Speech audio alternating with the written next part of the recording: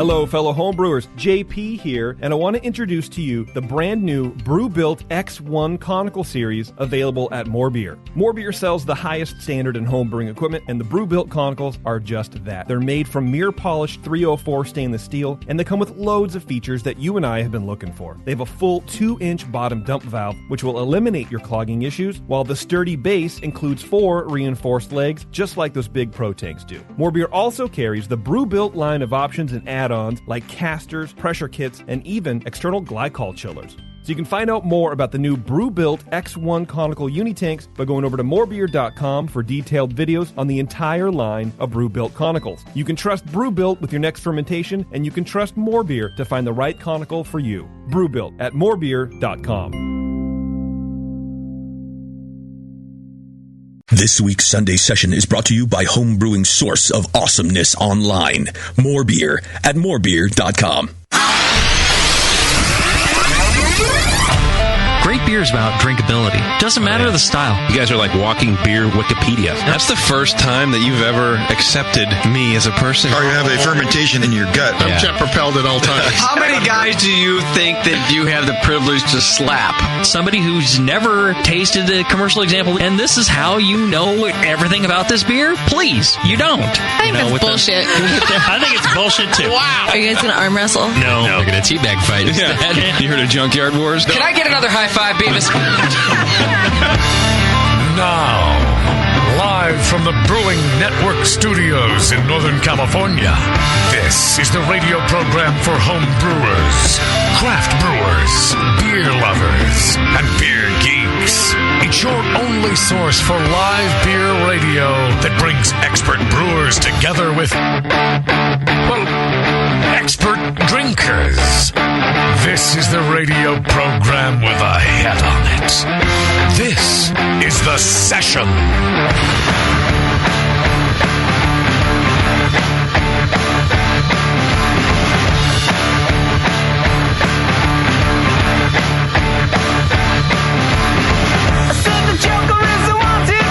Okay. I just realized at this very moment how smart I really am. Why? Because I had the foresight to tell announcer man to say the Brewing Network studios in Northern California rather than Pacheco, because I don't even know if that guy's alive anymore. I haven't been able to get a hold of him. You don't want to pay to have that done again. No, and can you imagine? I mean, you know how lazy I can be. It would take us years before that would stop saying Pacheco. Couldn't you just edit it out or just go... just blip. Right, just California. Put JP's voice in there. Martinez. Yeah. I talked to someone on the phone the other day. Oh, you're in Martinez? Yes. Yeah, we're in Martinez. Yeah. Yes. Could you be any whiter? Welcome to Studio Double D, everybody. Double D. Yeah. Our very first session. This is what we call in the business a soft opening, everybody. Right. Yeah. Sam knows all about those. Sam knows all about soft openings. There's a lot of duct tape being used here. Yeah. We're still, we're in the construction phase of Studio Double D, and we're still in the figuring out the sound phase and everything else. But I will admit, I'm pretty pleased with our sound so far. Yeah, you sound sexy. I sound golden, don't I? Yeah. I'll tell you what. Here's the problem with every time we move the studios, I make a couple of upgrades and I learn something new about sound. And my microphone and JP's microphone, I have really dialed in. And the problem with that is now I have to upgrade all of your microphones because I want everybody to sound like little mice over here. Right. Hello. Actually, Tasty, you sound pretty good. Oh, thanks. But I can really tell the difference in the mic. You guys are using... We're stuck with 58s over here. You're using band microphones. They've always gotten us by because I cheat. I compress the fuck out of them. Right. But now that I've gotten these two really dialed in, that's a $1,200 mistake I just made to fix these two microphones because I got to get you guys all dialed in now. Another trip to Radio Shack. Right. But I was worried about a few things. I was worried about a buzz from the fluorescent lights in the studio. Yeah. Neither Tasty or I are very happy with the lighting. The fluorescent lighting is not very pleasant. Not very mood enhancing. It's not hangover Bevo's the friendly. only one that looks good. It's conflicting with my buzz lights. right now. Right. Yeah, her cleavage is very well lit. But her cleavage is very well lit. But there's also a hum that comes along with this, but it's not. I'm not hearing it. So I'm quite happy with Studio Double D so Sounds far. great. Yeah. And how the There's construction a lot of is. potential. Yeah. So what we'll do is several weeks, potentially even a couple months worth of shows from here, and then we'll plan a grand opening, and we'll throw a big bash down here in Martinez. Essentially, because Martinez is kind of a half-assed town, as far as I can tell, fuck it, we're going to throw our own welcome to Martinez party. That's right. Because who else is going to do it? Let's be honest. You know what I think we need? Marching band? Glassware. We need to order glassware for it. Just for that. Should we order 2 pallets of glassware? Let me guess. You've been moving lots of glassware around, JP. I mean, let's just admit it. I'll admit it right now. Summerfest 2012 was a complete and utter failure financially for the BN. That's an understatement. Yeah. We are thousands of dollars in the hole after Summerfest. I was out on the ledge. Bevo had to talk me down. God damn it, Bevo. Sorry. You know, it could have been free. It was a nice day, and I think it was great if you're a beer fan because it wasn't very crowded and you got to just hang out. It felt like a homebrew festival almost. You got to hang out, but God damn it, did I need to sell more glasses. And so now we have, I don't know, 3,000 Summerfest glasses sitting underneath Studio Double D right now. Can you have them re-silk screen where you just cross it out and put something else? Well, make it look really ghetto? No, but again, back to how smart I am. Actually, this is probably a sign of my stupidity because it's taken me years to figure this out. Half of the glasses I ordered without a date. So 2,000 of the 4,000 glasses we ordered, they just say Summerfest. There's no date on them. You knew. I saw the potential that I was going to be fucked in my ass. Wow. You saw that coming to mind. Now you're feeling it in the ass. Yeah. You know, the BN has never put on an event where we lost money. We've had quite a good run. We've had quite a run, and let's face it, it's going to happen. By the way, this is what I've had to tell myself all week. So now you're going to hear. Eventually, you have to fail. You're talking yourself off the ledge, right? I mean, you do have to fail eventually, right? And so, tumbling. You know, but I've never felt it, but maybe it'll happen at some point. So I'll tell you, I don't want anything to do with Summerfest Part 2. Bad luck now. But the fact that I have 2,000 glasses with a great logo on them sitting downstairs, you got to double down, buddy. Pretty much means we're having Summerfest number 2. Yeah. What day won't it be? It will not be on Father's Day Sunday. That was dumb. You know, I got backed into a corner. It was a shakedown. It was either look, you're doing Summerfest or you ain't doing Winterfest. And Winterfest has become a wonderful event for us. We have a good time. We make a little revenue.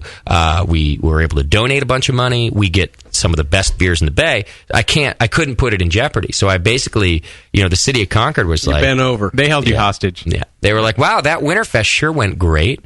Let me remind you that we opened up the park and welcomed you into our city, and we normally don't do that. And by the way, we need help with our Father's Day event. So we'll see you there. It was pretty much. Or we won't see you at all. Yeah. I mean, my gut told me don't do it, and I usually listen to that, but I had no choice. And anyway, we'll do Summerfest 2, and we'll have a chat with the city, and we'll go, look, dads don't care if we celebrate on Father's Day or not. Can we do it on the Saturday? We'd rather you Can we just do it on the Saturday? What if we did it Saturday and Sunday? Here's a good idea. We would have the beer left over. We'd keep the beer over. Oh, that's true. There you go. They can have their cake and eat it, too. Yeah, we don't want to have, Daddy's drunk again. Right. Well, it's his day. He should be able to. Of course it's his day. We tried to facilitate that. Here's a really low-stress option for you. How about you do it the Sunday right after NHC? Well, here's the problem. The Sunday before? I mean, doing it on Father's Day means it could happen that way because oftentimes Father's Day does fall on the Sunday after. Very common, yeah. I mean, I got lucky that it wasn't that way. You imagine me coming home from NHC and doing that festival? I would have killed myself. Yeah. I would have done it on stage in Todos Santos Park. I'd have shot myself right in the face so everyone could see it. Hey, everybody, welcome to the BAM! Yep. With my middle finger up is how I would have done it. Yeah. Remember this for the rest of your life, fuckers. Yeah. Boom. Happy Father's Day, kid. Laying there, your legs twitching, you lose all bowel movement control, and suddenly you're laying in your own fecal matter and brain. Beautiful, good way to go out. Is that just a regular Sunday for you? Sounds like Sunday at JP's. Covered in my own feculence and blood. Oh, man. Well, anyway, so if anyone needs a Summerfest glass, right, JP? Email JP. Oh, I'm going to put them up on the website tomorrow. How much are we selling them for? How much do you want to sell them for? I don't give a shit. $2. Done. I don't care. I heard some guy, it's a good story. Shut up. You can have your own cup for $5 or a pallet for $25. Yeah. That's true. At the end of Summerfest, there was a cool guy. I don't know if he knew us or what. He was volunteering. He was also drunk, and he's trying to off some of this glassware for us. And yeah, he's like $5 a glass, or a case for $20, or a pallet for $25. And I think he actually sold a couple cases for us. He gave me an extra $40. They're great glasses. I love the glass themselves. Oh yeah. Well, if you are a local homebrew club, if you're not a local homebrew club, email us, and I'll tell you what, the ones that have dates on them, I'll donate our dated glassware to homebrew clubs. You do need to pay the shipping. So email JP at thebrewingnetwork.com, JP at thebrewingnetwork.com. They come in cases of 24, and I mean it. I'm happy to send you a couple cases. They're the little 10-ounce shaker glasses. They're fantastic for events and for homebrew tastings. So if you're a homebrew club that needs some cases of glass, you got to pay the shipping. Maybe JP will tack on some handling, I don't know, something to pay him for doing all the shipping. But it's probably the cheapest, coolest glassware you're going to get. So that's true. I don't know what JP at thebrewingnetwork.com. Yeah, email me, dude. I'll give you pictures. I don't care. There's a lot. Even at $2, we're not going to sell all that many. So no. We'll donate some to the homebrew clubs. Well, think of it as a donation, a $2 donation. Right. For the month. That's true. And you get a glass. Good call. Good call. It's got some new artwork on it. It's got the new drink beer thing. Is that something we're trademarking? I think we're getting into that right now. Do you like it? I like it. It's awesome. I saw it on the shirts. It looked really good. I'd rather have a hop grenade in the middle. I like the rock fingers. I think we could do a hop grenade also. Mm-hmm. Yeah. But I think that people will also like the rock fingers that we have in the logo. I do both. I think if we're just doing well, it's not really. We shouldn't really talk fashion on the air right now. You shouldn't talk fashion at all. Thank you, Doc. I'm very fashionable. No, those will do well in bars, bar servers and stuff. Yeah, illegal bars. All right. So anyway, Studio Double D, full of glassware. That's our MO right now. I used to complain about the hearing the toilet flush in the old studio. Yeah. No, it's so far away. I don't even know if there is a toilet. Yeah, we don't even have a toilet. Yeah. Now you got to find something new to complain about. Are you going to go about. out in the hallway? What about off the deck? Okay. I'm glad you brought that up, Stacey. I'm glad you brought that up. First of all, the thing we might end up complaining about here is the goddamn train, the Amtrak, which is a block away. Oh. I might have built the noise floor well enough that we don't pick it up. We'll find out today. Today will be a test for that. Now, we do have a balcony right off of Studio Double D. It's a very nice little deck. And there's a creek running underneath. There's a creek running underneath, and I think we should. It was an open cesspool. It looks kind of it's a cesspool. In Martinez, that's called a creek, Casey. Yeah, right. Refinery runoff. There's petroleum products in there. Yeah. You dip a ladle in and put it in your car. You're great. Rainbow on top. We go fishing for syringes in Lake in Creek Martinez. Now, we probably should have a pool on who pisses off the balcony first. Oh. And I got Doc. I got to say right now. I got Sam. Oh, you guys said that's a good bet. He's probably doing it right now. Sam's a good bet. The building that we're in, it's an office building, has several other offices, but nobody's here on Sundays. But the deck is very visible. For example, you can see Creek Monkey Tap House. There's a street right there. So when someone pisses off the deck, it's not as if you're hiding out. I'm telling you, I got Doc on this one. I think. Anybody else have any? Think it's going to be somebody else? Well, I would think Doc, but now that now it depends on who gets who, because I might be able to be bribed here a little bit. Like let's say we're betting on Moscow. Well, if Moscow wants to give me $20, I'd bet Moscow. I see. The thing is, nobody wants to show the junk more than Doc. He shows the junk all the time. Right. I'm surprised he has pants on right now. I got to test to see how deep that creek is. Right. And what better way to do it than with a urine stream? Well, you could swim to Creek Monkey from here too, just to up the ante a little bit. Yeah, you wouldn't make it in that creek. Got to be careful. Yeah. Now, there's another thing to bet on here. Okay, let's get to So the new Brewing Network World Headquarters, the studio, it's a loft-style office space. So the studio is up a flight of stairs in a nice windowed loft. I think we could start a death pool for the stairs. I was going to say, who do you think's going to fall first? Oh, yeah. Well, there's two ways to do it. There's two pools here. There's the fall down pool, and there's the heart attack pool. And we all know who's having a heart attack. Coming up, yeah. It's either me or Tasty. Or me. Oh, that's actually probably 'Cause I got JP problems. ahead of me. I thought I was having one yesterday. Either JP or Tasty are a good bet for the heart attack pool coming up to the studio. The fall down the stairs pool, yeah, Bevo, you were right to nominate yourself. And I got to say, I'm hella clumsy. I got Doc in this one too. I'd go double down for Tasty. Hey, Doc's a short guy though. He's got Doc that with his balance pants down. advantage. You turned yourself off, I think. Hit the on button. It's on. Where'd you go? Uh-oh. All right. Well, let's just tell some jokes. Oh, failure number one. It'll be a good show, though. I'm going Doc for the clean sweep. Yeah. Heart attack, stairs, I'm and saying, balcony. I would do all at Tasty, once. man. Yeah. Doc taking a piss as he walks down the steps. He falls down. I'm thinking that. We can't hear you, Doc, so maybe use Nate's mic. Where you went? One bad step with that ankle, and I'm gone. Well, yesterday, Taryn was in here getting me some coffee because we were doing a bunch of shows, and she tripped coming up the stairs. So, it's either way. Yeah, It's not that only happens. up and down. It's not only down, but it's also up. So Sort of my specialty, too. Try it again, Doc. Am I back? Nope. I know what. I got a light on. You've got an on-off switch on your microphone. Oh, yeah, there you go. Oh, Bevo. Don't wiggle I your didn't microphone. do that. You went like this. No, it's because we I lost a That's why I microphone. don't like being on your stupid Blame at your Bevo. stupid man table. We lost a microphone in Seattle, and you're using a shitty one. Give it to me. It's Bevo's mic, is what it normally is. Oh. It's the Beeve mic. Well, you could have given me that cool headset thing. Right. Yeah. What? Yeah. Probably should do that for you, Doc. You haven't figured out how to use a microphone in all these years. A couple beers, he starts backing away. He and I have that in common. Right. Well, I'm trying to. I'm keeping it over kind of towards me, so when she wants to use it, she has to lean in. She has to lean in. And then you're like, oh, look at that. Look at those. I need to In be touched. true creeper Doc fashion. Right. Until we get Bevo's booth built. Are you excited? Now, the way we're doing Studio Double D is that Bevo will have her own isolation booth. Yes. You don't have to be around us if you don't want. That makes me so happy.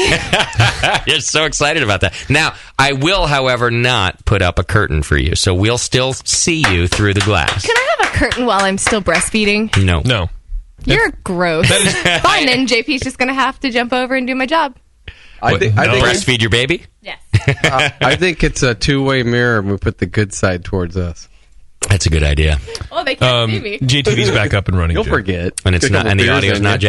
jacked No, up? I just rebooted the computer. So. All right, fantastic. So we're good there. Don't freak out. Stop Okay, crying. let's do a couple of announcements. We've got a great show for you today. I want to thank our sponsor, More Beer. Been with us since the beginning and watched us grow this whole time, and they're a big part of why we're able to move into this lovely new studio. So thanks to More Beer. You can go to morebeer.com right now, check out all their deals, and they're just great dudes.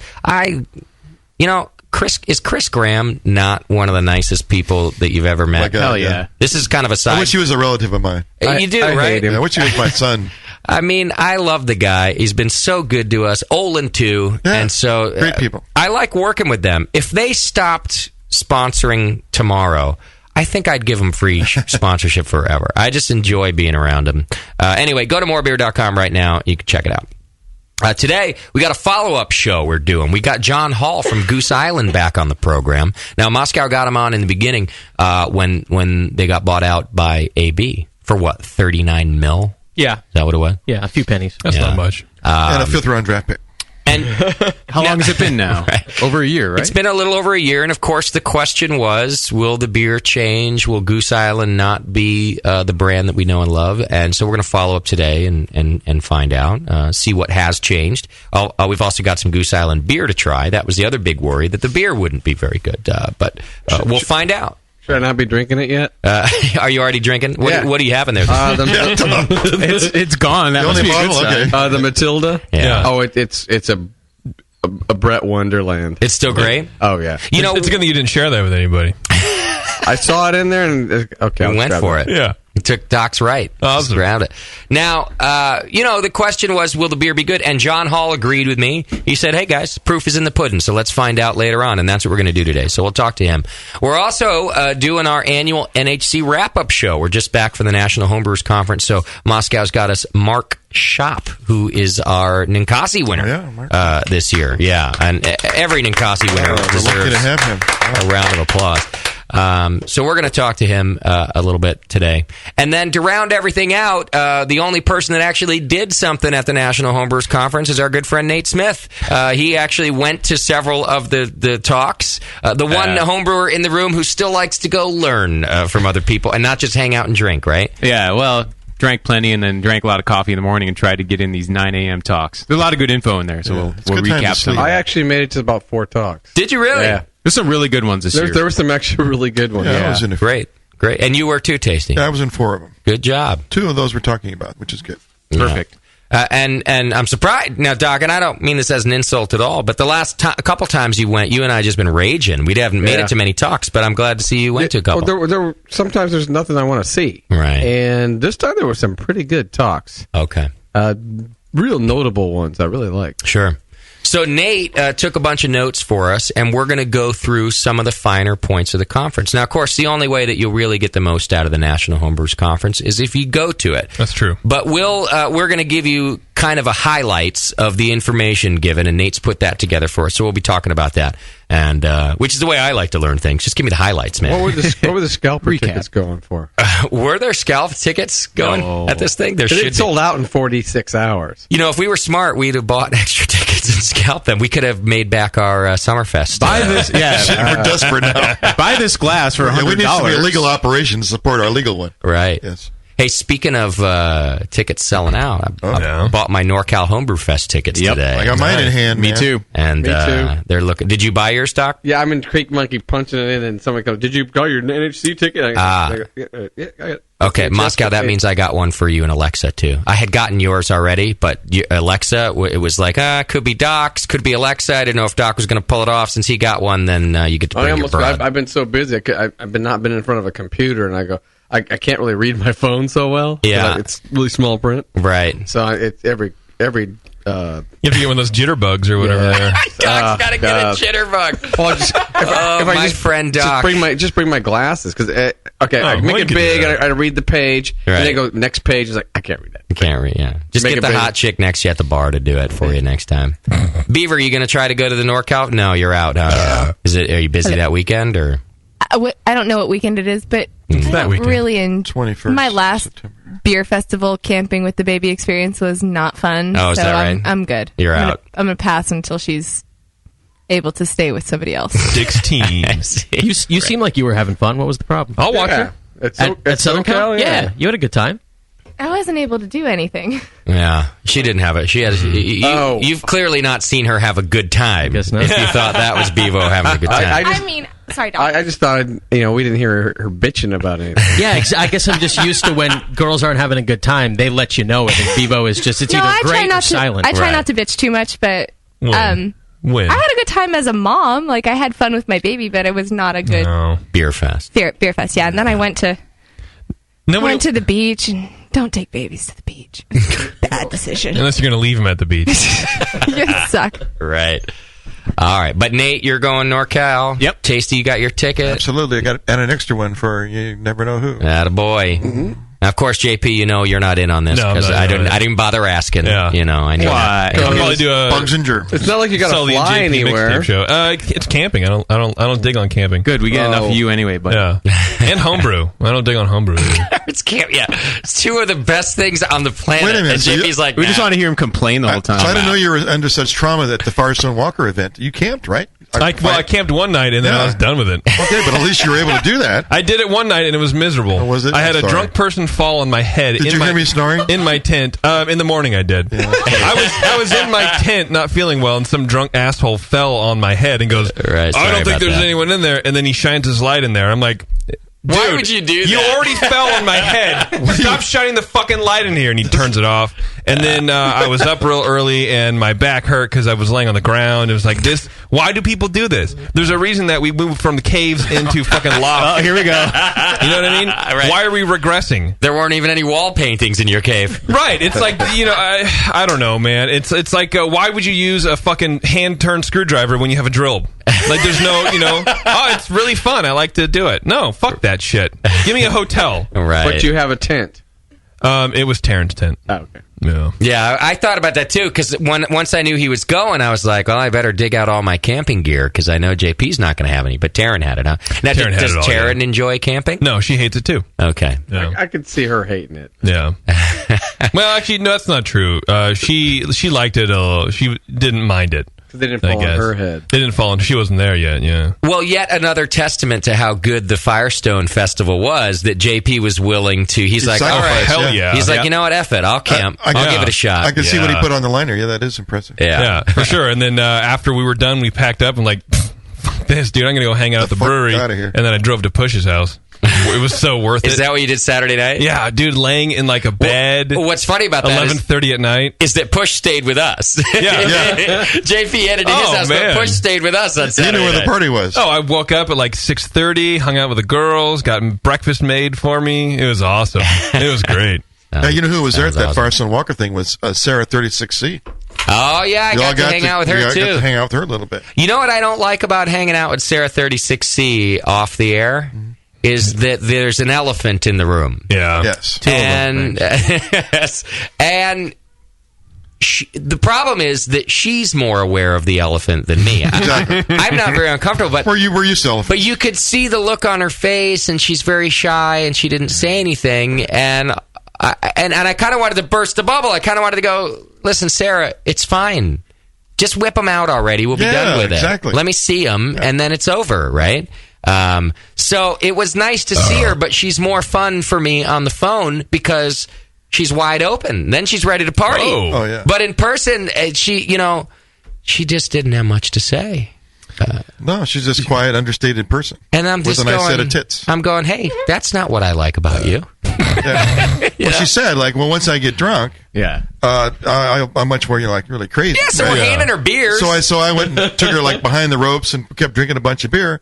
Then she tells me it takes her, like, a whole ton to get drunk. Oh, man. So, like, she's a lot of work. This is going to be a lot of work. I'll be under the table, but I won't be able to, my eyes open when she, unfurls. Yeah, I'll you'll be like, you'll be dead to the world. Right? Yeah. This isn't going to work. Could be looking at your own tits at that point. Exactly. Yeah. Meanwhile, I can just go to bunnyteens.com and get it all, and don't have to give any beer. I'll just Photoshop her head on something else. Exactly. Right. All of a sudden, she's like a girlfriend. we gotta work at it. All of a sudden, we gotta take her out on a date. We gotta wine her and dine her. No, that dress doesn't make you look fat. Let me see your tits. Yeah, that's right. It's better on the radio. You meet her in person, and look, I don't need another girlfriend.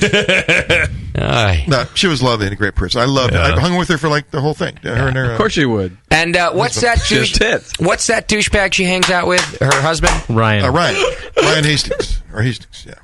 I actually love that kid. I could have hung out with Ryan all day. I mean, if I wasn't going to see his wife's tits, then I might as well just hang out with Ryan, right? He's low maintenance. Yeah. Ryan's a good dude.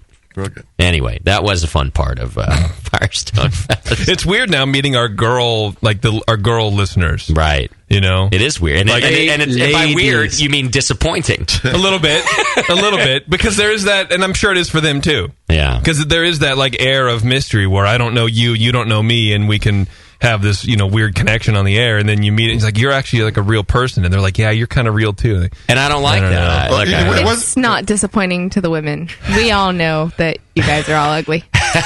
I'm fucking handsome. But I did get to validate the 36Cs to some extent. Oh, and that radio to what face. extent? Well, I'm a gentleman and she's a lady. I'm not going to go to too much extent. Oh, you have to Come drop on. that. I'll give you 2 words: firm and perky. Oh, attaboy, Tasty. You got a little side boob when you hug me? Also known as Yeah. You can take guesses. I will not answer. So, would you say we could cut glass? Yeah. How firm are we talking? Yeah. I just give you 2 words. That's it. That's all you get. You got your 2 words. Use your own imagination. It's an elbow assessment. It's questionable. I guess I hope I get to meet her drunk one day because. Well, she came back to the after party. I know, but even then, no, they date and everything. I bet they're just disappointing. I mean, they're never going to live up to what we think they are. I bet they're kind of floppy disappointments. What a shame. Yeah, they hang there like 2 rejections from God. Just hung and just pinned on the wall as a warning to other boobs who want to sag. Right. Fried egg on a nail. Are you all right, Moscow? You look like you broke up with your girlfriend or something. No, not at all. I'm fine. Everything's all right with Alexa? Yeah. You sure? You sure? What makes you say that? Have you talked to her recently in the last hour? I'm getting a vibe. You getting in a fight with your dad or something? I know you and your dad are real close. Yeah. No, everything's cool. Everything's better than cool, actually. Did you find a lump on your penis or something? You're that okay? shouldn't be there. 2 of them right below it. Get rid of those. I'm cool. Why? What makes you say that? I don't know. You just got a look on your face. I thought maybe something happened. Anybody die? No. Okay. Got a little sunburn yesterday. All right.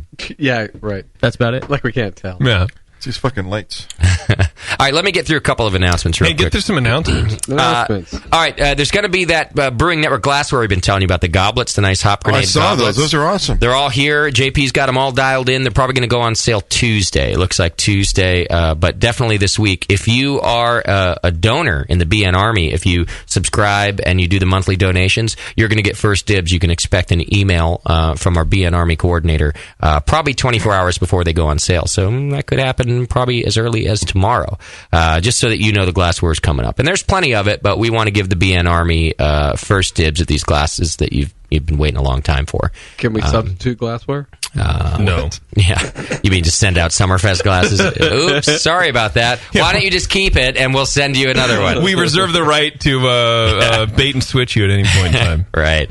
All right, the forum is available on mobile devices, I'm told. You can go use the forum now on your mobile devices. You can also shop at Amazon through the Brewing Network. You know, you do all your normal Amazon shopping, but there's a link on our homepage. You just click it. It's right there in the middle of our homepage. Click that before you do your shopping, and it's an easy way to help us out. And I'll tell you what, a whole bunch of you have been doing it, and it's made a big difference, and I appreciate it. And so keep doing that, please. Shop through Amazon through the BN. Same goes for Micromatic. If you click on the Micromatic banner, and then you can shop that way. And that's how you get your tap equipment, your nozzles, your faucets, all that stuff through Micromatic. And they help us out. It's a good affiliate program. I think I bought my sex book through the Amazon. That was you? Saw that on the 50 product Shades of listing. Grey. That was me. Really? Moscow's creeping out. And then I dipped my fingers into the moist pond of her vajayjay. Yeah, Kate the Great's reading this. So is every girl on the planet. And then I punched her in the chest. But I'll tell you what, listen, I don't know what you're complaining about, JP. Maybe I should be reading that shit. I'm all about it. She comes, she comes home ready to go. Yeah. Really? I'm like, I'm not complaining. I'm just making fun of it. Read it fucking twice. I don't care. It's terrible. It's S&M porn. It's awful. But I've heard I it's didn't really know what I was awful. buying. I live So did under you a stop rock, reading it? so I didn't know. No, I did. Yes. What? Why? Because you started getting the woman's tickle down there as No, you're reading because it? it's terrible. What are you, a doctor in the 30s? Because if you research, because I will admit right now that I am a big fat loser and I really liked Twilight, but if you pay attention to the book and if you do any sort of research on it, it was actually originally a Twilight fan fiction. Yeah. That the author went in and changed the 2 lead characters' names. Okay. And then marketed as a standalone book. Okay, so what? It follows the same storyline and it's So you're offended by it? awful. No, it's awful. It's the What about first the of all, sex? What about the sex parts? the main character is American, but somehow she uses British slang. Because the author is British. Yeah. It's so bad. What a fucking wanker. What about the sex parts? Can I ask a question? The whole thing is a sex part. Yeah. Can I ask a question? It's terrible. You didn't like the sex parts? I didn't like any of it. Can I ask a question? I'm not buying it. If it follows the same plot line as Twilight, why isn't it as good as Twilight? Well, if it it's doesn't the follow same the story. same plot line necessarily. Yes. It has this. The characters are the same. Did you rub it out to it or not? No, I did not rub it out. Well, every other girl did. Right. And they're doing it on Bart. I mean, they're just sitting there on Bart. Just, 1, 2, 1, 2. I'm telling you, it's a good time to ride the Bart. If you want a creeper and just take a look at chicks' faces, just look for one reading that book and watch. They'll got their own face. Stare at her face. Hey, frankly, who cares as long as we get a hunk of the Amazon? Thank you, Doc. That's right. You sit down in that Bart seat and it's all wet. Anyway, you're welcome. Yeah, thanks. Could be piss or female wetness. So buy your lady Shades of Grey through our Amazon JP, link. it's called moist. Thank me later. All right. Shop in the BN store, which is now back online. You can get our T-shirts and everything else. JP got that back online last week, and we need you to go in there and shop. And we got some new stuff, too. Got Winterfest, like old school Winterfest stuff. Shirts and sweatshirts and stuff like that for $5. Great. So if you want to do some more shopping, do that, please. Do it now. Yeah. All right, iPhone and Android apps are also back up and running. We got the stream back up this week. A lot of stuff happened. Once we just had to get through all that bullshit we were up to. Just search BN Mobile in iTunes or the Android Marketplace, and it's a free app. Watch all this live on justin.tv/brewing network. It's on now and apparently working. Yeah, and remember, if you go to the justin.tv/brewing network, that chat room is not the chat room that we talk about. Tell you to join. Right. So if you want to go to the main page at www.thebrewingnetwork.com, yeah, there's a link to the video on the right-hand side, and that way you can see that video and our chat room, and you'll be a good person. I feel like you don't need to say www these days. I know, but I like to. All right, get all this and more on Twitter and Facebook. Yeah, please, on Twitter and Facebook, because I'm tired of the feedback still. I went through all the feedback for last month. Right. The app isn't working. Right. Why isn't the app working? Because you're not signed up for Twitter or Facebook, and you don't get this information. Is that www.twitter.com, or is it You don't have to put the www in there. Not in front of Twitter. HTTP:// All right. What's our Twitter game, Chipotle? Twitter game is, so we are in our new studio, and we haven't necessarily done anything. As you said, it's a soft opening. Mm-hmm. So I would like to know what we should do after the show to christen the new studio. Tonight. What we should do tonight after the show. Yes, sir. Are we gang pee off the balcony? Gang pee. Will Scott be down there watching us all? Creek, huh? I'll tell you what. You know, people have asked us to do the Last Supper, put all the brewcasters' faces as a painting. I'm still working on it. I'd rather Moscow get a picture of all, or somebody get a picture, so Moscow's in there too, all of us peeing off the balcony, and then Moscow does a giant mural of all of us gang peeing off of Studio Double D's balcony. Yeah, 'cause you know what? It'll be etched in his mind. Only Bevo will be. It's not really going to work for me. Yeah, can Bevo, not until we have to get her the pee funnel. No, the vag funnel. I'll, vagel. During the break, I'll show her the website. Yeah. It shows women how to pee standing up. Oh, there's just a way to do it? Oh, yeah. I have a couple of video clips you might be interested in, too. Right. Oh, what I'd give to see Bevo standing out there pissing with us. All you got to do is you take the hood and everything. Just buy the vagina funnel. The Fungina, I think it's called. Fungina. Looks like a beer bong. Go to fungina.com right now. It's called the drip shoot. Oh, it's called the Make It Rain. Okay. What I got? 5:40. I got time for. You got time for feedback, for John, dude. right? I'm not going to do feedback. I got to do something else real quick. Dude, we haven't done feedback for a month. Oh, I'm going to do feedback today. Oh, okay, good. All right. Here's why. Because I got to do this. I got to do this Brewphoria conversation real quick. So, I've avoided this for a while, but Brewphoria was a sponsor for a month or so way back when, even 2 months, and since then. Look, we no longer endorse Brewphoria. I've gotten a lot of comments and emails. There's one in today's feedback that I've taken out, but basically just a bad user experience. I hear that if you live near Brewphoria, it's a fantastic store, but if you do the online shipping, which is what they were sponsoring us for so that our listeners could get the beer they want, I've heard a lot of bad experiences with Brewphoria. It's just a homebrew supply shop? No, it's a liquor store. Oh. It's an online liquor store. Yeah. They're also the only sponsor that ever in the history of the BN that didn't pay their bill. And I called and emailed the whole thing, and and that's never happened in this industry, in the craft beer and the homebrew world.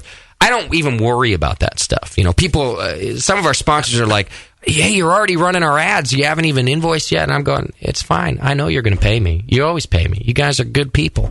Well, they're the only one that never did. And I left it off the air because, look, whatever happens, it's fine.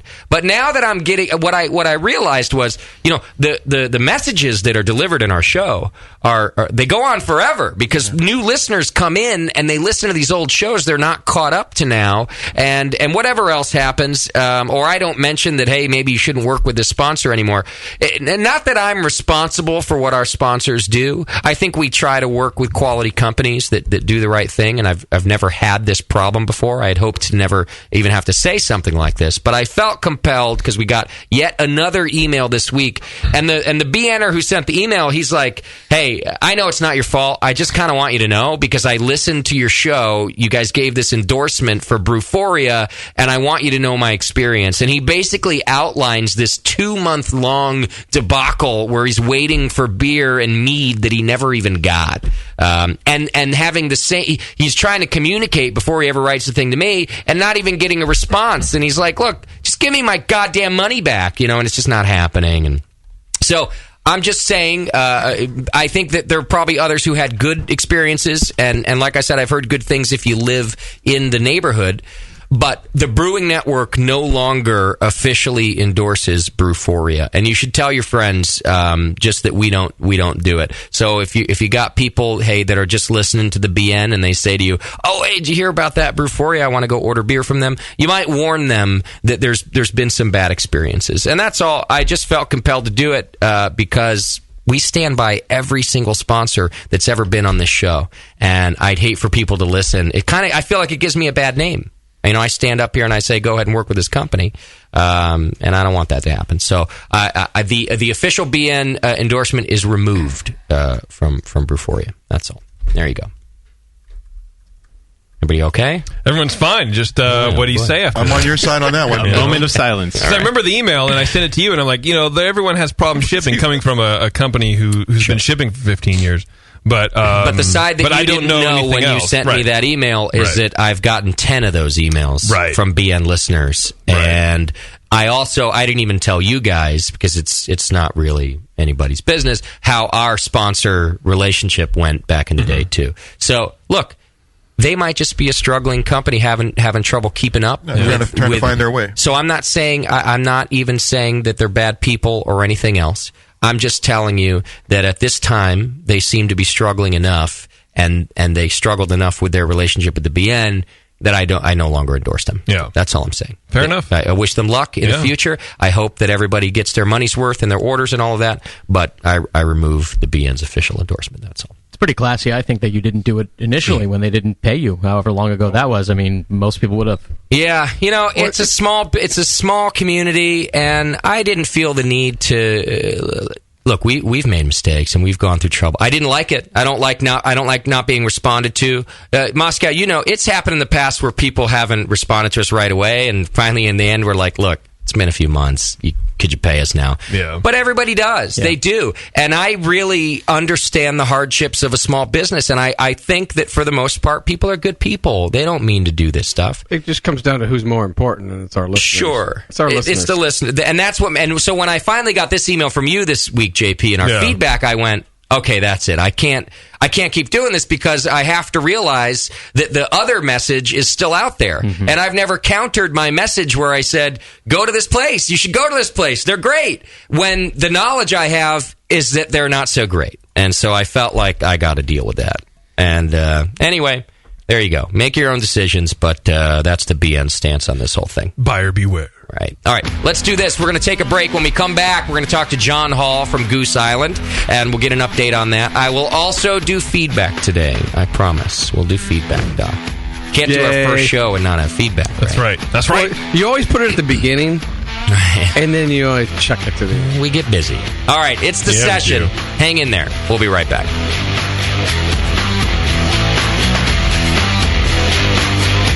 You're listening to the Brewcasters. On the Brewing Network. Since the first time the Brewing Network microphones turned on, More Beer was behind it. More Beer sponsors the programming on the BN because, like you, they love brewing. And like the Brewing Network, they love sharing their knowledge.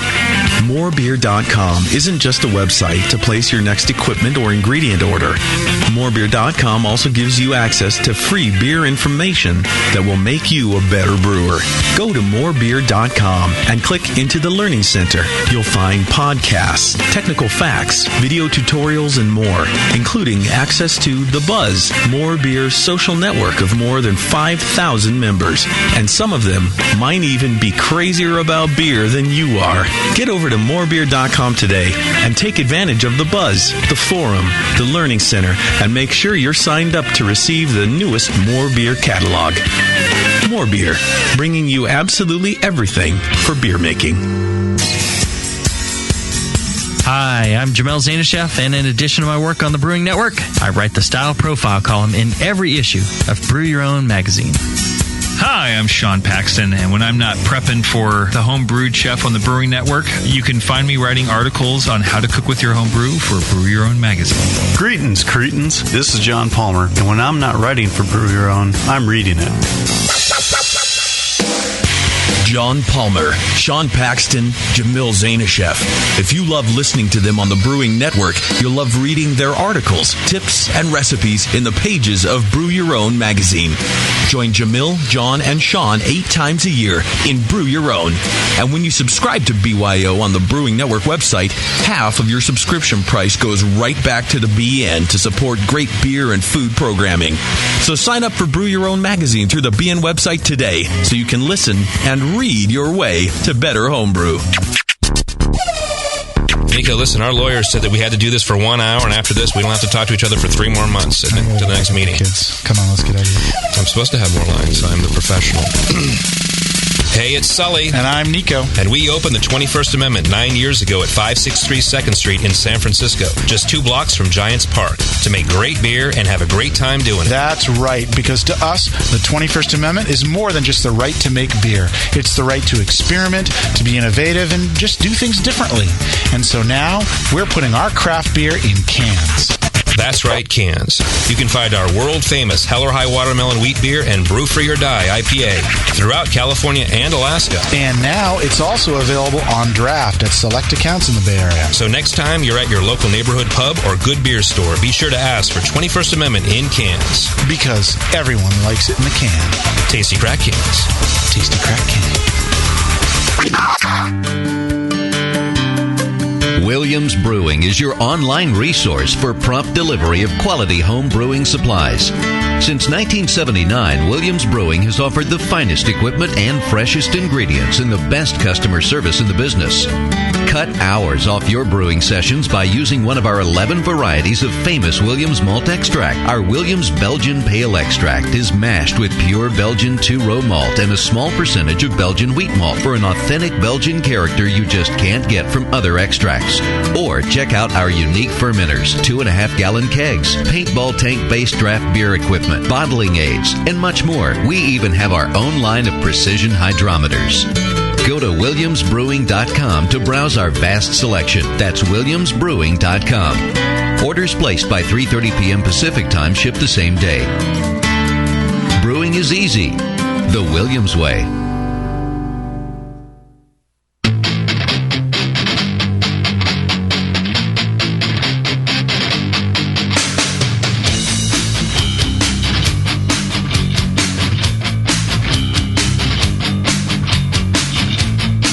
Session. Brewing up our next batch of Radio Gold. Right now.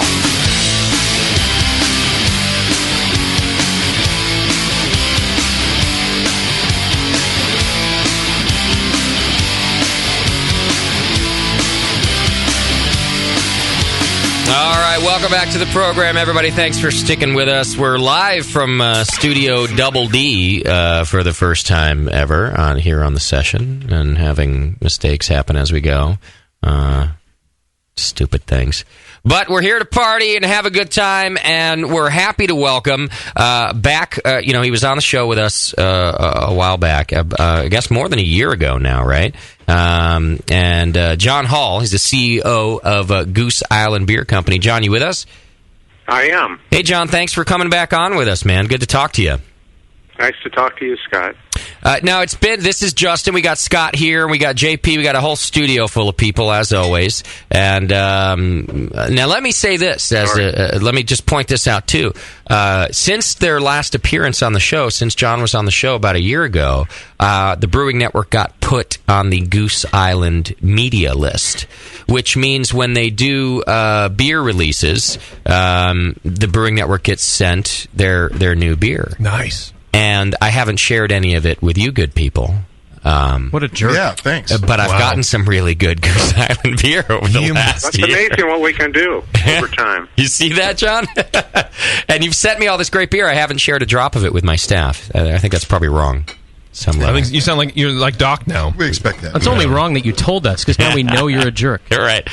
I actually, though, some of it is some good aging beer, some different bourbon barrel stuff, and I actually have it in my cellar. I'm embellishing a little bit. I've been aging a little bit for you guys. So, John... Yeah, that's a good thing to do, because I think over time they probably improve. Exactly, and that's what I thought, too. That's my excuse, anyway, that I've saved a couple of them. How have things been going with your new partners over the last year, John? How do you feel about your company? They've been busy, but we've had a very good... I think it's 15 months now. It was May 1st, so we're starting on our 15th. And have you been heavily involved in the company over the last year, as always? Oh, very, very, very, very. More. I've been busier in the last year plus than I've been in quite some time, for a lot of reasons. One is my son Greg, as I think everybody knows, is no longer with us, and he did a lot of the things that... face of the company and being out there and seeing the organization and things like that, but I'm kind of back in that position again. I see. Now, he was the brewmaster as well, right? He was more than that. He was we called him the chief beer officer. He was involved in everything beer, and he was very involved in our marketing as well. Okay.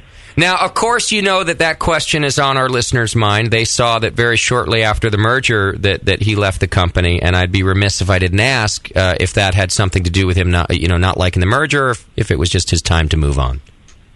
Not at all.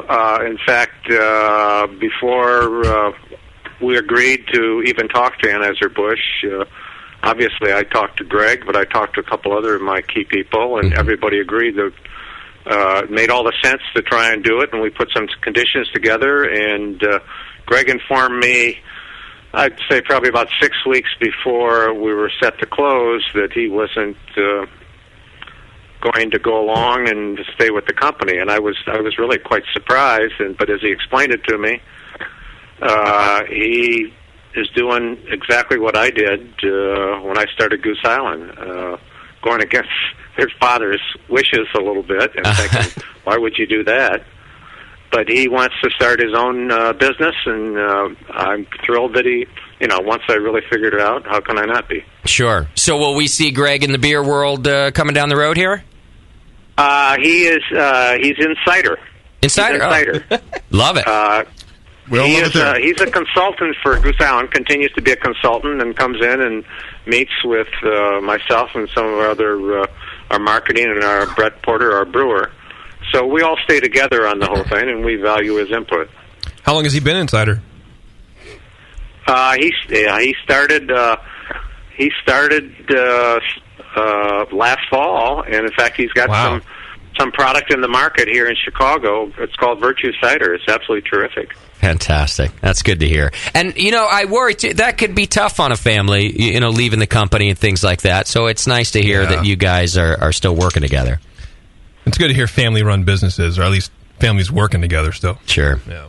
Absolutely. Especially in this day and age. Yeah. Now, Moscow, what beer do we have here from Goose Island? John, you might remember, and if we can get me some here. Get me some. Passing around the Sophie right now. We got, I think, 4 different styles. I think Doc drank the other 3. But we have yeah. You just got one bottle of that? I got 2, and I got another one. Let me see that bottle. It's only 12 ounces, so there's like 10 of us here. John, you might remember at the last interview, I was happy for you as an entrepreneur and for this opportunity happening. And I think you and I both agreed that the proof is in the pudding. And we said, why don't we taste the beer over time? Exactly what it is. Yes, thank you. So we wanted to do that with you. I'm quite happy that you'd come on board with us too. Now, Doc, you already opened the Matilda, which is a Brett beer. Tell us how that tasted for you. But you were happy with it, right? Oh, immensely. Really? I was going to pull another one, but I figured I'd save it for you guys. You thought we might riot? Yeah. Oh, well, the Sophie's as good as it ever was, isn't it? Pretty tasty, yeah. Sophie's wonderful, isn't it? Yeah. Well, now, nothing's really changed in the brew house anyway, has it? Other than that, we're making more beer. We're making more beer, and we're continuing to innovate and come up with things. We're hoping to do a purchase order very quickly for 4 new 400-barrel Matilda fermenters. Oh, beautiful. That will be in by the 1st of next year. Okay. We're also we're going to install a new packaging line, 750 milliliter packaging line for all of our vintage ales, which should be, again, close to the 1st of the year. Got it. Okay. How have you been able to make more beer so far? Did you already add more fermenters throughout the year, or just more shifts? Well, we added more, but we are utilizing. We've made honkers at Red Hook's Brewery in Portsmouth, New Hampshire, for a year and a half, and an IPA. And then in the fall of last year, Anheuser-Busch's brewery in Baldwinsville, New York, got qualified to make 312, and they're making all of our 312 now. I see. How does that frees up capacity here in Chicago. Now, see, that's the point of taking on resources like this, I think. Not only capital to invest in new products, but if you can actually go to one of these larger breweries. When you say they became qualified to do the 312, what does that mean? What is that process? Well, our brewers went out there. Our brewers came here. We gave them the formula, and took them a while to replicate it, as I think most people know that it's not easy to make the same beer in a different brewery. Yeah. And then when you're talking about the scale they have, they've got a much bigger brew house. Sure. And everything. So that makes a big difference. They've got a big lab, too.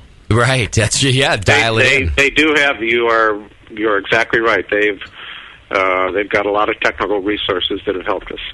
Now, I'm thinking, if I'm one of these brewers at Anheuser-Busch, I'm stoked that I'm getting to brew something different. The Goose Island comes in. Do you find that the brewers are excited to work on your projects? They're very excited. They're they're very skilled brewers. And how can you say they're not skilled when they make Budweiser?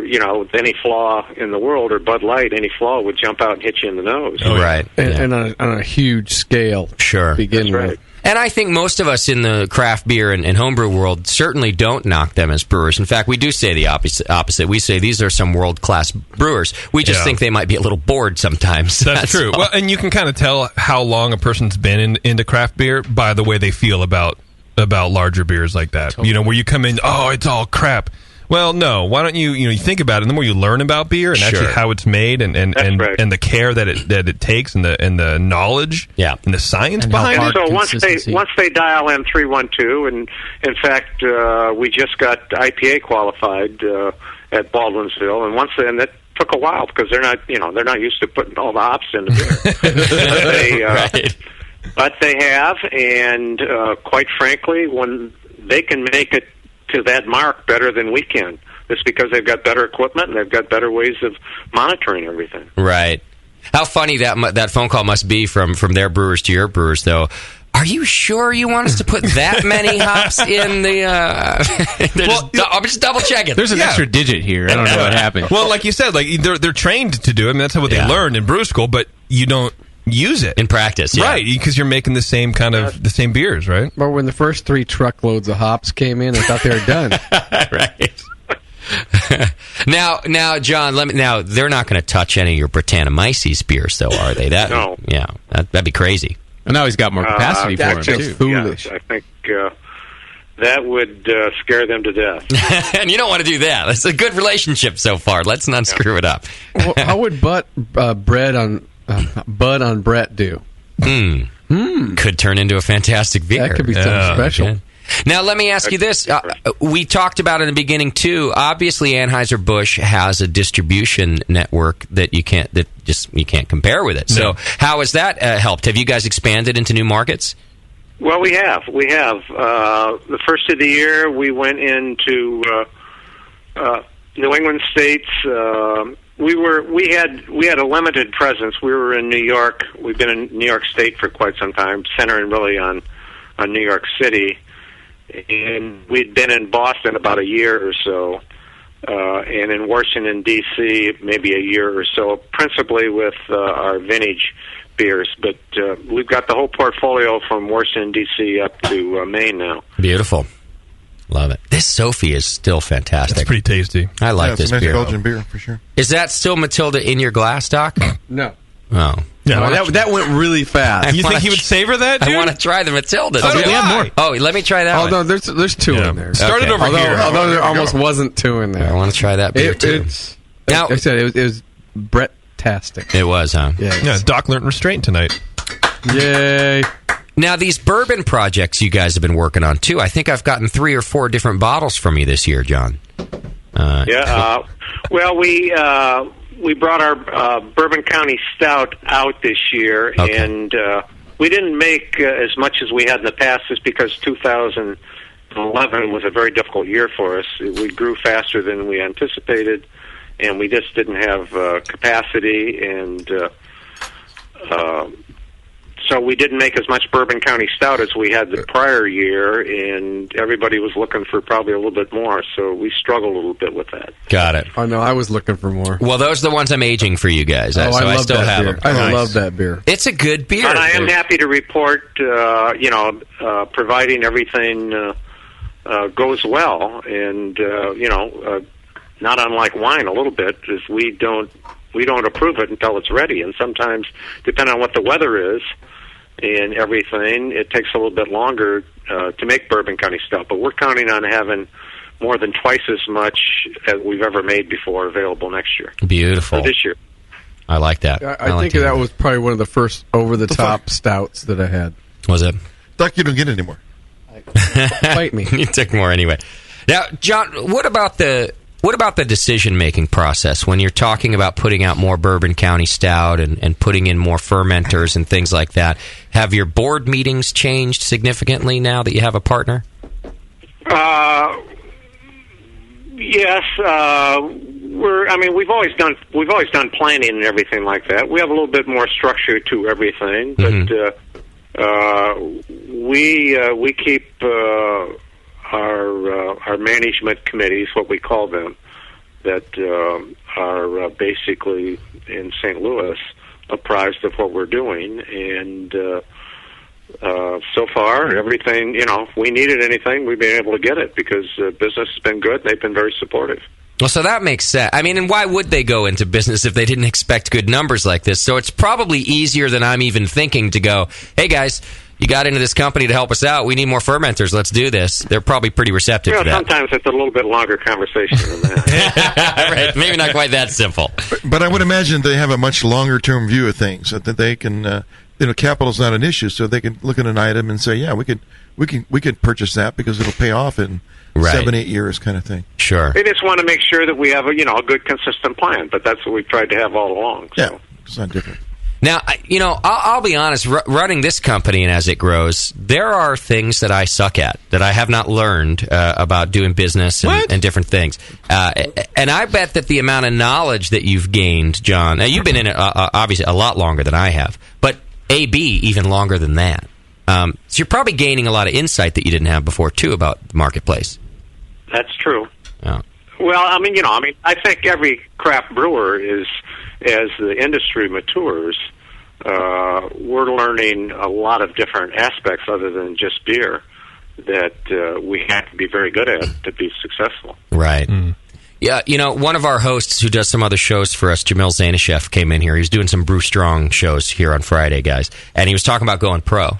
And the one thing that stuck out to me when he was talking about it was he said, you homebrewers who want to get into the professional beer business, you still think it's about making beer.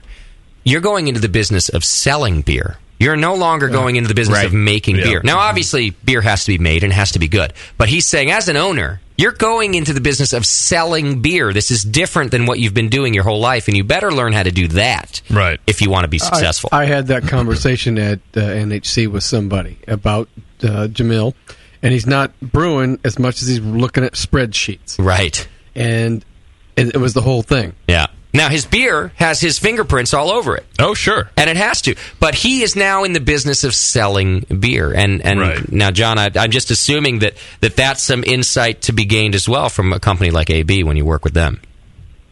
For sure. There's just all kinds of things that we look at on a lot more detailed basis.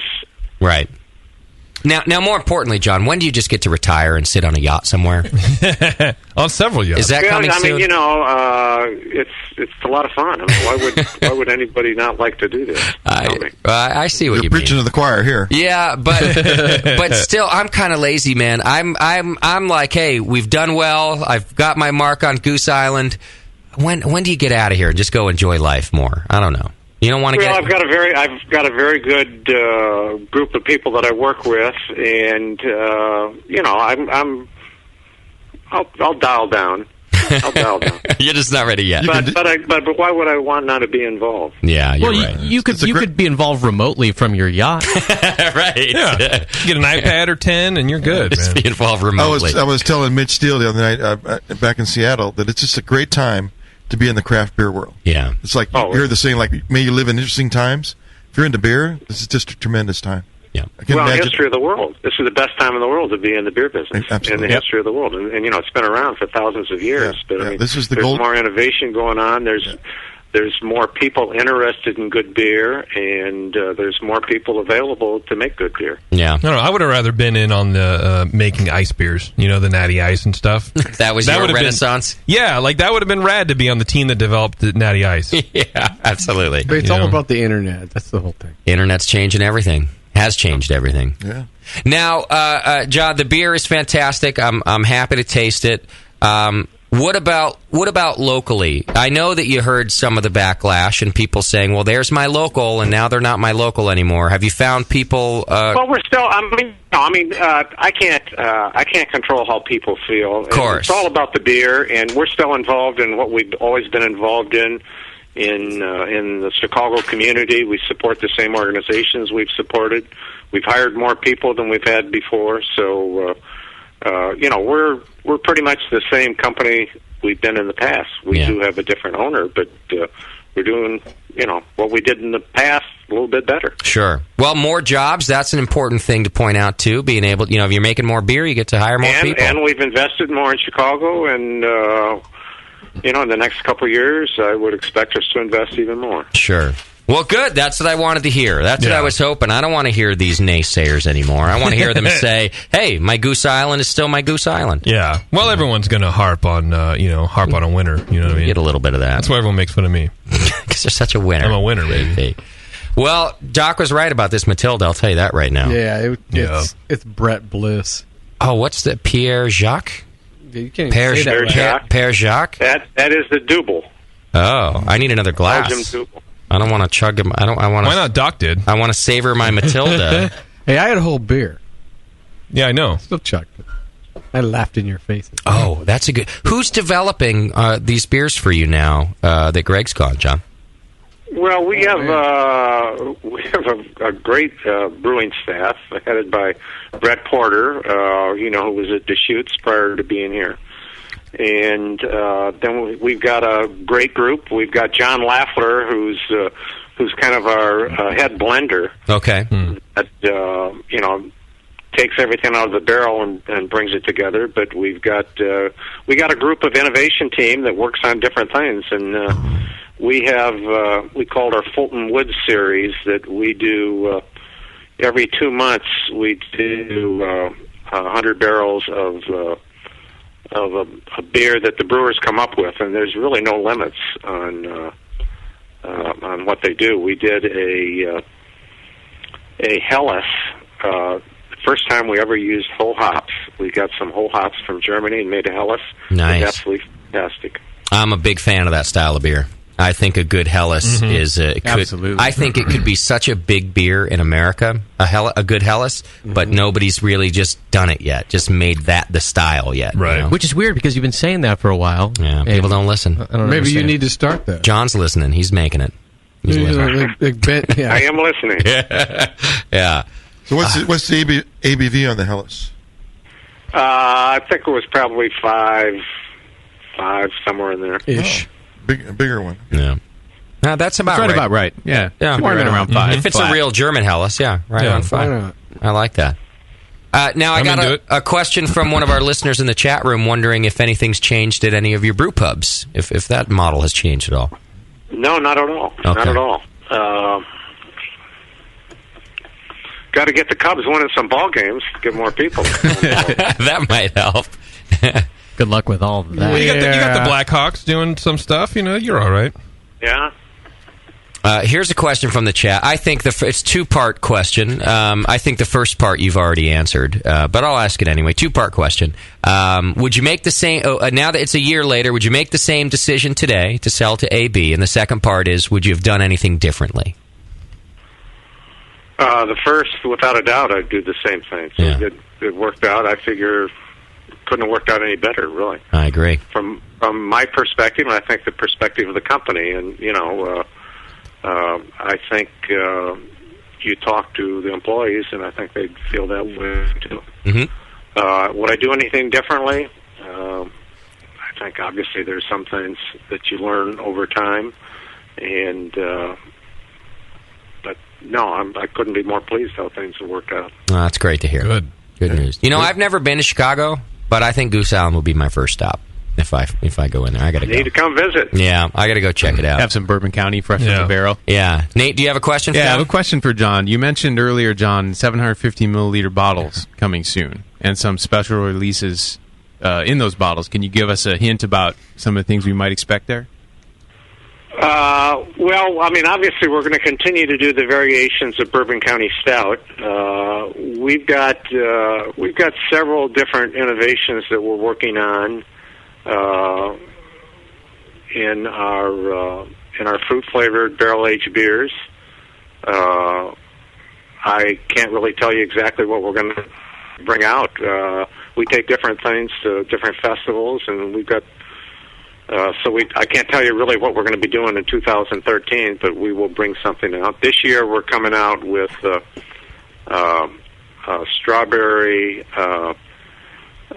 Saison called Jillian.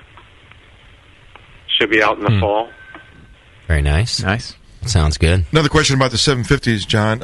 Is that how are those capped? Is it capped and corked or caged, or what's the deal? It's going to be a crown. We looked at that, and everything that we saw is that the crown is a better for the product. We'll put a sleeve over it, so it'll look real nice. But cool.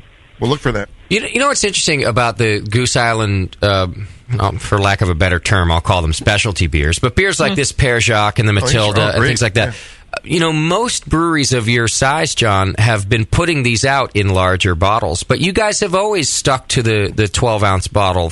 I have gotten a couple of your 750s in the Bourbon County, but but for the most part, you've been doing the 12-ounce bottle. Was that a decision for beer quality all these years, or? Because I don't see a lot of big bottles out of you guys. We thought that it probably was the best way to reach more people to start with, and obviously it costs more to put them out in 4-packs than it does in a one large bottle. Right. I thought they were. And, you got to be you got to be pretty sure of yourself because you're going to make an investment in the whole thing. Right.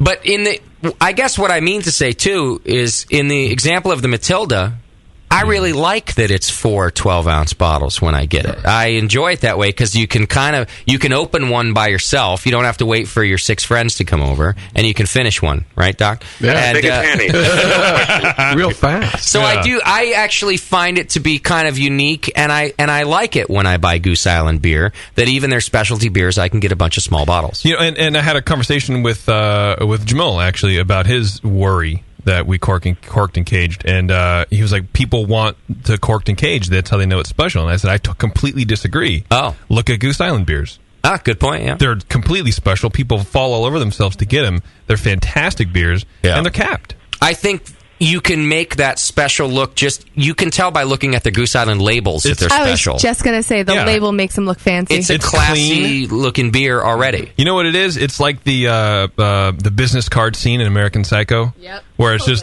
it's like classic, clean, and they're all like fawning over the different colors of the white, and this is a bone white versus an eggshell in the font. Because all that stuff makes a difference. It's super classy. It's also a textured label, like it's ribbed almost. Right. It's for your pleasure, though. Yep. Anyway, John, we're just gushing over your beer, man. Yeah. It's good stuff. Which is why, but that was the whole point of this, right? That was what we said a year and a half ago, or a year and 3 months ago, was it's good. And we got a lot of, or at least I did, I know you did too, Jay, feedback from people like, no, it's not just about the beer. It's about the local this, and there was a lot of... Right. It's not just a beer, but... I don't know. I'm with John on this. He's given more back to the community. He's got more jobs. The beer's just as good, and they're producing more of it. So I'll say it like I said in the first interview. And that's not to say that local, anybody else isn't too, but we're local too. Yeah, you're right. That's right. By the way, AB, if you'd like to buy the Brewing Network, it is totally for sale right now. What's your price? $20. No. It's got to be like $2 million. I would get half of that at least. And we'll throw in some free glassware. Yes. Yeah, I got a lot of free festival glassware. We'll get some tasty swag. The limited edition dated version of the Summerfest glass. Right. And wasn't AB local at one point too? All big businesses were local at one point, and they were just successful. Yep. I don't understand why people have such an aversion to it's success. not very punk rock to be successful. That's right. Everyone's a sellout. Right. It's true. All right, listen, John Just look Hall, at Henry Rollins. I want you to go relax and enjoy yourself. So thank you for being with us once again. I appreciate it. Thank you. And hey, good to talk to you, and hope to see you in Chicago. I'll bug you when I'm on my way. I want to come see the brewery. Let's do it. And the beer is wonderful. Keep up the good work. And keep sending it to us. To Justin. Thank you, John. Thank you. All right, buddy. Bye now. Bye. There you go. John Hall from Goose Island. And look, if you don't like that guy, there's something wrong with you. Sounds like he's really stoked about how things are going, which is great. Yeah. That's what we thought all along. Yeah. So the beer, I don't care. I only care about the beer. And the beer is good. I swear the like Matilda and stuff were in like 650s or 750s at one point, and then they moved to the 12-ounce format. I would have got a lot of help for that format. Yeah. Like a 750. I haven't been a Goose Island fan for that long, so you might be right. But for the couple of years that I've been drinking it, I think I probably have only been drinking a couple years before they got bought. I've always found it in the small bottles. Yeah, and I meant it. I like it that way. I think it's kind of cool to buy the 4-pack. I think it's great. And I think the 750s aren't always the way to go to showcase your big beers. Right. Not like these are giant beers. Well, the Père Jacques is, but that's a good beer. It's pretty tasty. I like that. What do you say it was? That's like their double? That's the double, yeah. Double, yeah. Got a quick story about Goose Island. Nicole and Ray Daniels went to visit them a couple of months ago. Yeah. And she was on a trip to Chicago, and they were moving barrels around that were used for Bourbon County Stout on a forklift. And a couple of barrels fell off the forklift while they were there and had broken into pieces. Oh. And she brought home like these huge barrel staves that had broken from the Goose Island Bourbon County Stout barrel. It's just this huge char on the inside. It's like flaky. It smells amazing. It's like this coconut stuff. It's really cool. How do you know your boyfriend's a beer nerd? You get pieces of a freaking barrel. He gets brought home barrel staves. Pretty amazing. Yeah. Did you mount it on your wall? TSA. No, I think it will at some point. It's kind of laying in a corner. He'll use it as a strap on at some point. It's a good question from Josh. How did she get on the airplane with it? It's a weapon. Put it in your bag. I don't know. Maybe she lied to. No, I think she actually was sent it home. She didn't bring it home on the airplane. Yeah, right. She often travels with wood. Now we're going to be doing some NHC National Homebrewers Conference recaps later on with Nate, and one of the discussions I sat in on was Nicole's. Nicole did a kind of a sensory learn how to analyze, and I was lucky enough to get to introduce her, so I sat there for most of the of the discussion. Because you did a beautiful intro. That was great. Well, she's great. What'd you say? And I like her. I said, I don't know. She wrote the whole thing. She's very controlling, and It's all good stuff. I hope she's listening. She's going to call and correct you about that. Yeah, she's I told Nicole to give this talk facing away from you so you can all look at her butt. I was like, hello, my name is Justin Crosley. Nicole Ernie is the first master cicerone woman with a vagina ever. She's wonderful. Praise it. Know her, love her. She's wonderful. No, I'm not autistic. Learn stuff. Justin sucks. Nicole is great. And it was like that. That was the whole. I think one of the key things about her talk that I really liked, she was convincing the audience that you can build brain cells by drinking beer. Right. So I'm not going to forget that. Which probably made everyone go, and then lose a couple. Right. Exactly. I can get smart. It was a fantastic point she made. She said, listen, the common knowledge tells us the thing that you've been told your whole life is that, you're born and you have all these brain cells and then you spend your life getting rid of them. Right. But she said, we now know that that's not true. That brain cells come and they go and they come and they go. And that if you spend time, knowledge in essence is making connections, neural connections and things like that. And by actually exercising your brain when you're tasting beer rather than just, the beer. But you think, if you make connections to what it's reminding you of, what childhood memories you have, what foods you can think of. When you're doing that practice, you're actually building neural connections and potentially growing brain cells. Exactly. If Nicole was alive in the 30s, she would have given Joseph Goebbels a run for his money. People would be like, I like her. She's good. She talks good. She talk good. She talk perfect. And that you have to do this with people in the room and discuss what you're tasting and everything. So I think I'm getting smarter every time I go to the Sunday session. Now that's kind of what I'm concluding. I think that's what I took away too, Nick. Right. Because aside from the Sunday session, I am far too lazy to take any of Nicole's advice. But it was all very sound advice about becoming a better drinker. Yes. Taster, sorry. Yeah. Taster, yeah. You're not following the script.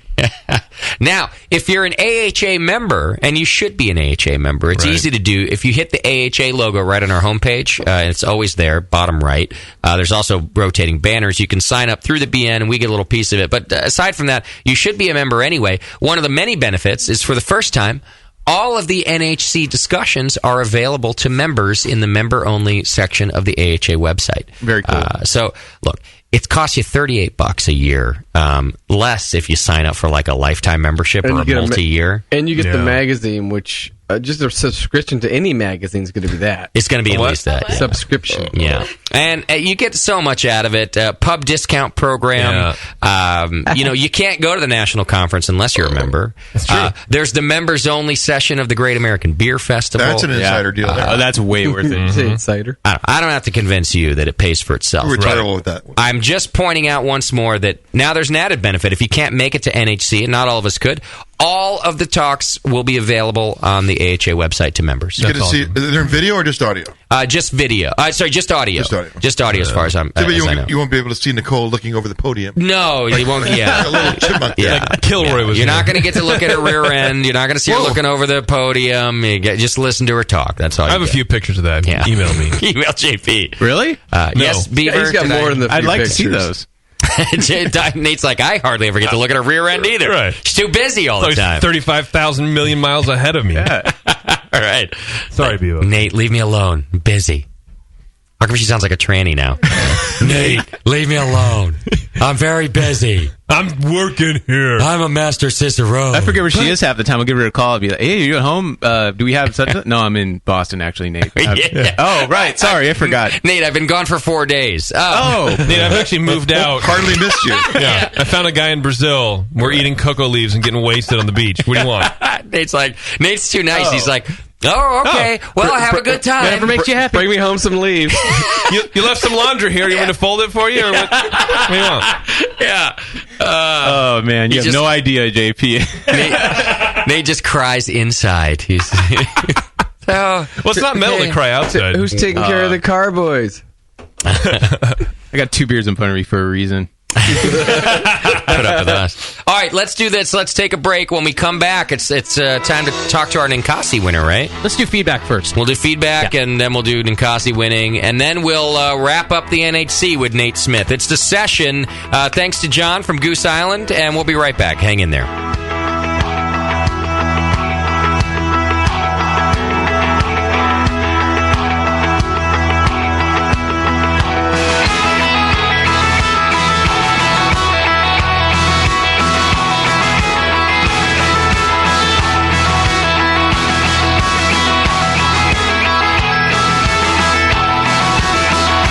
Listening to the Brewcasters. On the Brewing Network.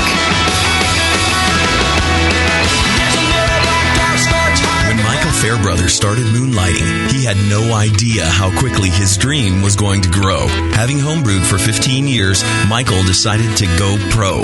But not with beer. While attending his homebrew club meetings, he saw ladies knocking their men out of the way to try his mead. Moonlight Meadery is now 2 years old and can produce 200,000 bottles a year. It's the first New Hampshire winery to ever distribute to California and Australia. In fact, you can find Moonlight Meadery meads in Connecticut, Massachusetts, Maine, Rhode Island, Vermont, and New Hampshire, and they ship direct to 17 states. They produce 56 different varieties of mead and are unlike anything you've ever seen on the market. Michael Fairbrother at Moonlight Meadery is a real success story that can make the BN Army proud. Visit Moonlight Meadery in Londonderry, New Hampshire, or online at moonlightmeadery.com. 7 short minutes off California State Route 101, there lies a secret oasis for all craft beer lovers. It's Relax, Grillin' and Chillin', bro! Relax, Grillin' and Chillin' in Hollister, California is a craft beer lover's dream come true. Not like a creepy JP dream, like a normal craft beer lover's dream. 30 taps pouring your favorite craft beer. Visit Relax, Grillin' and Chillin' on Facebook to see the most up-to-date beers and what's on the grill. And let us grill so you can chill. Angus burgers, filet mignon and ribeye steaks, dogs and sandwiches, and more. Great food, great beer in a place where you can kick back and relax. Tuesdays are brewery nights. Come in to celebrate, and you're not limited to enjoying your favorite brew at the restaurant. Relax, Grillin' and Chillin' has beer to go. Relax, Grillin' and Chillin'. Let them grill so you can chill. Have you ever dreamed of taking a beer tour through Belgium or Germany, but weren't sure how to even start? Or were afraid of missing the best places and events? Or maybe you just wish you had a local insider to take you around? Well, there's only one American tour company featured in the Good Beer Guide to Belgium, Belgian Beer Me. Your personal beer tour guide of Belgium and Germany is ready to go at BelgianBeerMe.com and at BambergBeerMe.com. Founder Stu Stewart personally leads 8 tours a year to Belgium and Germany, visiting the finest breweries, beer cafes, abbeys, and festivals. Don't buy beer stuff, buy a beer experience. Birthday presents, stocking stuffers, and the best honeymoon ever. Couples or individuals love Belgian Beer Me beer tours. Your life is now. Sign up for a beer tour today at Belgian Beer Me or BambergBeerMe.com, because all that beer is not going to drink itself. In a world where everything has been lost. What happened to the city? It's in ruins. Only one man has the ancient knowledge to restore civilization. I need a drink.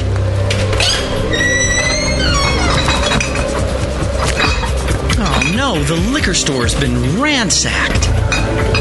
You looking for beer, stranger? Boy, all the liquor got drunk up in the first 25 minutes of the apocalypse. Wait, there's still some bottles over... Oh, no. Those are non-alcoholic beer. I reckon you better stick to arrowroot tea and a desperate nomadic existence like the rest of us. People, I'm a home brewer. I know how to make alcohol. It can't be done. Come with me if you want the beer. Okay, I'm gonna need some big plastic buckets. He is the chosen one. The prophecies say that he's gonna get us wasted. Someone start heating water. And From the creators of Northern Brewer, the people who brought you $7.99 Brew Saver shipping, massive selection, and superior customer service comes the Home Brewer.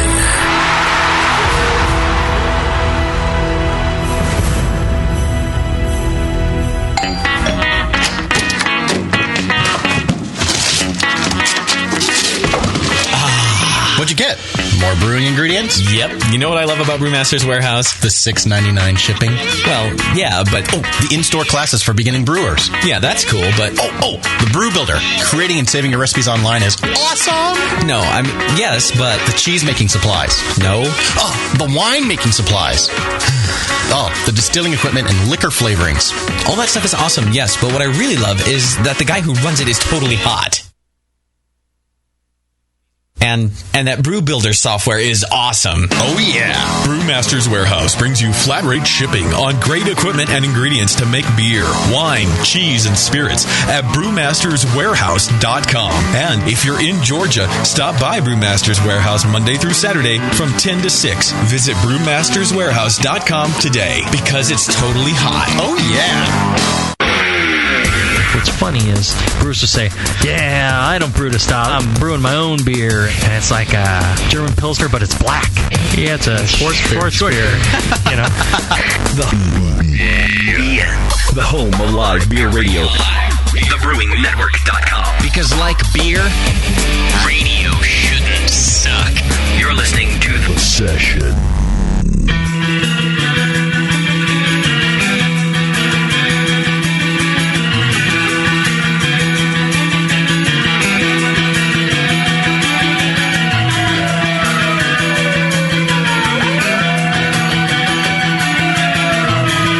tuned into The Session. Because life's too short to listen to crappy radio.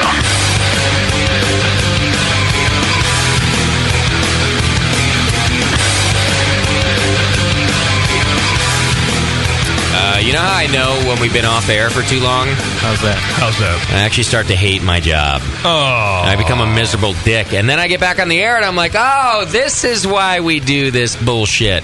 It's much better. Yeah. Because if you ain't on stage. Right. This is you not being a miserable dick? Yeah. You believe that? Wow. You should see me as a miserable dick. I like this part better. I kind of want to still miserable dick.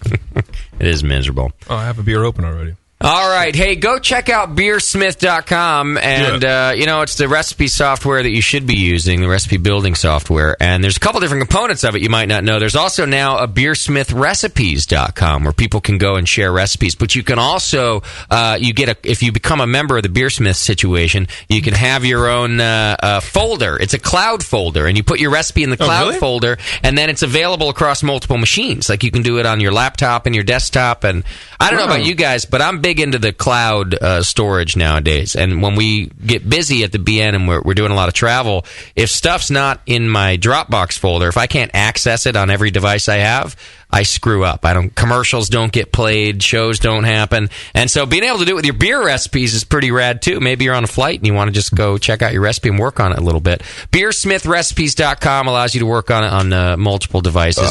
The new site's integrated with Beersmith itself via simple cloud folder. Recipes stored in the folder will appear online instantly. And you can publish any of these recipes to Beersmith Recipes just by making it public. So you can keep it private, for yourself, which is what I would do with all my recipes, of course. But as you should. But the one day that I made a fantastic recipe, you bet your ass I'll hit the public button and make it available to everybody. Yeah, shoot that right out there. You don't want to try to. I can't wait for that. You don't try to sell it to a craft brewery. No. My pale ale is the best. Justin's pale ale. Wow, that looks a lot like Pale 31. Yeah, what the fuck really odd. You're like, I don't know. Yeah, what but you're talking shittier. About. Pale what? I never heard of it.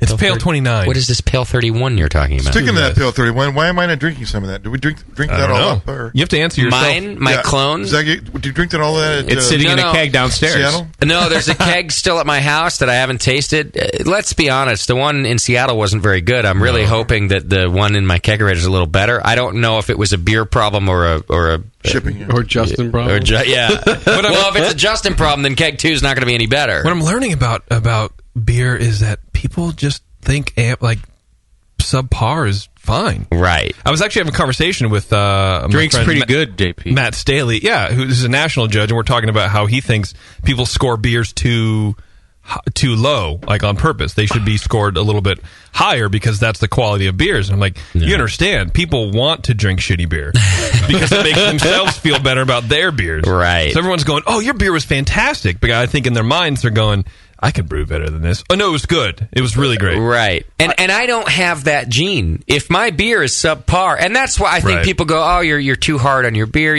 But there's two things. For one, I've made a lot of bad beers. The second part, though, is I have really high standards, and I'm going to be the first one to say this beer is subpar. Me too. Just be honest. Of course you are. And this is why Tasty's beer is so good all the time, and Doc's beer is so good all the time. Critical, because you're critical about it. You have to be. Yeah, we don't let the babies out of the nest until they're good enough. Yeah, and if you fuck it up, you redouble your efforts, right, Doc? Yeah, that's how we get there. Now, I think it's important to go ahead and let people try the beer if you're just starting out. But if your thermometer for beer, for your own beer, is not that accurate, you're going to keep making shitty beer. I don't care what you learn from the Brewing Network or anywhere else. Right. No, it's the same professionally. There's a triangle of beer, right? You design a beer, you brew the beer, you taste the beer. Then you repeat. Yeah. If you're missing one of those parts, if you can't do it, if you don't have a good process, you don't have a good sense of recipe, or if you have a bad palate, you're going to fail. Right. You got to taste other brewers' beers out there, home brewers especially, because I'll come across that beer that I haven't made or tried, and I want to do that.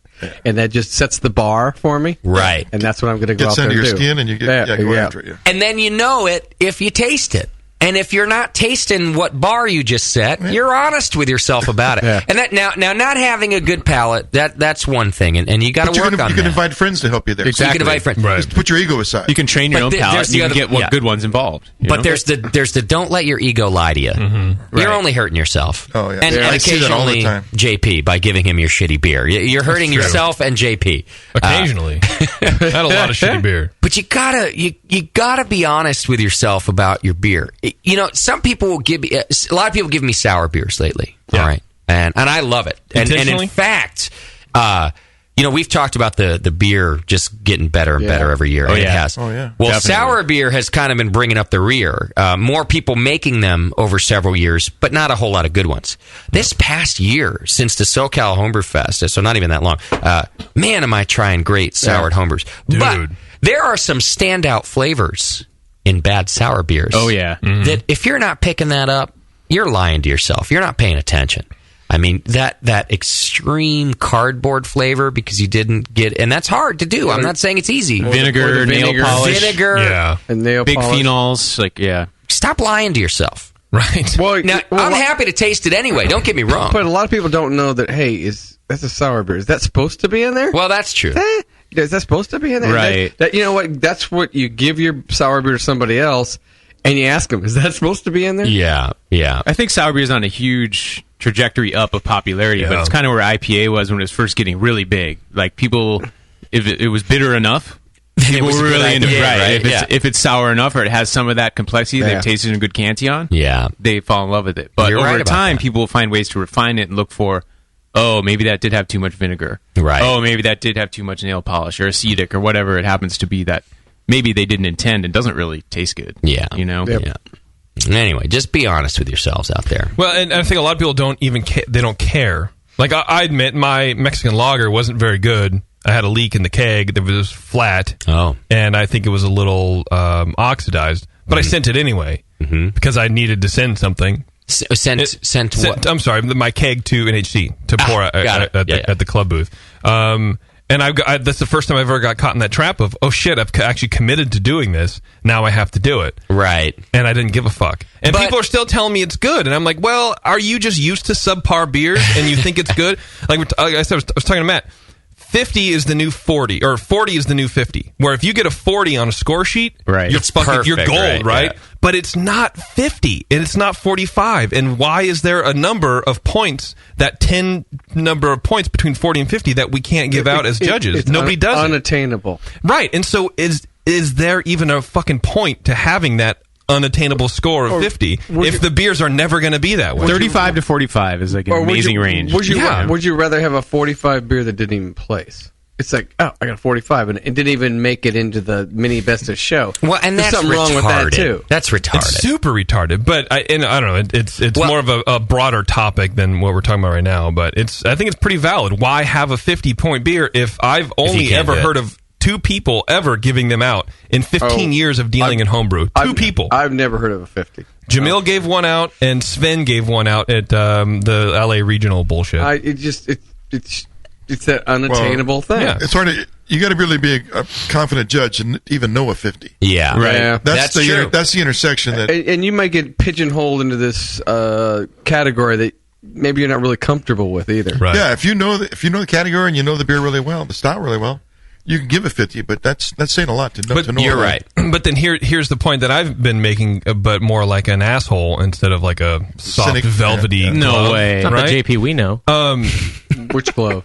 Does that make a stance and does that say is that a commentary on homebrewing where nobody can ever get a fucking 50 or hardly even a 48? Well, does that mean that does that prove what I've been saying all along, that most homebrew is not good? No. I think I think it does. But it does. It should be difficult. It should be nearly impossible. But it's perfect. I don't It's think saying it should perfect. be impossible. No, but it should be nearly. I mean, it's a perfect beer. It should be difficult. You know it's not impossible. You met two people who gave them. Yeah, but Jamil gave it to his own beer. In 15 But in 15 years? Hey! No! But It was extremely rare, which is the point. I'd say the bar in the last 3 years is just raised. It's so high now. What's your short? But stop it. Maybe 5 points. But I'm still not seeing the higher scores. Right. I see what you mean. So the beer's getting better, but the scores are not. There are a lot of new judges, though, and they're maybe not confident in giving a higher score. There's that factor down. Well, they shouldn't be. They don't know. Just the beers are just awesome and more awesomer. Yeah. And but I'm not seeing any of the higher scores. I'm hardly seeing anything even in the 40s. Right. And so then what's the point of having a 50? That's my point. And people are just showing me their score sheets, and it's like, oh, I got a 38, and you know what, 38 is pretty damn respectable. Yeah. But it shouldn't be. It should be. That thing should be a 43, and that should be damn respectable. Well, and actually, it's funny you say that because Matt was like, he goes, I'm always 5 points ahead of every other judge. And I think everyone judging should just go up 5 points. So, if you got a 38 and you said it should be a 43, that's 5 points. Mm-hmm. Why? I think why not just give everyone just 5 fucking points. Well, the problem is that the judges' comments have to line up with that. Right, and there's a lot of bad judges. So, if you can't describe the beer accurately, you can't give it a high score. I've got some 45-point beers, and they describe my beer to the T. I couldn't agree with more. That they captured the whole essence of my beer, and they scored it a 45. That means something. But if you score it high and you're describing something that's not, I like it, I drink it. That's a good point. But that's not the point of a judge. Is to describe your beer. It's to tell you why you didn't get a 50. It's not to tell you what you did right and everything you did right. But it's to tell you what you need to work on to get to the 50. And if no one ever tells you that, then they're a bad judge. It's not both. Well, they wouldn't know that. Well, it's both. They don't know a 50. And I don't think that they should just average the two scores. It's they talk and they talk, and the more maybe the national judge bows down and he'll lose 3 or 4 points to unrecognized guy. I see. And that is what happens. You have to negotiate because there's a final score that you agree upon. It should be weighted too. If you guys, someone's a really good judge and really knows that particular style, it should not just be like, oh, one's a 45, one's a 35, and you get a 40. Yeah. Well, part of that's a responsibility of a higher ranked judge at the table. But they don't. If you feel like a novice is way off base, then you need to. Yeah. Well, you can be with. But they still average the two. I mean, it's a numerical score right in the middle. Yeah. Right. It's a super more involved conversation than I think we're able to do right now. But it's an interesting one, I think. Let me just reiterate to my first point: if your beer has flaws and it's a little subpar, but it's drinkable, I am by no means saying don't bring it out into public. In fact, I'm glad that you sent I know you sent yours, JP, because we needed beer, but I think you should have sent it because it was still a drinkable beer. All I'm advocating is that we use subpar beers as a point of conversation. Let's talk about what's wrong with it. I agree. You don't have to blow me about my pale ale. And I'm not going to hide. Now, if it's undrinkable, keep it at home. But my beer was drinkable. It just wasn't very good. But I'm happy. I'll pour that for you. Right. My ego is not so big that I can't pour you a subpar beer. I just don't. I don't want to bullshit about it. Let's talk about what's wrong with it, and let's all learn from the experience. Right, and ultimately that's why I sent it. It was still drinkable. It was fine. Yeah. And it was something. Just here you go. I didn't have any people. Oh, this is really good, and I don't know if they're just trying to blow smoke and thinking that I think it's really good. Right. Like I don't think it's good at all. Maybe they did think it was really good. Maybe they did. Maybe they hadn't had that style before. Maybe they don't. Have that palate yet. They've never had a flat home. Maybe they're before. star fucking you. Right. There's also I wish. Good point. Here's another side. There is another type of person, and I'm going to call her out on it too. Do it. All right. Yeah. So there's me. If I say that I'm not too happy about this beer because of this or that, it's because it's subpar. There's something wrong with it, and let's talk about it. Because I don't really have an ego about my beer. Right. Kim Wood is the other type of person who the beer can be fantastic. Oh God! But she has difficulty. I'm not going to psychoanalyze what exactly the problem is, but there's the other person who goes, no, it's not that good. It has this or that. Bullshit. It's good. There's nothing subpar about. Well, it could be both. Don't do that either. There's two extremes. There's I don't know there's anything wrong with my beer, so try my fantastic beer. Yeah. There's something wrong with your beer. And then there's the other one. There's nothing wrong with your beer. Let me praise you on it. Let me talk about the merits of it with you, because that's valuable also. But some people they're shy and they're embarrassed. Yeah. And I'm sorry, Kim, that I'm calling you out about this. But more often than not, I'm tasting one of your beers and I'm going, God damn it, that Saison is good. Well, it's this. Shut up. Does she for a second? She wanted a 50-point beer, and Right. she Her knocks standards are super high. Exactly. Yeah. Then she looks at why it's not. You're right. It's 49, so fuck it. It could be both. It could be a good beer and have flaws. Well, yes, but yeah. and I agree, because she's right. done this with me with her beers. It's not.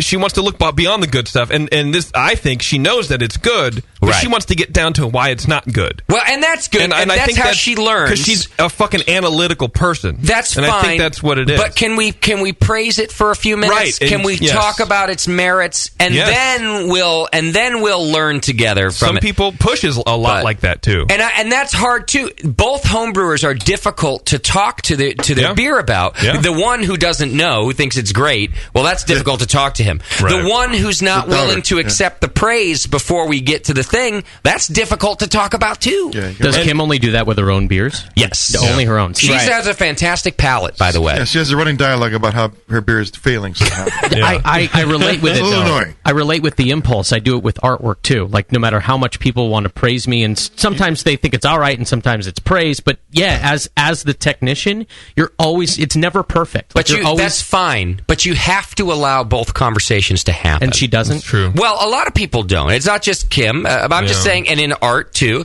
If I can, here's what'll happen. If I can never talk about the merits of your art before you have to piss all over it, I'm going to stop talking about your art. Because it's uncomfortable. It's hard for me to go, man, Moscow, I really like this. If you're cutting me off and saying all the shit that's wrong with it, well, then I'm going to stop talking to you about your art. I agree with that. I try not to do that because, people, they find it tiresome, and they don't want to argue with you, and people will think, like, well, what are you doing, fishing for compliments? You just want me to keep praising you? It's just, and it's uncomfortable for everybody involved. Yeah. And all I want to do is just stand there and watch you drink some of my beer that I've peed into, and that's all I want to do. We just do that. I just want to smile and go, "How does my urine?" Yeah, earlier I heard you say you took a leak into a keg, didn't I? Yeah. Well, I'm just getting ready to brew next week. No, it was a term I learned at NHC this year from Ray's talk. That was cellar blind. The brewer, the opposite of what Kim is doing. The person who can't tell the flaws because they created it, even if they have a decent palate. Sure. They always think the beer is good, or don't necessarily see the things that are wrong with it because they came out of their fermenters, right? Yeah. So Kim has the opposite. She's just hypercritical, just assumes that it's not good. I understand both.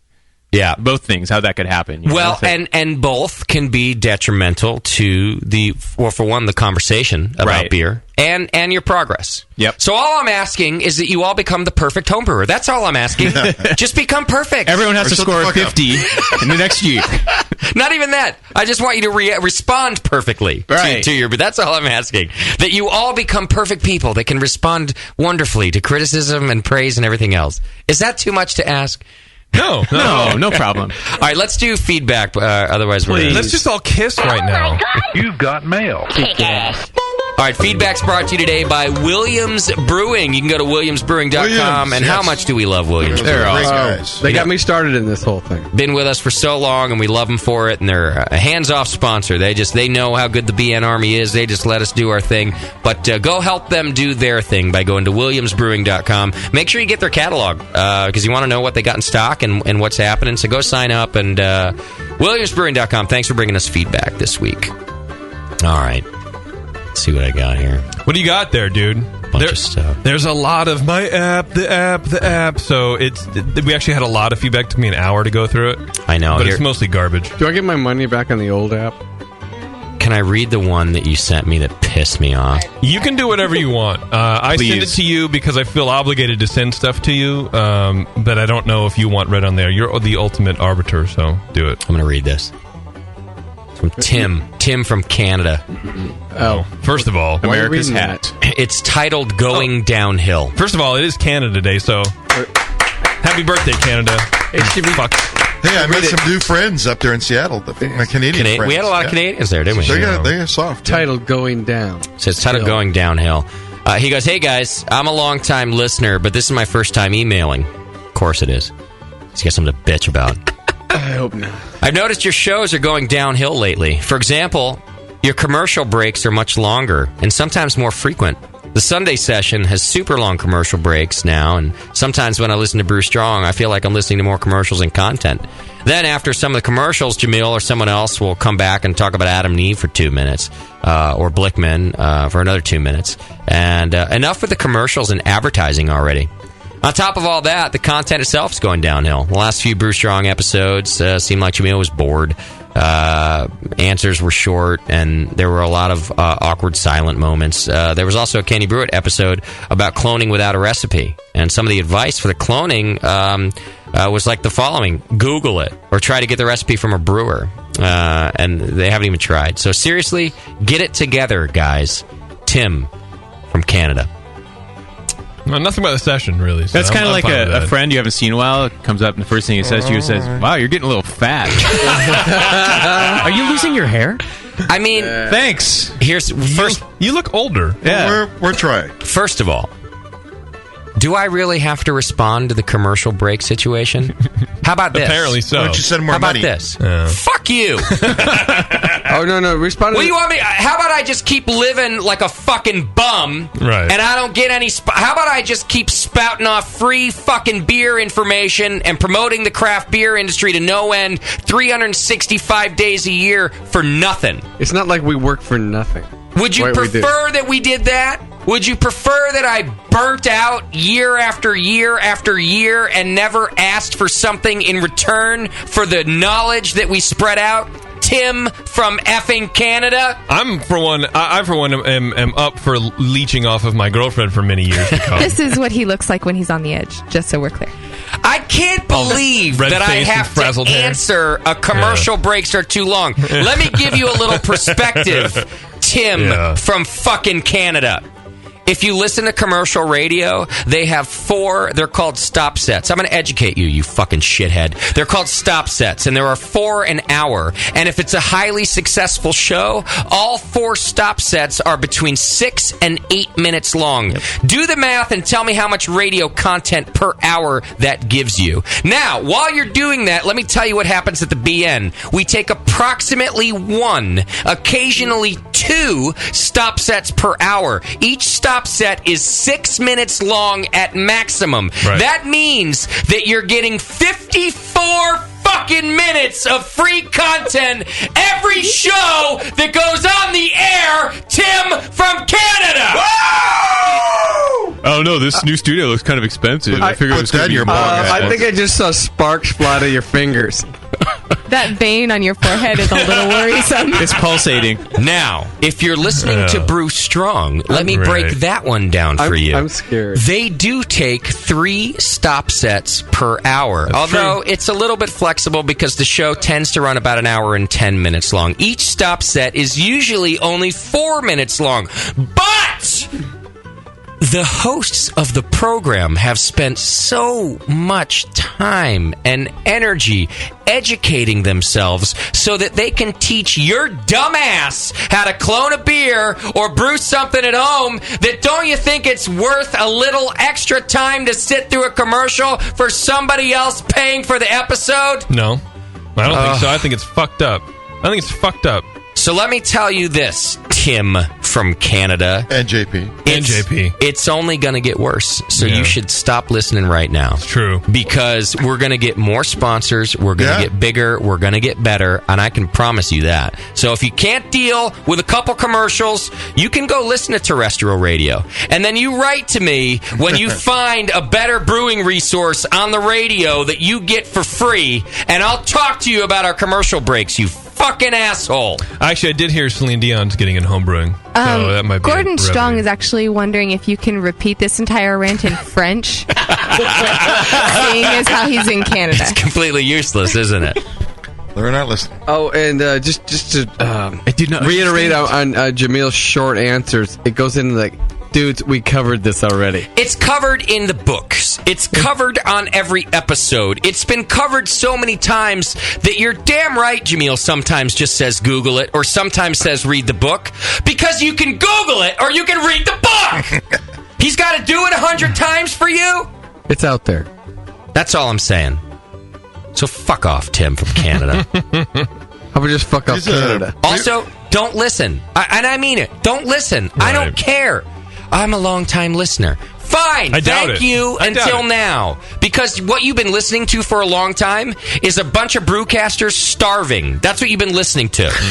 So God forbid that we can make a living at doing this. That's what you've been listening to. You think it's burps, it's our stomachs growling. It's JP's hungry, distended black stomach. He's got lines on his face. I can see them. Right there. Look at this distended stomach in the camera. I got to drink a lot to forget that one. You guys brought Bibles, but you didn't bring beer. It's more of, if I had flies buzzing around, you guys would be donating the cost of a cup of coffee. But you're not. For free. Now listen, I will take your criticism about content. You can write to us about not having enough guests. But goddamn you, don't write to me about too many commercials. I don't want to hear it. I'll take everything from you, but I do not want to hear about the commercials. You can suck it. Don't tell me how to run my business. That's what I have to say about that. Feed me, please. Bevo, can you call my shrink, please, and tell him I just need a quick conversation at the break? Special session. I got you, Boo. It's going to be like 15 minutes, that's all. If your shrink's not listening, I'd be real surprised. Steve, if you're listening. Steve. Yeah. He's writing a fucking book about you. Karen fucking it. Right now, he's like, oh shit, chapter 12. Actually, he's thinking he should start paying you instead of just giving you free sessions. He wants to pay you. Appendix 1 is written right now. I have so much anger that I can't get rid of. It's very difficult. I think you just got rid of a little. I did. They do say it's healthier to get it out than keep it in. Can we send Tim from Canada a plane ticket to come visit us here in Martinez? He would do it because he's Canadian. He's really polite. Can we get a Studio Double D Feelings calendar? We need it. We do need it. Did I just do the whole feedback song on that one email? Yes, you did. And the veins going back into your head again.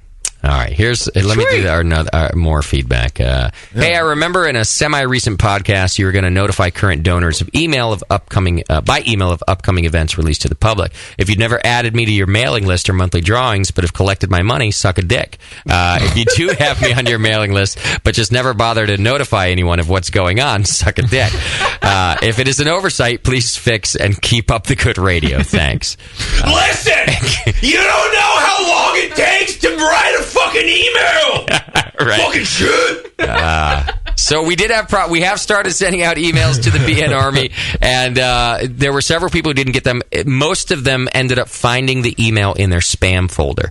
The problem is when you send a mass email to thousands of people, it has to go through a program that can do that. Right. And there's some very smart email programs out there that notice it's not coming from an individual. It's coming from, I don't know what we use, mail, whatever. It doesn't matter. Constant contact. There we go. They notice that, and so it will, because Google, Gmail, and things like that have become so good at eliminating spam, sometimes we get put in there. So make sure that you add BNArmy at thebrewingnetwork.com as in your safe zone Let's talk about like my safe zone. Yes, you need one. every Right once here. in a while, open up your spam folder. Yeah. Through all the Russian and porn shit, and you'll Keep find what you us want. in there. Yeah.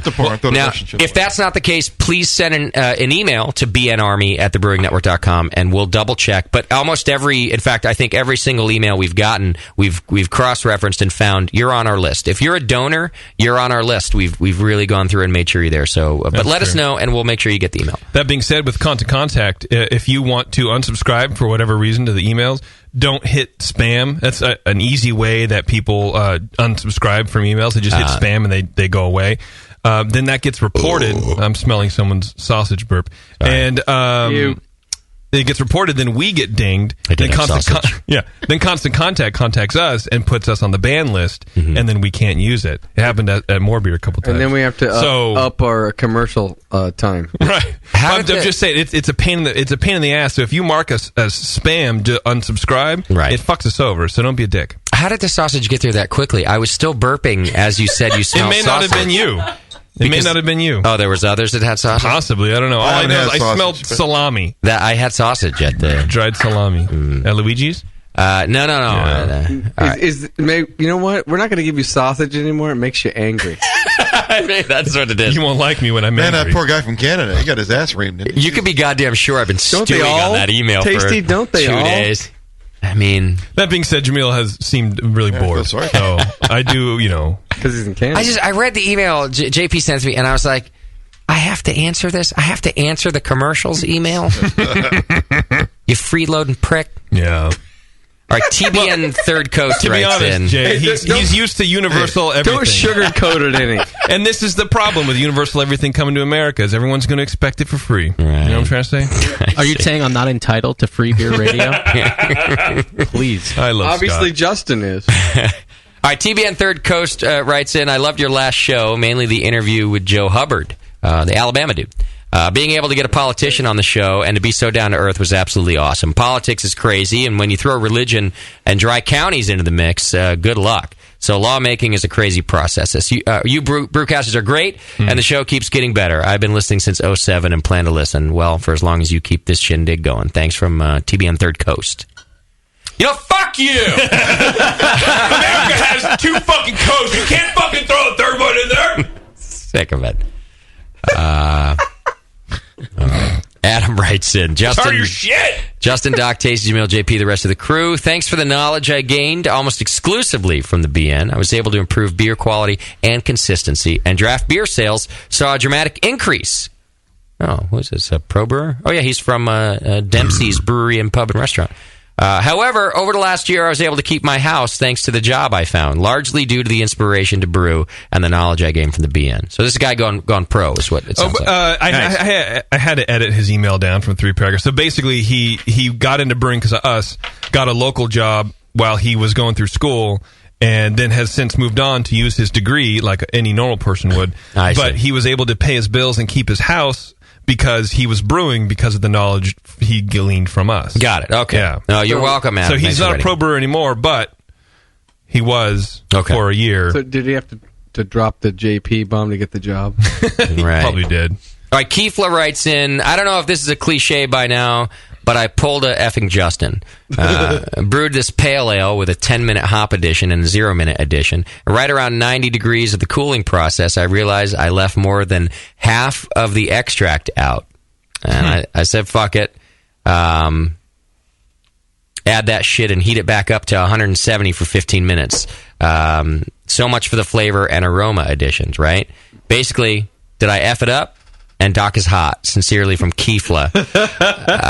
So what do you think, guys? He did his 10-minute, was it 10 and his 0? Yeah, 10-minute and a 0.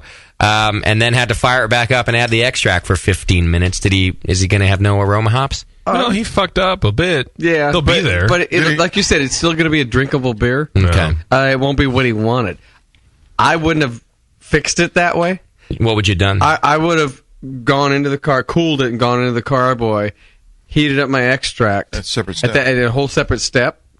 Yeah, clean the kettle again. Yeah. And then cooled that, and then put it in kind of like a sugar Like doing edition. 2 batches, basically. Yeah, one with it, one without it. Or like like a Belgian beer where you're putting the sugar in later. Yeah, and doing it that way. I missed what the style was. Did the brewer mention? Pale ale. Pale ale. Okay, that'd probably be all right. Yeah. Well, it'll he still extended the 10-minute hops. It's probably like right. Exactly. That's the only thing. It's like a It'll still be 30-minute fine. dish.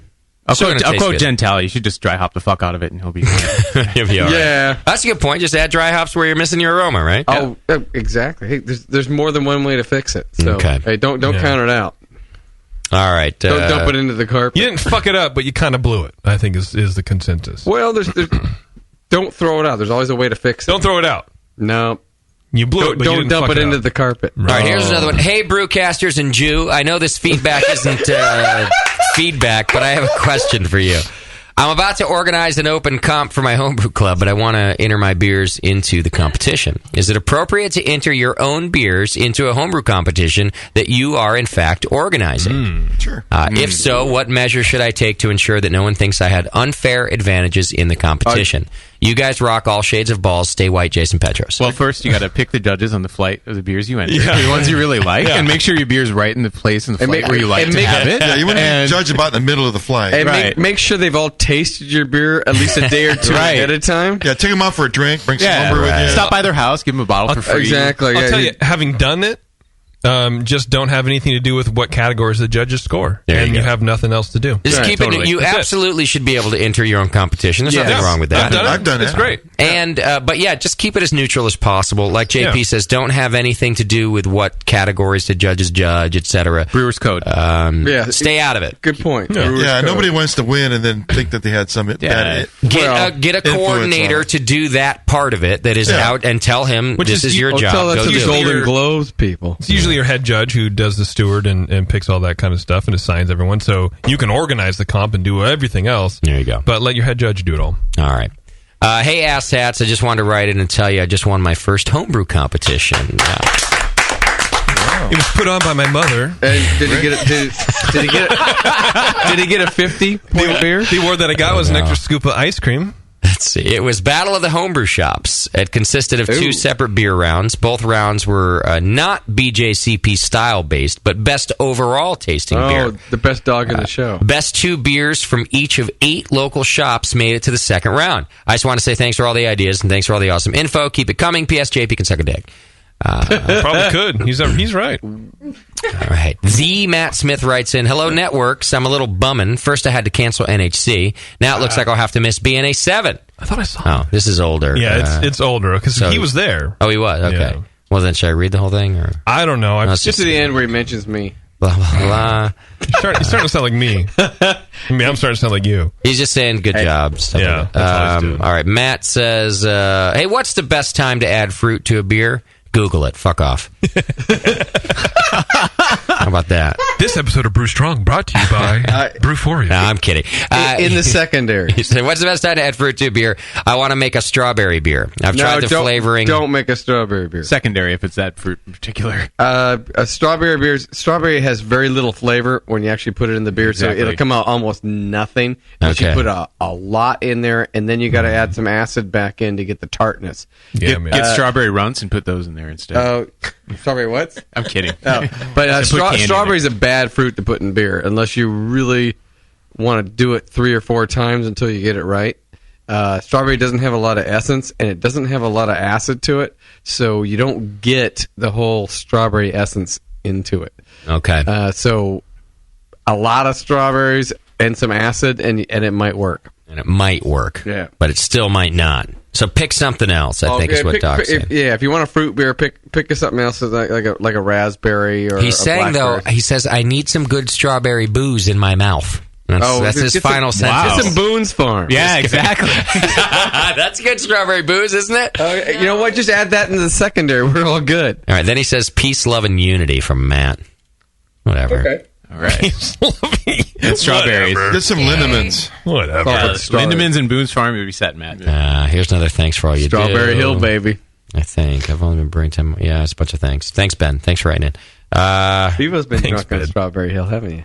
Man Troll. Yes, you have. Anybody notice Bevo's getting hammered over here? Writes in, have been listening to some older episodes while waiting for the new studios to get up and running. Just a couple of thoughts.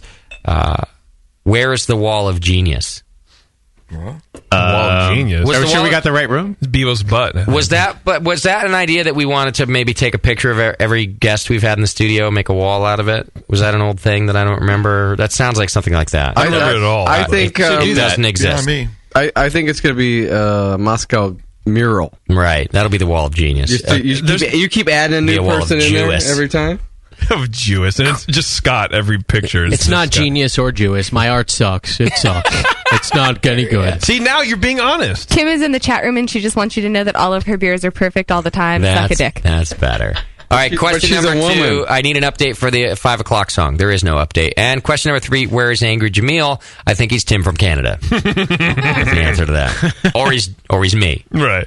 There's no more Angry Jameel. It doesn't compare to Exploding Justin.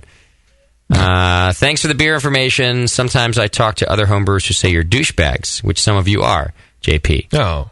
But I realize that mixed in with your BS is some of the greatest brewing information available. Others are missing out by not tuning in, and I let them know. Show's running very professionally, and das Audio ist sehr gut. Thanks from Scott.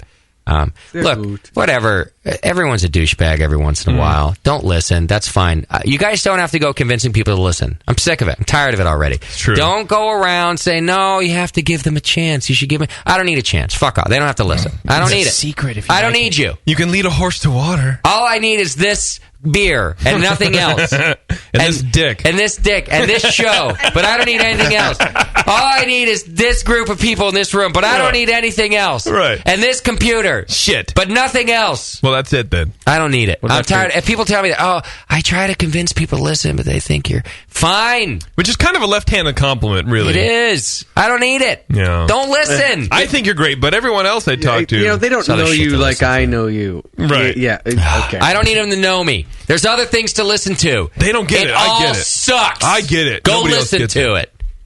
How do you have John Palmer, Jamil Zainashev, Tasty McDowell, Mitch Steele, Vinny how do you have this group of people on the Brewing Network and you go, I'm not going to listen to that. Good. Your beer can just keep sucking. Well, Vinny hasn't been on for a couple of years, so just, come on. Doesn't count. Let's be honest with each other. I don't need it. Don't tell your friends anymore. Stop talking to your friends. All right? I don't need it. Well, you don't need friends. You don't have friends. We're all you have. Yeah. Your mom and your grandma are tired of hearing about us. And your cat. Your fucking cat is tired of hearing about us. Stop it. But your cat is tired of you in general. I tell all my friends, and all they do is just fucking scratch me. I don't get it. I don't understand. All right, Will writes in, I've been listening for a long time, but finally subscribed as Corporal after canceling my crappy Netflix account. Attaboy. It turned to feces, and the BN just keeps getting better. I don't understand what that means. Netflix turned to shit, right? And then BN keeps getting better than Netflix. Which, aside from the lack of shows lately, and I suppose I'm working my way backwards through the archives. Whatever, lack of. I don't know. We were off for most of June. I can feel it twisting right in the back. It's like right in this back right part of my brain. It's twisting. Justin and it really is going to lose it on this show. It wants to snap. That's okay. God damn it! That's not an important part of your brain anyway. Anyway, he says that's the part where you see good on everything else and suck at someone. All right, that's it. I gotta go snap somewhere. Just keep doing it. Use some cheese. They're almost done with the feedback. JP, if you give me the feedback, and part of the feedback is in the topic of the thing, you got to put it in the thing.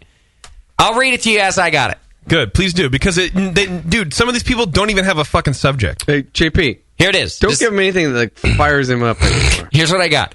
Brought back a lot of good memories and has reminded me of how good you used to be. Sincerely, Clay.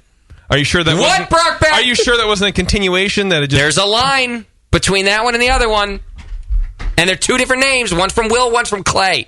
Shit. Well, maybe that's just a continuation of an email that was on for the last time. You do realize your listeners drink sometimes. It was a mistake. Maybe. Yeah. Nate. It's Nate's. Whatever Fantasy Nate made up is the answer. What? See? Scott gets it. I don't even know.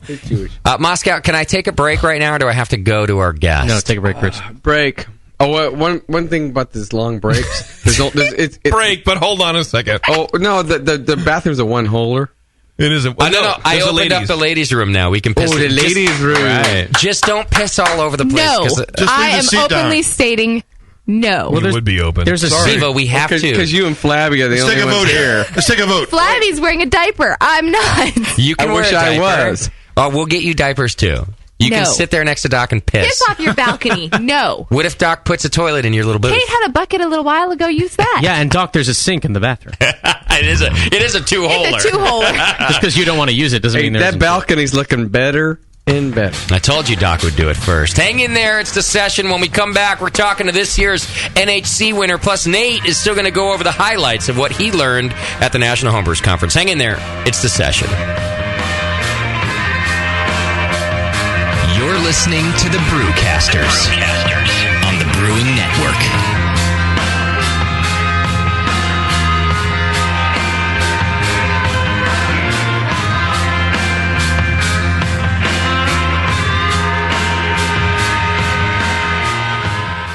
A vial of White Labs yeast is the key to your best beer. When you open a vial of White Labs yeast, you're giving your beer its best chance for a perfect fermentation. In addition to their already incredible variety of yeasts, White Labs is proud to announce WLP 90, San Diego's super yeast, now available year-round. WLP 90 is super clean, super fast fermenting, with low esters and has a neutral flavor and aroma profile. It's alcohol tolerant and highly flocculent. For more of the latest White Labs news, click over to whitelabs.com, where you can read reviews of yeast, learn in the lab section, and join the customer club. And if you should find yourself in San Diego, White Labs has a brand new training facility for craft brewers and home brewers alike. Whitelabs.com. Discover yeast, nutrients, enzymes, and more for commercial breweries, home brewers, and homebrew stores. White Labs. It's all in the vial. By popular vote from the Northwest Brewing News, HopTech has been voted the best homebrew shop in Northern California. Serving homebrewers for nearly 30 years in Dublin, California, HopTech carries more than 40 different kinds of hops and more than 60 different grains. Malt extract, spices and sugars, hop oils and extracts. Open every day except Wednesday, or shop online anytime at hoptech.com or call 1-800-DRY-HOPS, 1-800-379-4677. With in-store classes almost every Saturday, huge selection and a dedicated commitment to their customers, HopTech is one of the longest running and passionate homebrew stores, period. And now, by popular vote, the best homebrew shop in Northern California. And don't forget their 15% military discount. HopTech. Visit today at hoptech.com. When Blickman Engineering set out to design a great brewing stand, they knew it had to be strong, adaptable, and last for a lifetime. The top-tier brewing stand is now proudly available at BlickmanEngineering.com. It grows with your brewing skills and equipment. Start with 5-gallon coolers on its heavy-gauge stainless steel shelves. Then move all the way up to 30-gallon pots on the high-output burner tiers. Speaking of burners, the custom Blickman Engineering top-tier burners are extremely powerful, efficient, and amazingly quiet. They have safety stops to center your pot, and they'll last a lifetime and won't rust. The top-tier brewing stand allows virtually infinite combinations, from traditional gravity systems to 2 tiers to completely horizontal. Configure your stand the way you want and have the freedom to change it at any time in the future. Your brewing stand should adapt with you, not force you to learn a new process. Visit BlickmanEngineering.com today to configure your top-tier brewing stand and to find a local Blickman retailer. You'll be surprised with all the flexible features and the competitive price. Start brewing with Blickman from the top tier. That's it. I've had it. I am never putting hops in my beer again. What? Why? It's just too ridiculous. Insane prices, stupid contracts, high shipping costs, crappy selection. Dude, you need Nico Brew. Nico Brew will rock your f***ing face right the f*** off your f***ing skull. $5 shipping to all 50 states, plus fantastic international rates get you low prices on Nico Brew's great selection of hops and more. Whether you're a home brewer, a pro brewer, or a homebrew shop owner, Nico Brew can get you the hops you need in increments big and small, single orders, spot buys, or full contracts. And there's only one place to join the uber special secret elite bare bones club, where you'll get the best deals anywhere. Holy shit! NicoBrew.com. NIKOBREW. Nico Brew, your bare bones buddy in the brewing business. mix me your 100-grain amber recipe, and I'm going to eat it. And then it can ferment in my gut. It totally works. The beer is almost identical to the grain sandwich. Your colon won't know what hit it. The home of live beer radio. TheBrewingNetwork.com. Because like beer, radio shouldn't suck. You're listening to The Session.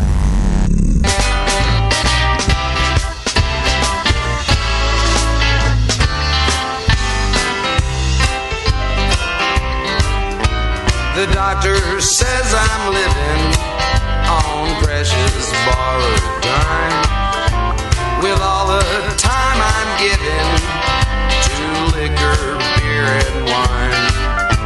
The x-rays of my liver look like molded old Swiss cheese.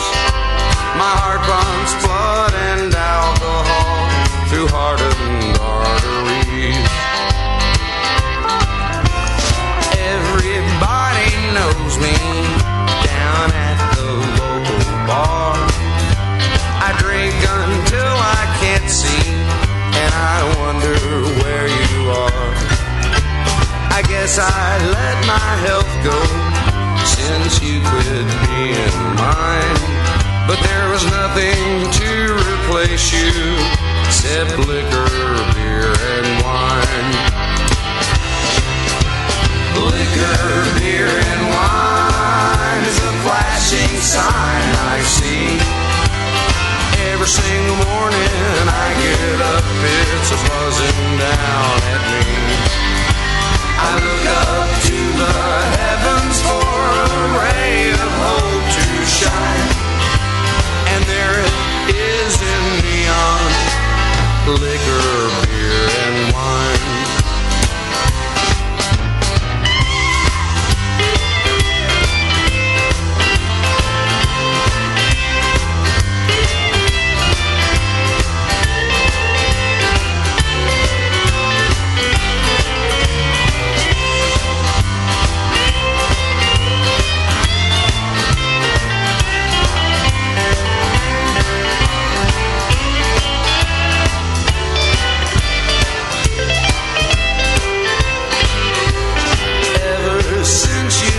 Me, I've lived out of my car, parked between the liquor store and Uncle Bubba's bar.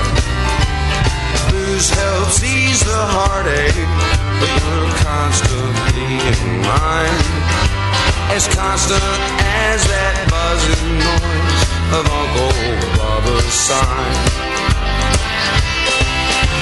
Liquor, beer, and wine is a flashing sign I see. Every darn morning I get up, it's a buzzing down at me.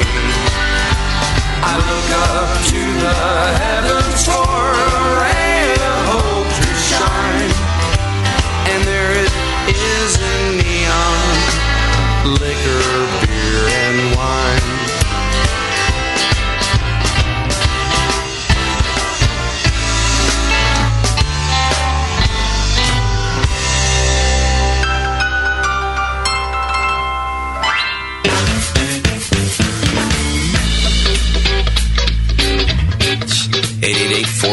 Beer. This is The Session.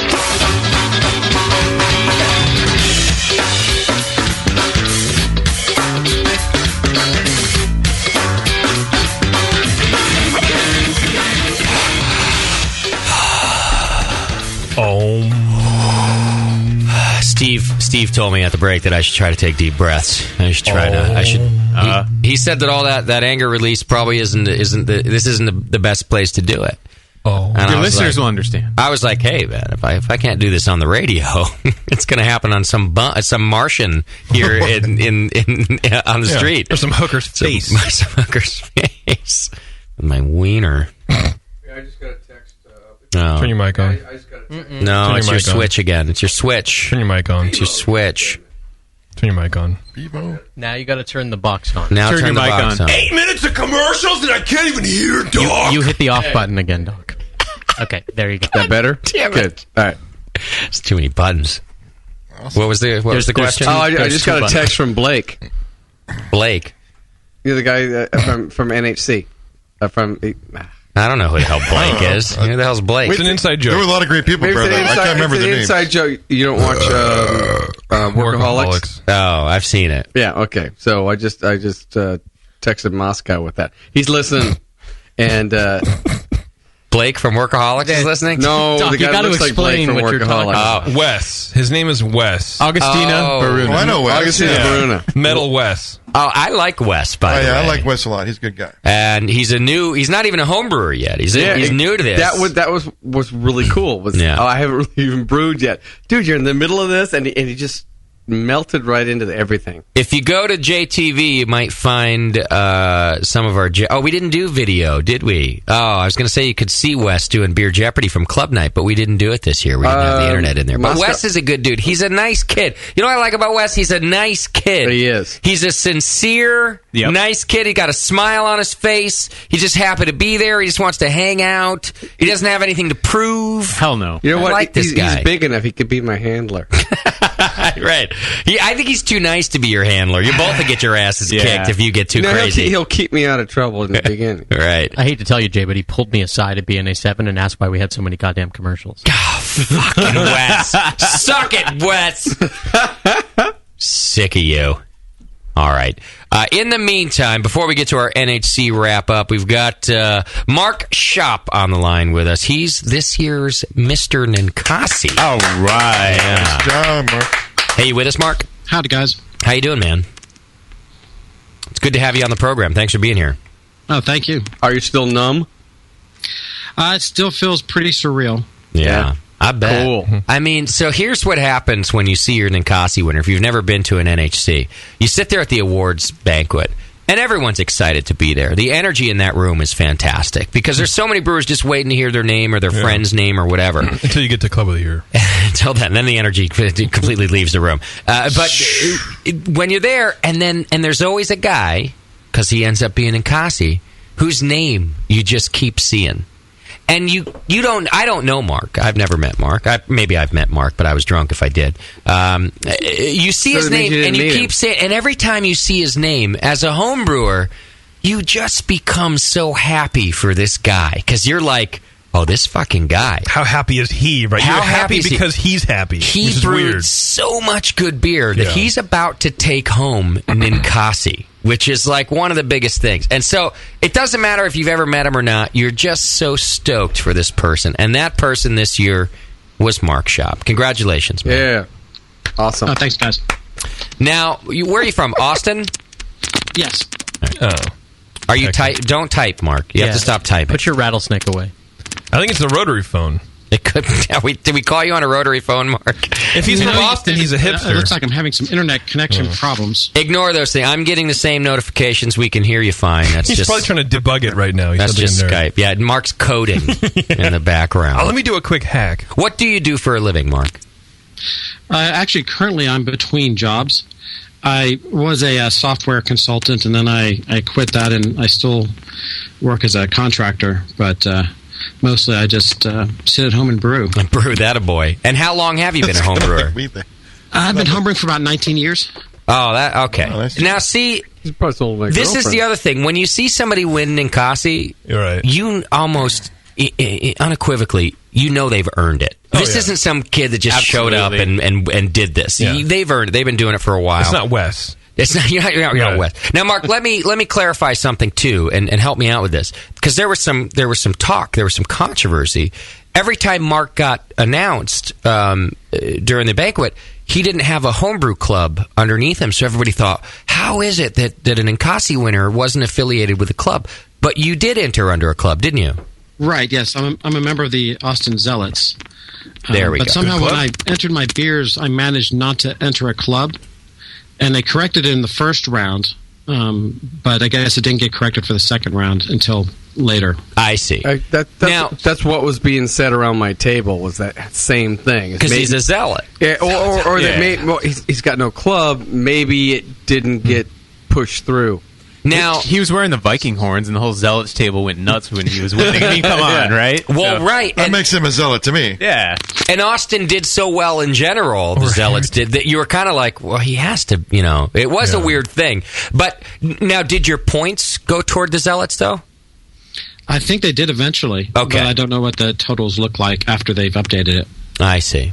They haven't posted those yet. Oh, I could only hope that they take away the trophy from the Brewing Network. Not because I'm not proud of my Brewing Network, but because at least I could stop dealing with the bullshit if it ends up happening that way. Who's paying the shipping charges? I think your trophy is safe. Is it still safe? Yeah, you guys won before the first round that nobody could touch them. So. Exactly. I see. So don't worry about that. Oh, that's too bad.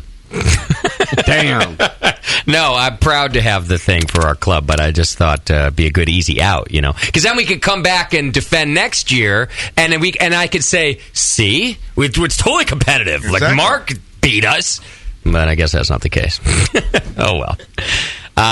Now, were you gunning for this, Mark? Because in the past, guys like Gordon Strong and Jameel, who've won it multiple times, they were really out to. They entered a lot of beer. They meant to win it.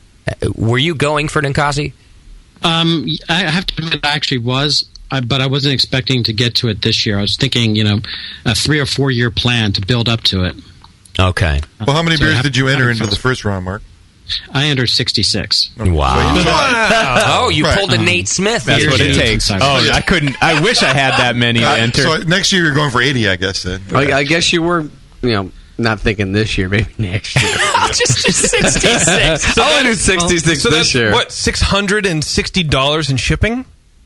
Oh, entry fees alone. Insider. Yeah, $660 entry fees. I don't know what the shipping was. And you don't have a job? No, he's in between jobs. Did Obama pay for that? He's got a cushion. Did I pay for that? Do you have a wife, Mark? No, I don't. I could have guessed that. Well, because I was going to say, does she know you spent? No. If he was smart, he'd have a PayPal account. But we've talked about this on the show. Any competition, there's a bit of luck involved. There's a lot of luck. The first thing you have to do, do, and you make your luck by lots of entries, and by brewing amazing beer, because none of the luck matters if your beer sucks. Yeah, you can spend $2,000 on entries, but if your beer blows, you can forget about it. Yeah. So obviously you have to make good beer first, but then you gotta put up the numbers. Yep. How many did you have from the first round, Mark? I had 9 that advanced. 9. Great. Got it. There's a couple questions coming in from the chat, and since Bevo's not here, I'm just going to say them out loud. Shrugs in the chat brought up a really good point. Why the fuck did you not just enter 3 more beers and make it 69, first of all? Because that's funny. That's a Second good question. Of all, where did you store all those beers? Yes, that's what I was wondering. It's not cool in Austin at all right now. No. So, what's your storage setup? like? It's kind of never cool in Austin. I have a lot of it stored in my hallway. It's about blocked with cases of beer stacked about 6 cases high and about 5 long. So Mark just keeps his AC set at 45. Right. And 5 long. Well, but I'm joking about that, but this is a good point, because people will talk about, hey, if you want to do well in the competition, you need to overnight your beers so they stay cold and all that. Are you telling me that since you brewed some of this beer that did well in the competition, that it's been sitting at room temperature in your hallway? That is exactly what I'm telling you. In fact, I had 3 lagers that advanced, none of them placed, but all 3 of them were small batches that I bottle conditioned, and they actually never were actually lagered. They've been sitting in my hallway warm ever since I bottle conditioned them. Wow. Lagering in the hallway. How about that? Now, this is good information. Yeah. It is.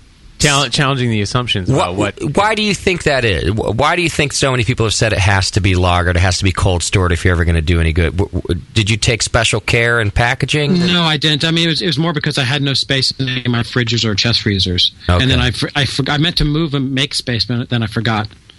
But I don't know. My experience is with the lagers that the 2 most important things are pitching a very large, very healthy yeast culture and getting the primary fermentation right. You're talking about primary temperature. Temperature, yeah. Right. Lagering, I wouldn't doubt that my beers would be better if I had lagered them properly. Okay. But apparently it's not as critical as everybody says. Sure. Now, did you do like an extended? Did you raise the temperature towards the end, like do an extended diacetyl rest? I did. I see. Which is what? What would an extended rest be? That's kind of like the 2-week lager that I've proposed, where you just make the whole lager in 2 weeks, because rather than do an extended 4 weeks at 45 degrees, you just do 3 or 4 days at 70 degrees. Okay. And just cleans the beer up that way. One point that was brought up in one of the lectures at NHC was about lagering. It was the guy from Chuckanut. Yeah. And he said actually the colder it is, the less time it takes to lager. So Okay. The warmer it is, the longer it takes to lager. So if you're having room temperature, it's still going to lager. It's just going to take a little bit longer for it to clean everything up. I see. So really, the cleanup is longer when it's That's what he was. cooler? That's what he was touting. When it's warmer. Wow. Yep. Which seems somewhat counterintuitive. Yeah. I think why you're pointing that out, Tasty, too, is that because the yeast seems to be more alive when it's warmer, right? Yeah, more active.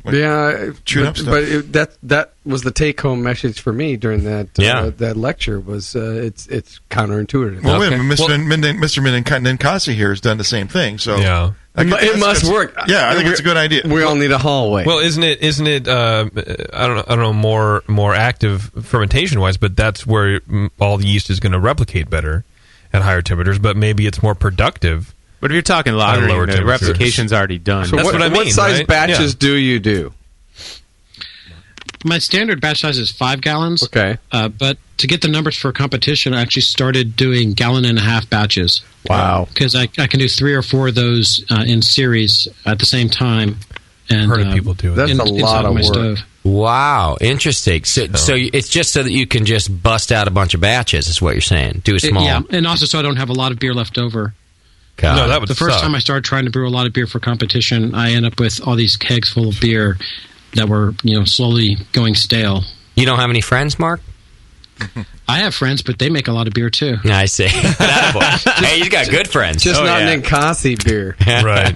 So, leading up to the first round, how often were you brewing?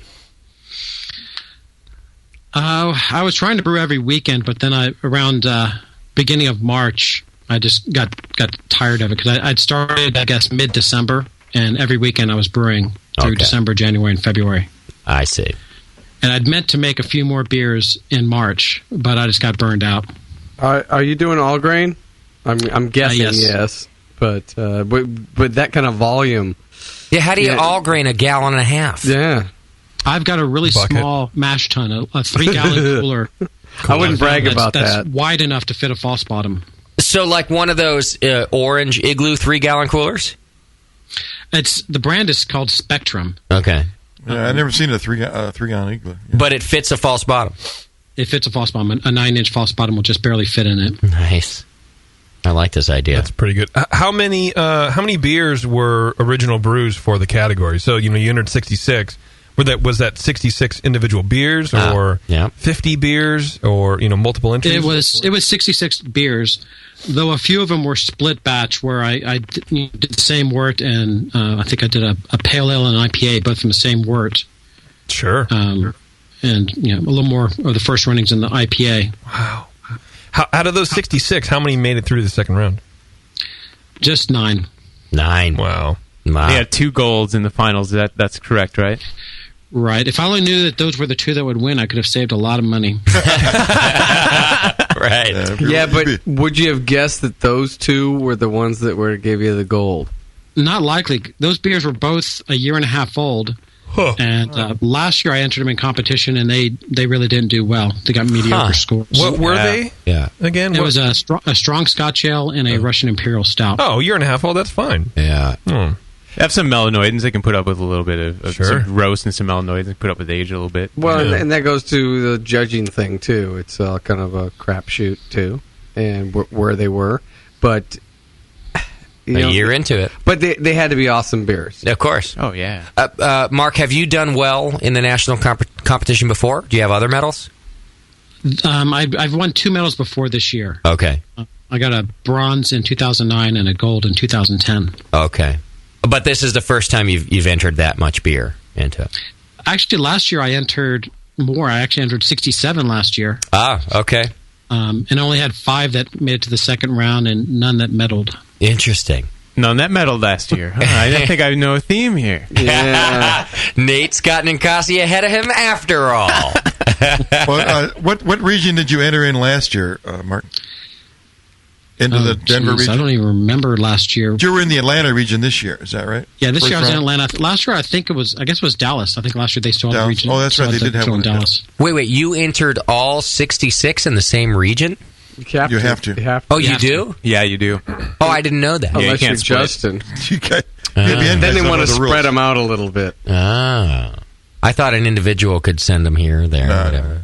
Could bring strategizing to a new level. I think One individual. So So your club can spread it out, but as an individual, you have to do it in the same place. Correct. Okay. Right. Define spread it out. Did you choose Atlanta for a reason? Because everybody else was filling up. Oh, yeah. Fast. Oh, they were all I filling up was fast, out yeah. of town, and luckily I took my laptop with me. Mm-hmm. And somebody gave me a call and said, "Hey, have you registered yet?" And I said, "No." And they said, "Well, you better get on there and do it." I see. Got it. There's 66 beers, yes. Now, how has winning Ninkasi changed your life? Have you been getting calls from supermodels? No, I have not. Just regular models. Oh. Wow, I haven't won that, and I'm getting those calls. That's pretty cool. Hi, this is Christmas special. How are you doing? Have you been getting emails from Russian brides? Hello, I'd like to come to country and learn about beer for homebrew. Have you gotten that before? No, not yet. I cook good. Check your spam folder. You take me for a wife. I like anal. Yeah, I'm sure it's all in your spam folder, Mark. Okay, I'll give a look for that. All right. Sold by Nigerian princes. Now, what else? If you were to give pointers to to our listeners about how to, it's quite an achievement, and I'm always so proud of the person who does it. Any pointers of how to win Ninkasi? Well, it sounds silly, or I guess it sounds trivial, but just brew a lot of beer. Yeah. Not just to enter, but just by brewing so many different beers, so many different styles, I really learned a lot. Yeah. So in the last 2 years, I guess I've really been going crazy, and I've done every style in the BJCP guidelines. That a boy. Except for French cider and traditional Perry. Yeah, God damn it! F the French. That was going to be my follow-up. Did you enter meads and ciders this year? I did. You did? Great. I had 3 meads that advanced. Right. So how many entries in cider? Too many. Too many. I want an answer. I want as much as she would let it. How many entries? But again, what's your favorite beer style? I mean, you brewed everything, and you got to have kind of your pet style. Well, right now I'm really into smoked beers and sour beers. And Me I too, especially oddly love enough. sour. I've been digging on a lot of smoked beers. I give them half a clap. I don't know. I can't do the smoked beer so much. I don't like them so much either. Actually, it's really only that one. It's only peat malt. That's the only one that offends me. I can't do it. That's the guy in Chuck and he says, "Don't do the peat malt." He did. He said, "I was like, see, that's why you're a smart man." Peat malt. Are you using peat malt in your smoked beers? No, I don't. You don't. What do you use? I use the German Rauch malt mostly. Yes. Okay. All right. They say the peat malt for the shitty beers you want to make for the single malt guy. For the trash can. No, the single malt theoretical people. I see. Got it.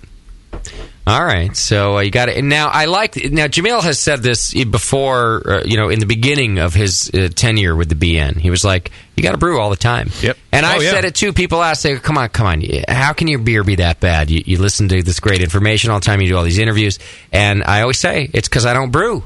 I don't practice. Right. So I like that you're kind of saying that, Mark. You've learned a bunch just by actually doing it over and over and over again, right? Mm-hmm. Yeah. Jamil has dumped more beer than you've brewed. Right. But Jamil also did every style, like Mark just said. Yeah. Hey, I did every style. Yeah, and he's very good right. point. He said it for years, even before he was on the show. You have to brew every style if you want to master the style. Brew the style. Learn ingredients and process. He may have entered 80 beers one year. Right. I remember meeting him really early on, and he was on his way to brewing every beer in the style guidelines, and I thought, that's just ludicrous. So I'll say it again. It's not just that Mark did all these batches of beer and entered in multiple numbers. When I see the guy walk on stage that wins Ninkasi, I know that he's put in his time one way or another. Oh, yes. I don't care if it's that he put in that many beers in the first round. I don't give a shit, because the story behind that is that he brewed so often and so much that he learned how to brew great beer. You really don't get it without it. So I say every guy who walks on that stage against Ninkasi deserves the applause of all of us. It's not a crapshoot. Yeah. Well, and so were some of the beers that you brewed that you entered, were they first time brewing the style, or have you repeated some of the styles, or repeated every style at least once just to see, or you know what I mean? Yeah. Were some right out of the gate like, that's a pretty good, I'm going to enter it and see what happens? No, some of them were first time for the style. Like the American Dark Lager that advanced to the second round was the first time I ever brewed that. Where did you get your recipes from if you're doing every style? Did you make them up? Pretty much. I usually start from the style guidelines themselves. Okay. They give hints on ingredients and traditional techniques, and then they give you the ranges for IBUs and color and gravity. And from that, you can pretty much cobble together a basic recipe. Then I go online and sort of look up what other people are saying that they use. Got it. And then I just sort of, pick what sounds right to me. Usually I'm biased towards whatever ingredients I already have on hand. Yeah, okay. Do you keep a lot of ingredients at home? Yeah, I've got about 5 different base malts that I keep in stock, and then I have about 20 different specialty grains. I usually have a pound or two around.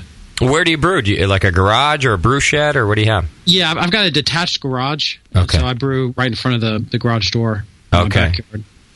Unless I'm doing the small batches, which happens on my kitchen sink. Oh, it does? Okay. Kitchen stove. Your gallon and a half, they just happen on the stove. Right. What's your brew system normally if you're doing your 5-gallon batches? I've got a 10-gallon igloo that I use for a mash tun. Yeah. And then I've got this 8-gallon stainless steel pot that I picked up when I was living in Europe. Okay. And then just like a standalone burner and...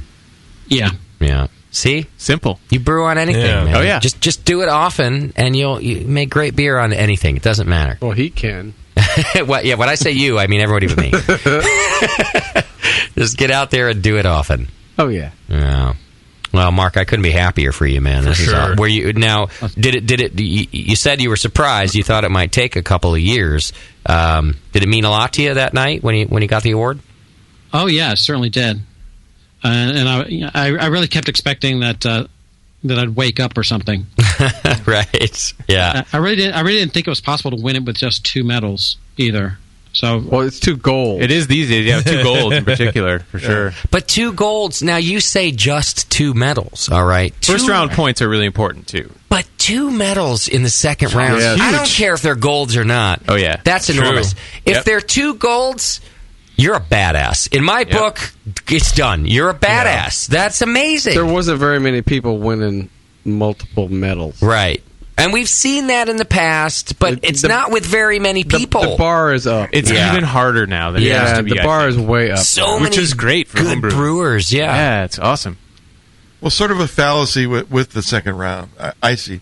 For instance, like IPA, for instance, there's about 670 entries or something in that category. Yeah. And then they give a first, second, and third. Well, to me, the guy who wins third, is he real? I mean, they award like points like, 12.84 or 12.86, say. Something like that in the second round. Okay. Does the guy that get a third really that far behind the guy who gets first? That's a good point. When there's 670 entries? That's an excellent point. Yeah. At that point, it's not weighted at all. Those judges are just going, great, really great, kind of great. Yeah, when you're doing the Mini Best of Show for the category, you're just, thank God we got it down to 3. Then the last, like, who's first, second, third, is sort of like an afterthought. Somebody may stand out. But really, it's just, you're just kind of like, we're out of here. It's almost irrelevant. This guy, that guy, we're out of here. They're all amazing at that point. They're all great in their own way. I don't want to diminish Mark's gold medals, but I've seen it more often than not. I've seen a guy have like 4 bronze medals in the second round. Okay. And not getting Ninkasi. Right. I'm saying, like, wait a minute. He had 4 medals in the second round, and in, like, say, competitive categories where he's got hundreds of beers entered. And I don't know, something about that scoring. Well, that's a good point. I see what you mean. Weighted by number of entries. Like I mean, to me, it should be like more like 12 points, 11 points, 10 points for first, second, and third. Mark did have such a big gap. That's a big gap. Mark did have a gold in stout, which is a huge category. That's a big one. There's like 4 subcategories, and so many entries. Like, that's a huge accomplishment just in itself. On the same note, Tacey, the way you describe it does make sense to me. But also then, to be of the final three, and to have to find something that stands out to give the one the gold is also very impressive, because something about that beer, and maybe it's small. To me, that stresses the judging. But, yeah. Can you really delineate that well at that level? I do see what you mean, yeah. It's like they're all probably 41-point beers. Or whatever, so. Sure. Not 45, JP. They're not 45. What were your scores, Mark? What on the beers that won? If you know in that. The second round? Yeah, in the second round. No, I haven't seen my score sheets. Oh, okay. How about the range? What was your lowest scoring beer that went to the second round? Do you know that? Jeez.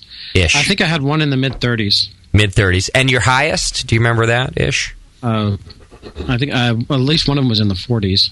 Did you have anything that looked like a score that it should have gone to the second round, but it didn't? And you went, what the fuck? I did. There was a couple that were in the 40s that didn't place. Okay. Yeah. That happens. It's frustrating. That just rips your heart out.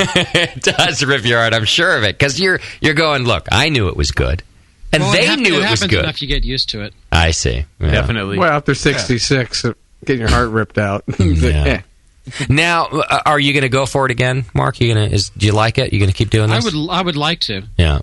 I think you should. Oh, he's going to give Gordon a run for his money. Someone's got to get 4. Get those gallon jugs out. Got to get to 2 first. That's right. True. You got to get 3 or 4. We're just pulling for you, man. Well, and the Zealots must be awful proud of you. Right. Oh, yes, yeah. Yeah. And I'm really proud of them. We had a great year. We had, I think, 4 first place and 2 second place. Yeah, I saw you guys' name up there a lot. That was pretty good. You guys did kick ass. You kicked ass. And they brought kegs to club night, which is cool for a club being from so far away. Yeah. It's pretty in amazing. Texas. Yeah. Right. Yeah. All right. Actually, I was the one who drove the kegs up. Oh, you did? Nice. Good for you, Mark. He's definitely pulling a lot of weight in the club, man. That's amazing. That's really cool. Probably had his kegs in the front seat with the AC on. Right. Everyone else is strapped to the roof. In the trailer in the back. Yeah, what a jerk, Mark. Romney's dog. Yeah, all those 1-gallon kegs. Right. Well, congratulations to you. I get it, and I think it's awesome. So congratulations to you and to the Austin Zealots, who kicked ass in the second round in general. That was awesome to see, too. You guys are great. You're a good club. I know a couple of your members, and you're all very nice homebrewers. And congrats, man. Thanks for being with us. Well, thanks very much. So I guess we'll see you in Philly next year. You plan on going? Oh, definitely. Okay. And you're going to enter, what are you thinking, 120 beers in the first round? There's 98 subcategories, so that's the limit right there. I see. You can know he knows this for a reason. Yeah, he's like, look, I've thought this through. You going to drive them there? Yeah. Will you be driving your beer to Philly? I might be. He's like, look, he hasn't discounted this idea. Depends on my job situation, I guess. Right. Don't get married in That's between. awesome, man. There's a lot of tech in Austin. You'll be fine. Yeah. Congrats, Mark. You're a badass, man. Anybody who gets Ninkasi, you are a brewing badass. We applaud you. Yeah. Okay. Thanks a lot, guys. Glad to be on. All right, and we'll have you back bud. too once we come up with once we do a stout topic. Here's what happens: you win Ninkasi, we start bugging you to come on the show. That's what happens. Or at least send beers. Yeah, gallon at a time. We're to send us a gallon of beer. Yeah. All right, Mark. Thanks, brother. Hey, thanks, guys. Cheers. He's your brother? Yeah. No, you didn't know that. Mark Yeah. Crossley? Yeah, Mark Crossley Shop. Shit. Mark Crossley Shop. Or is it Shoppy? Yeah. Sounds like a shitty R&B group. All right, we are Mark Crossley Shop. All right, let's start with Nate before we go to break. Let's get into it a little bit, and then we'll Let's start on Nate. We're not done with the show yet? I thought we were done with the show. No, we're just getting into our homebrew topic of the night. We're getting to the part where we get paid. Yeah, so give you a couple weeks off. You guys are ready to go home already. I'm ready to go home right now. Don't be such a pussy. I don't want to go home. 10-minute break so I can go get some coffee. Nope. Shit. You can go get some coffee, though. All right. Go ahead. Hey, or get mugged out there. So here's what we thought. We always do an NHC recap, and a lot of times it's just talking about all of our drunken moments and how much fun we had. Those are good, too. We'll get to that, too, right? Yeah, exactly. We're not cutting that out, right? But since one of us actually went and paid attention and took some notes, we thought, hey, how about a highlights reel of the different talks? One thing I think, a lot of things, but something that stands out about the Seattle conference is how much attention they paid to the lectures and the speakers and the topics.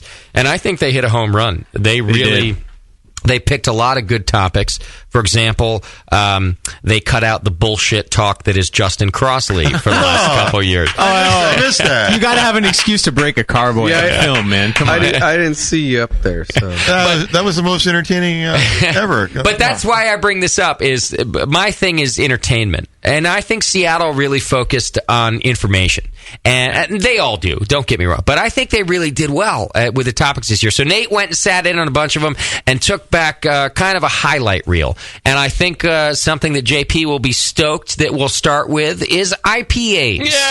Yes. Now let's teach everyone how to brew more. Our good friend Mitch Steele went up to NHC this year, and he's got a book coming out. Right. And it's about the history of IPA. Yeah, I noticed that a lot of my notes when I was looking back on them were people who have books coming out soon. So I'm helping these guys along too, which I'm more than happy to do. There's some really good research being done. Well, that's about what makes beer for right the now. great lecture, right? Yeah, exactly. They've done their homework. Mitch had a really cool talk about historical IPA. And Mitch really did his research. You could tell by the way he was talking. He about really it and did. Stuff. You sat in on this one too? Oh, it was awesome. I think I told him at least 3 times. I saw Doc. Yeah, it was an awesome lecture. Actually, Mitch went to England to learn about the history of it. And it wasn't about building an IPA. It was about the history of IPA. Okay. Yeah, he talked about the complete history too. I mean, he went to Bow Road or Bow Street in London where they brewed the first IPA just so he could get kind of like a feeling of what it's like to walk down that street. Like really took all these things to heart, about really getting into the history of IPA. And he really led off with one of the things that this myth still gets repeated all the time about IPA being this really strong beer, extra hop to survive the journey to India, and how that isn't necessarily true at all. Brewed on purpose because of that. There's all kinds of history about it not being sold as a beer specifically for IPA or other hoppy beers that were around at the time, or other strongly alcoholic beers, maybe even stronger than IPA was at that time. So debunking a lot of historical myths about what IPA was created for, had a lot of cool basic info about that one for sure. Which I love because, especially when you first get into beer, we all think we know the story of IPA. It's like the first thing that we learn that we like to brag to our friends about, which is cool. It gives us something to talk about.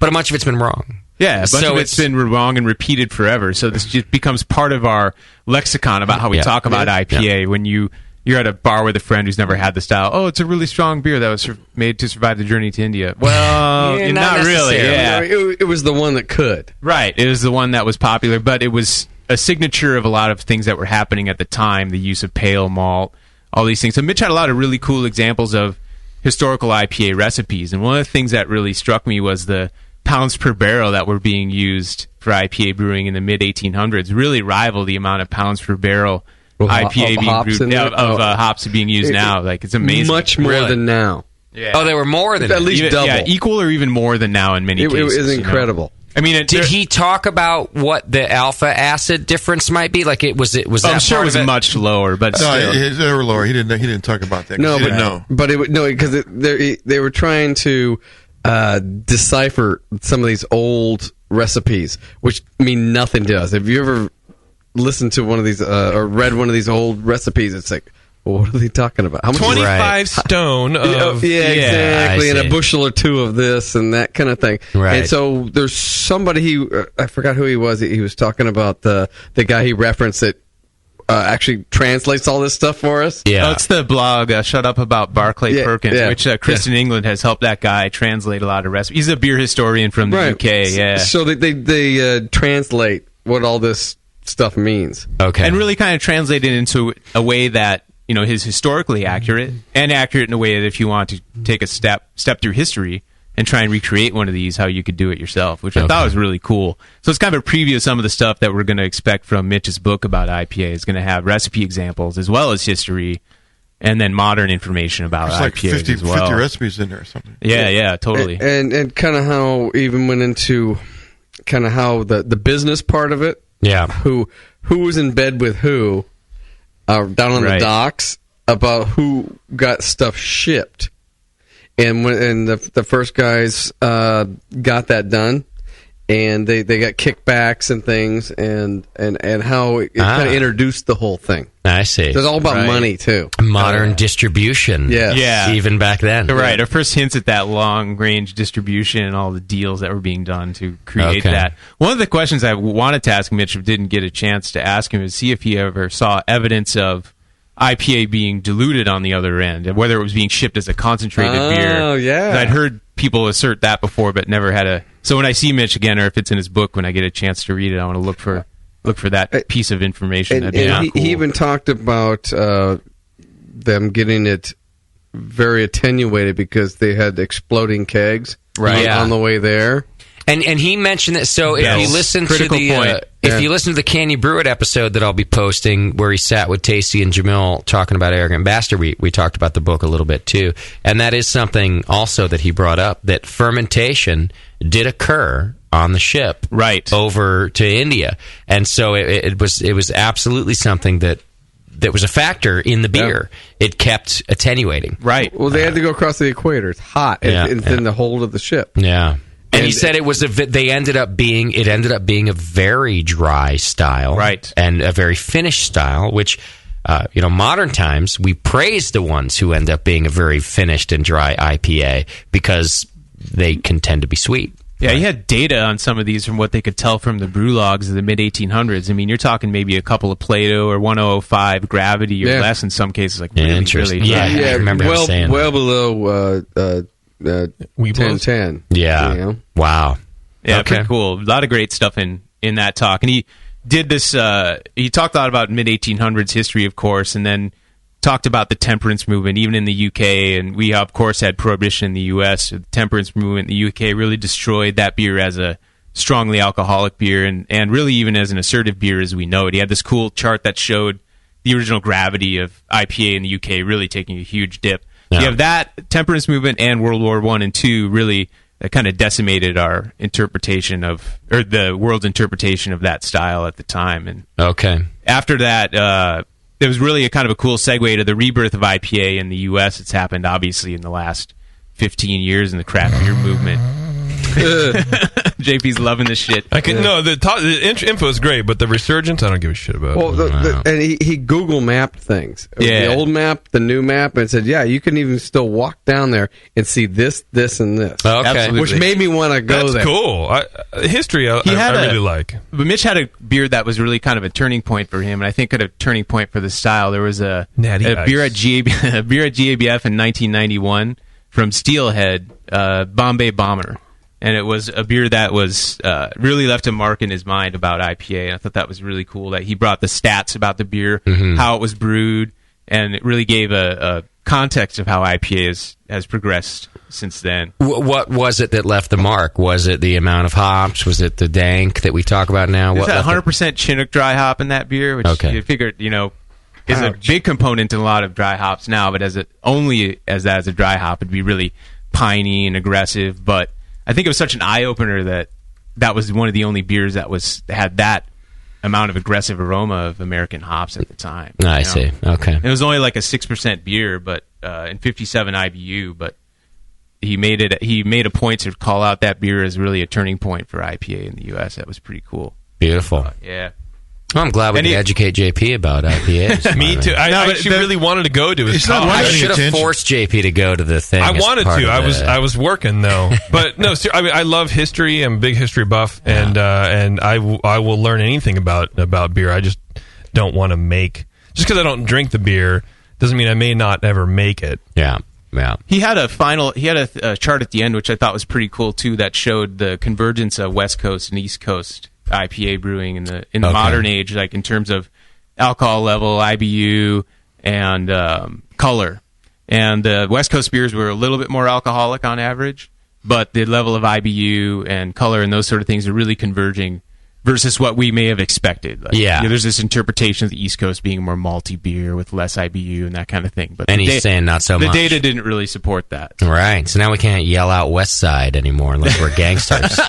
Unless we're ready to shoot somebody. Sharks or jets. It's really converging as a beer across the U.S. and the craft beer movement, I think. It's pretty cool. Okay. That was a great talk. It sounds like a good talk. All right, we've got more to cover. We've got Stan Hieronymus, who did a new hop varieties talk. Now, everybody's interested in that. Even JP, the douche. I am. Is interested now, right? I mean, I love it. I love things, and I also love some stuff. Also, our friend Ray Daniels, who, look, I'll listen to anything that guy has to say about beer. We got some more. So, more from Nate when we come back. We're going to learn about hop varieties. We're going to learn about describing beer, all kinds of different things when we come back. And it's the session. So hang in there. We'll be right back.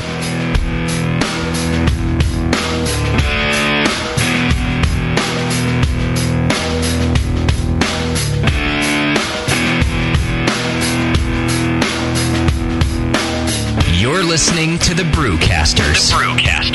On the Brewing Network.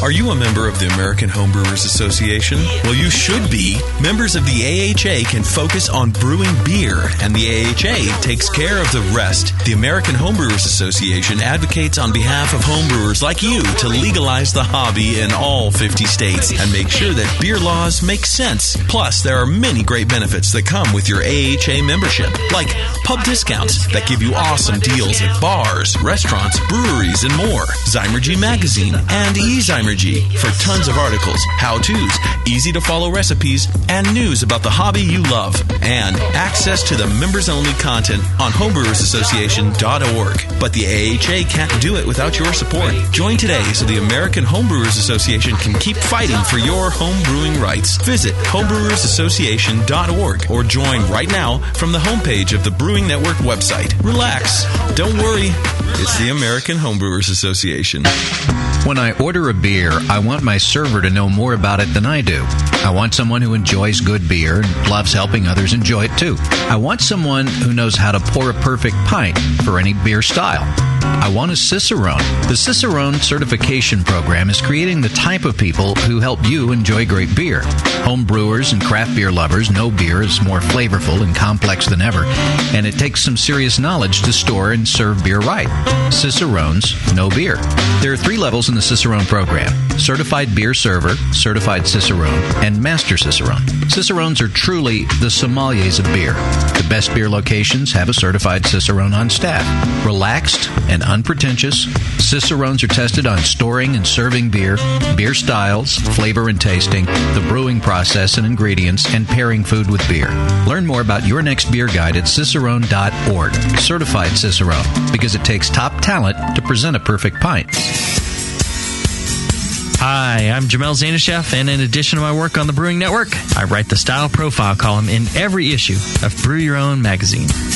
Hi, I'm Sean Paxton, and when I'm not prepping for the Home Brewed Chef on the Brewing Network, you can find me writing articles on how to cook with your home brew for Brew Your Own magazine.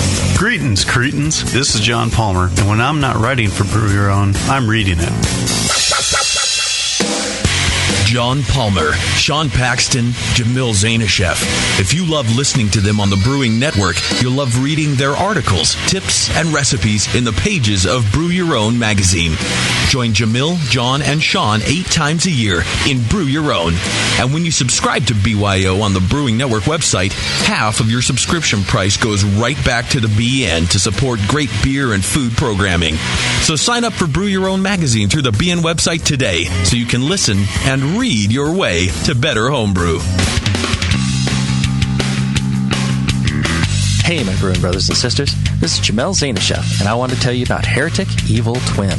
You might be familiar with my homebrew recipe, which uses massive late hopping to create a balance between the malty sweet and the hoppy bitter, along with an outrageous malt and hop character. I wanted a beer with the same bold hop and malt character, so we played around with the homebrew recipe until we were able to make a great commercial version too. We've created a beer rich in malt character, full of caramel, toast, biscuit, and an ever so subtle roast note. On top of that, we piled in an insane amount of Citra and Columbus hops at the end of the boil, as well as in dry hopping. This damn-the-cost approach to hopping gives Heretic's Evil Twin a great blast of citrus and tropical fruit that can't be matched by any other hop.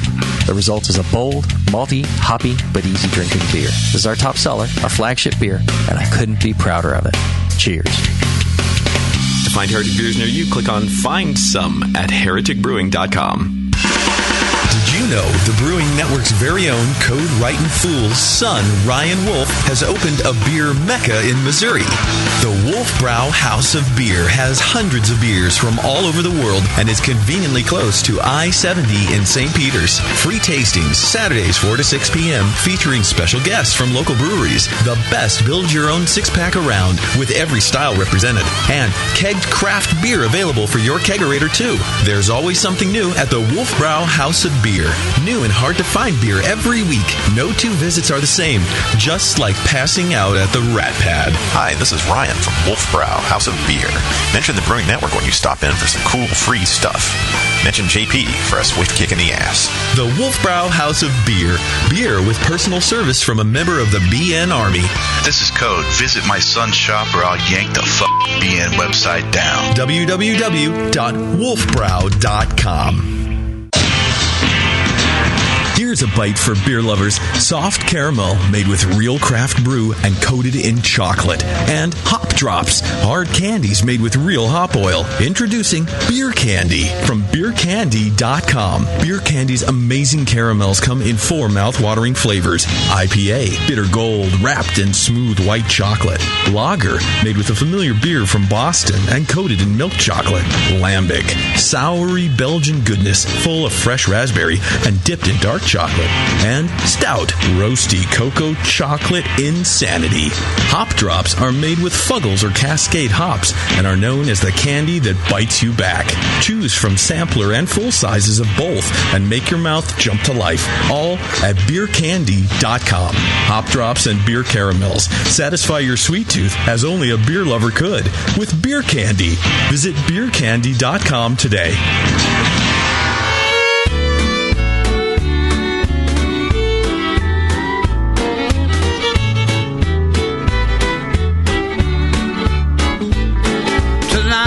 In a bar alone I'm sitting, apart from the laughter and the cheer, while scenes from the past rise before me, just watching the bubbles in my beer.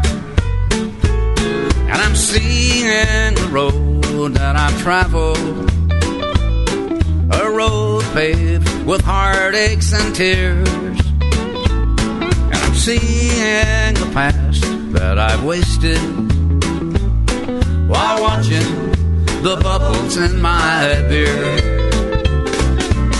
A vision of someone who loved me brings a long silent tear to my eyes as I think of the heart that I've broken and of the golden chances that have passed me by. Oh, I know that my life's been a failure, and I've lost everything that made life dear. And the dreams I once dreamed now are empty as the bubbles in my beer.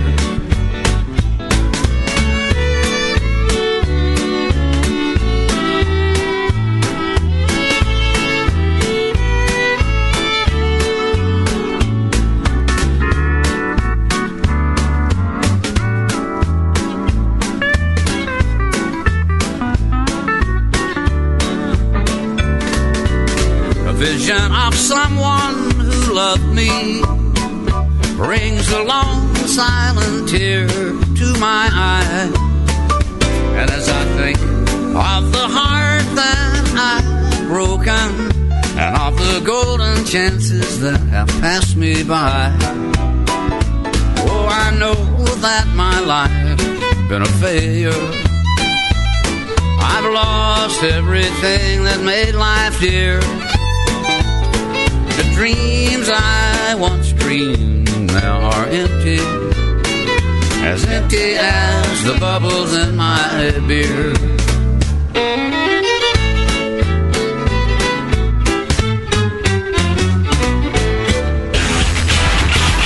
Live Beer Radio, the Brewing Network.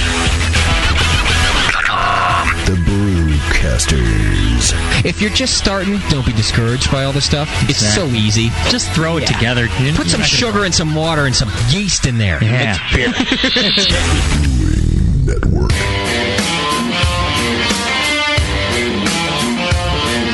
Brewcasters are back. It ain't 401 beer. Whatever.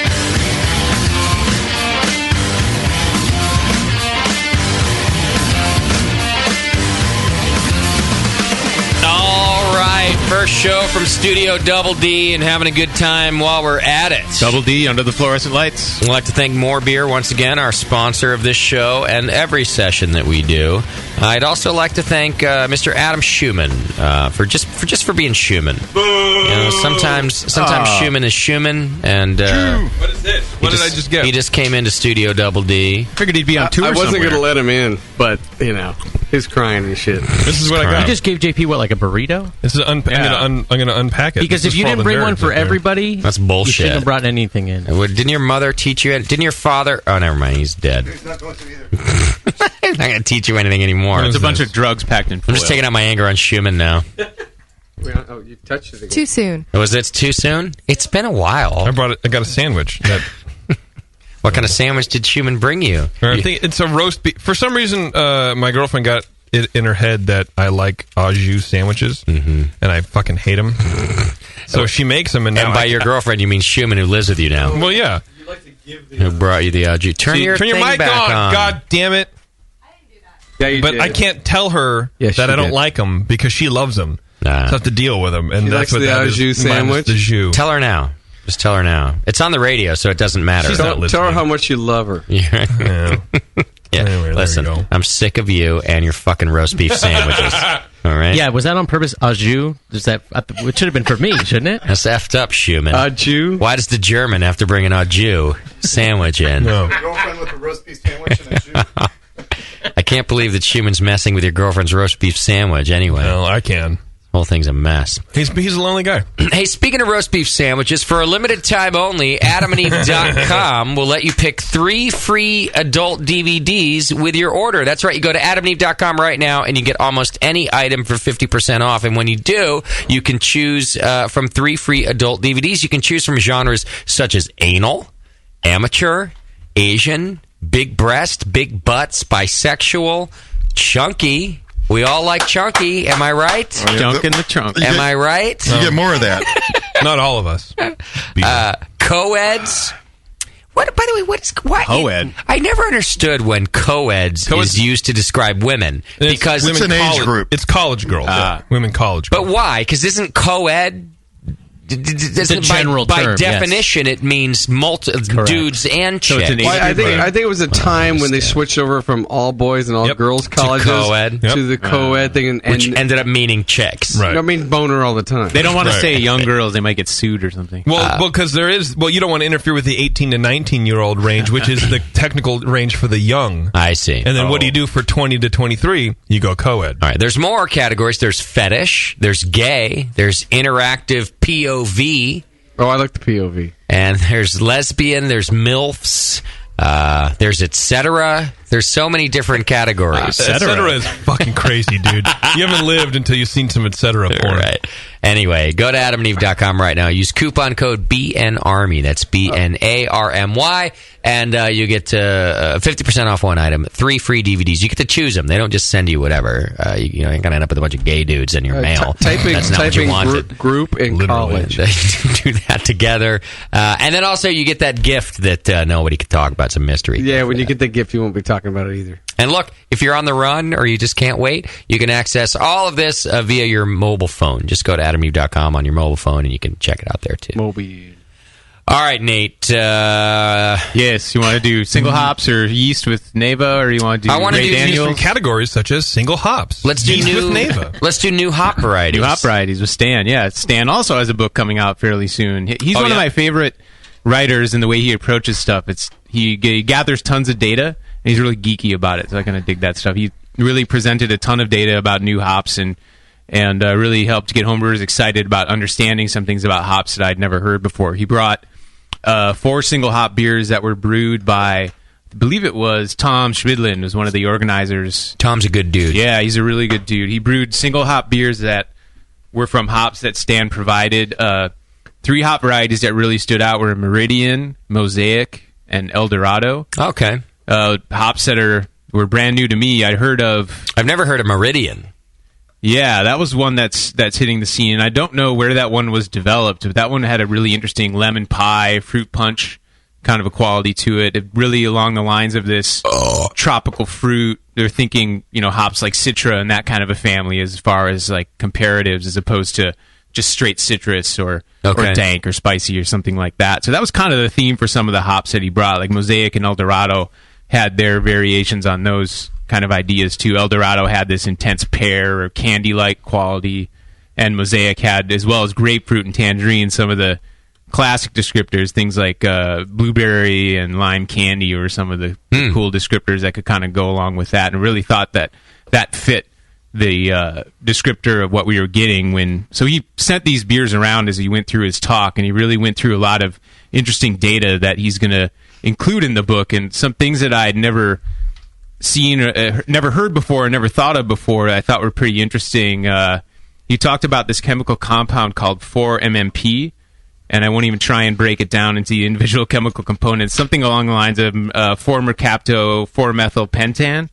It's a really black currant-like quality as a chemical, and it's really elevated in a lot of American hop varieties, including the newer ones that I just mentioned. But in addition to that, hops like Citra, Cascade, Chinook, and those kind of hops have this chemical, whereas we don't find this in a lot of the traditional noble hops. So it's a chemical that when hops are sent through to something like a gas chromatograph and they separate out all these chemical components, that's one you can really point to and say, that's a North American hop. I see. And I thought that was a pretty cool piece of data that I'd never heard mentioned when talked about hops before, and that's something that Stan brought to the table. I thought that was pretty cool. Did he give a flavor threshold for that? No, he didn't in parts per million or something like that. A lot of things are like they're just starting to come up, and we're not starting to taste them because they're new and something. Right. And we're going to get to that flavor threshold where some people can taste it, some people can't. Okay, yeah. And I kind of wonder if maybe that's more what it is. It's been there, but now we're pushing that limit to where now it's hitting that flavor threshold. This is really interesting you bring that up, too, because he's talking about Citra in particular in the way that there's a very different gender perception among people and how they perceive that hop. I forget how he said it was described versus women versus men, but there was a pretty clear, distincting boundary about, one said lemon, one said maybe, mixed fruit or something like that. I forget what the exact terminology was, but there is definitely something at play there with these type of chemical components. So there's maybe a mixture of what's in there. Yeah. And some people are more super tasters for certain things. Did he describe El Dorado as like refried beanie or anything like that? Nothing there. No, not the current crop year. We'll look for that in the next crop year. Maybe we'll see. That's too bad because I like that flavor. I'm a fan. Refried beans.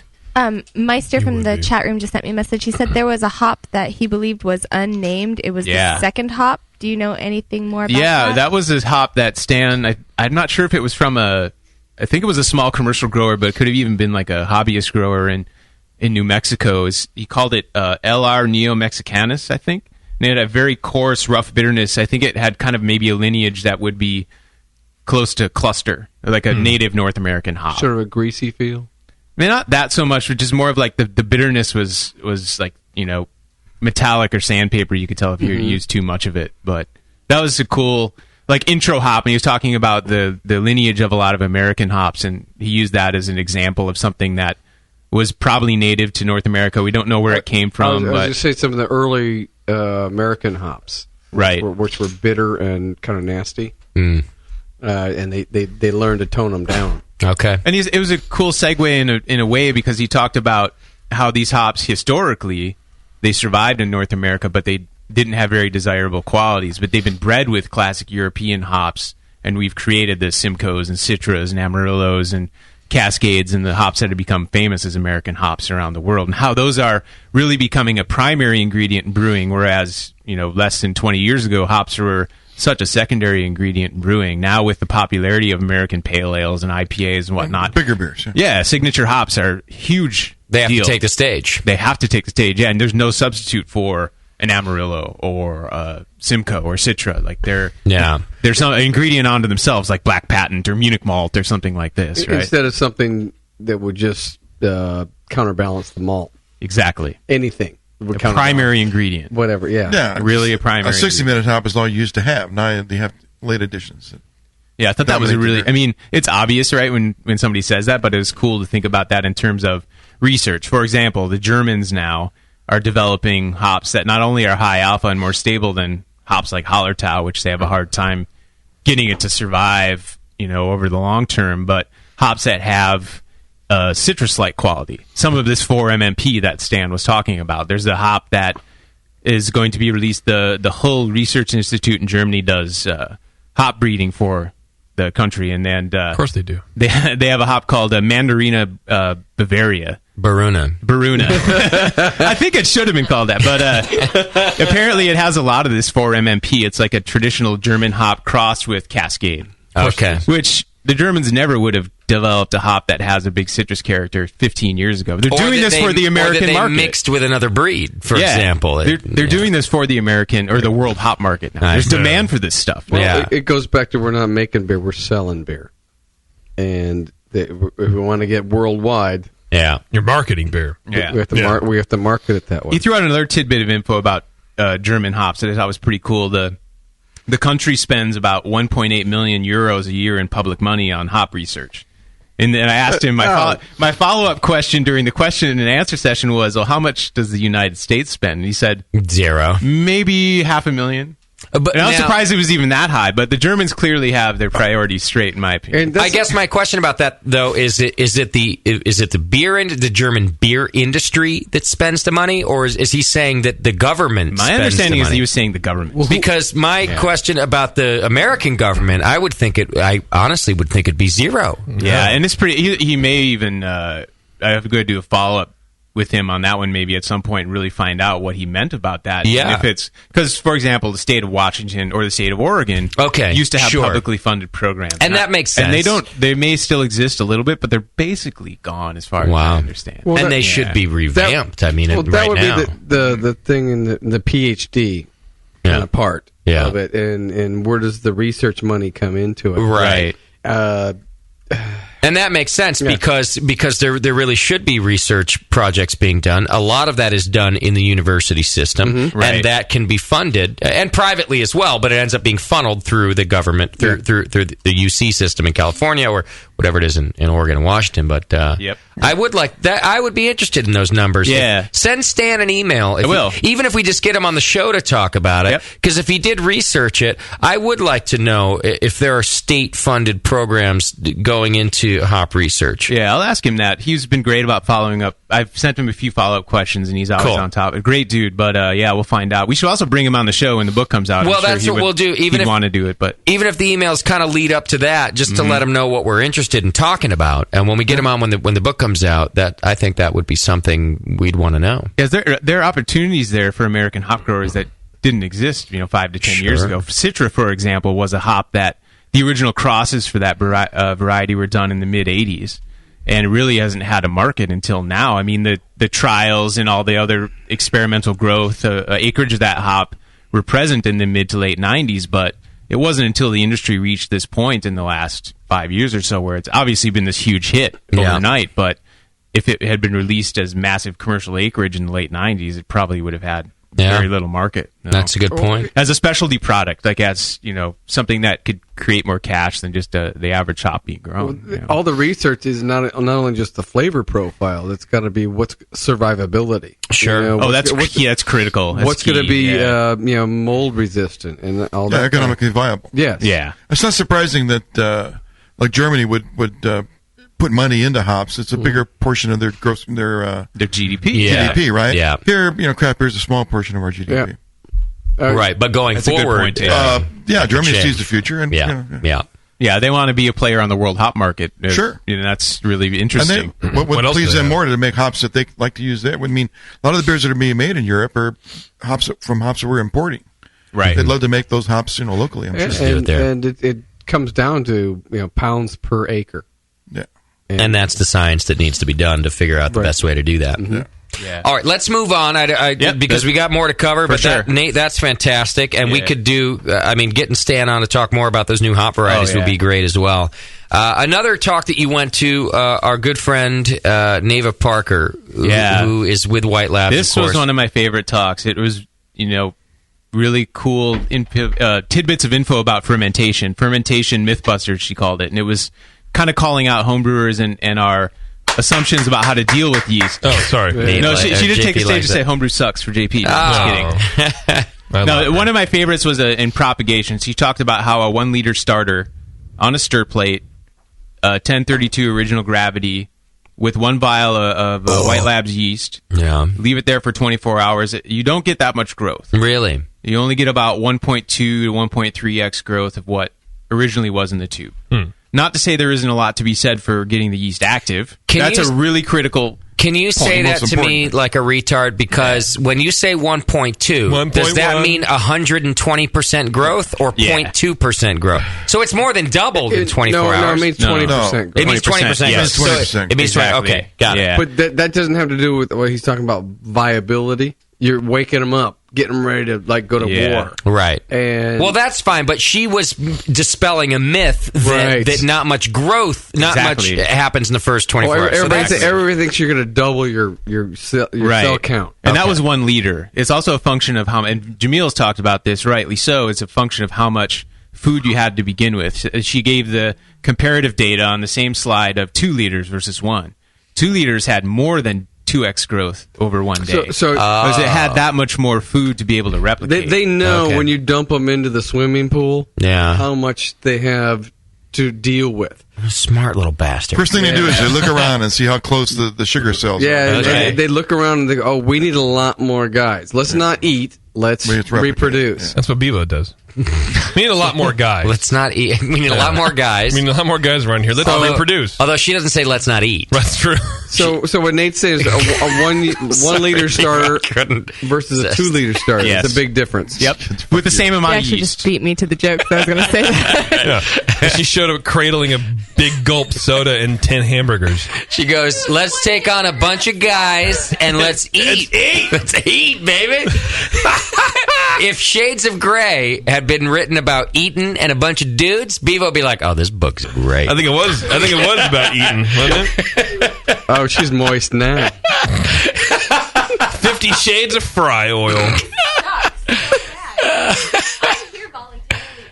Sorry. That's why we're giving you your own booth. Yeah, but now we can lock the door, so we can say all the shit we want. We just lock that door. Notice how quiet it is in here? It's quiet in this whole building. It's just silent. We can make all the noise we want. Schumann's downstairs, then we don't even hear him. And it's still quiet. He's going to fire up the guitar in a minute.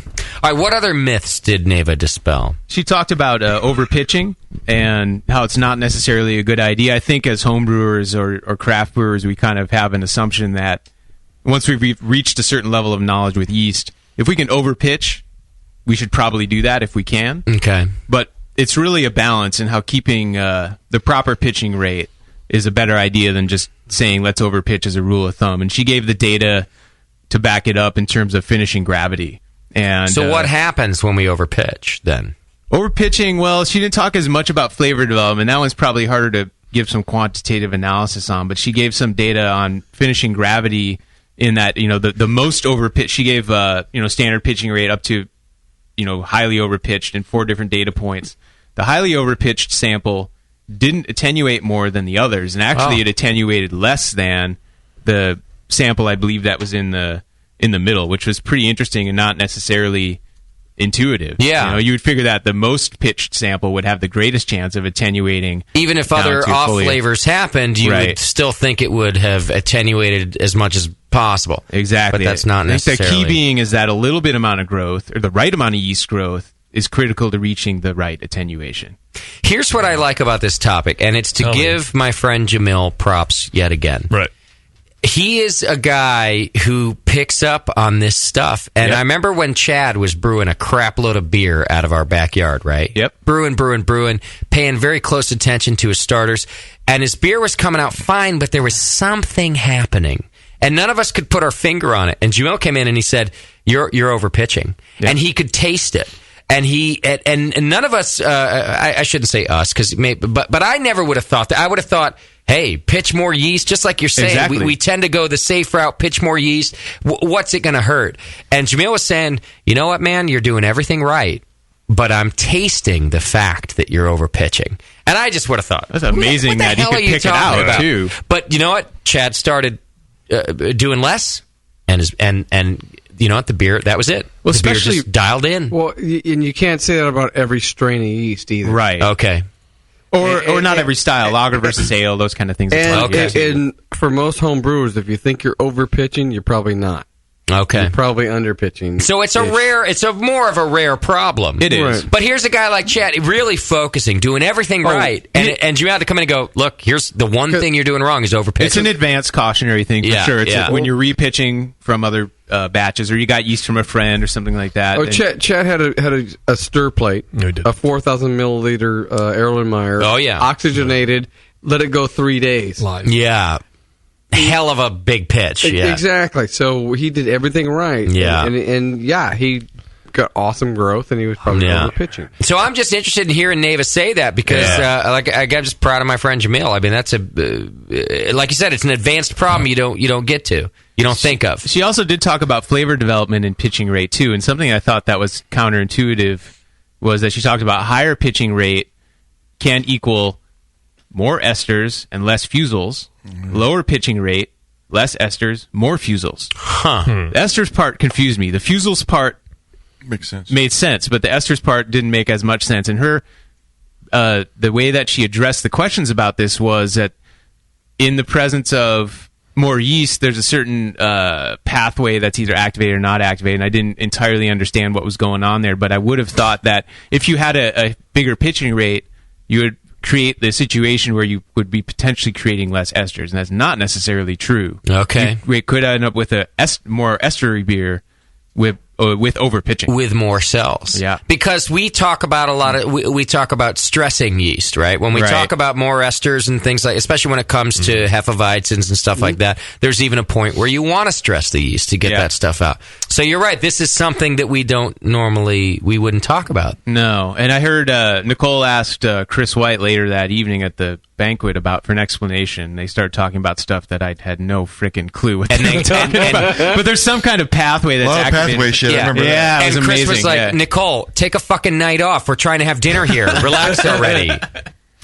She messed up my mushroom soup with that pathway shit. Is there? Did she talk about how much yeast is over pitching yeast? Like you know, what I mean, like when you say over pitch, you don't want to clearly go to the Chad route where he was, where it was you were able to tell, but I believe it's 1 million cells per milliliter per degree Plato. Kind of the classic rule of thumb, craft brew pitching rate sort of thing. The one that Jamil had talked about many times on the show. Okay. And so that's more than that. More than that, yeah. Or less than that. That's sort of was the basic metric for the discussion. Let me go back to the 24-hour thing. Now, I know we talked about rousing the yeast. Yeah. But, and this isn't just because they're a sponsor, but, you know, the reason White Labs does the vial... And they take it very seriously, what the yeast cell count is in there. And Chris will come on here and tell you this better than I do. Yep.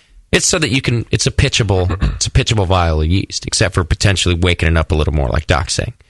So when Neva talks about is she saying, look, if you can't do a starter for longer than 24 hours, you're not really getting what you think you're getting out of it? Was that part of what she was saying? I think her point is to say, if you think you're getting a lot of growth, you're not necessarily getting a lot of growth. You're just rousing it, but you're not getting the growth you think you might be. Waking the cells up is not a bad thing, and that may be a good reason to do a starter, but don't think you're going to have necessarily double the amount of yeast that you did. Yeah, the myth is that you're going to double or triple your... Right.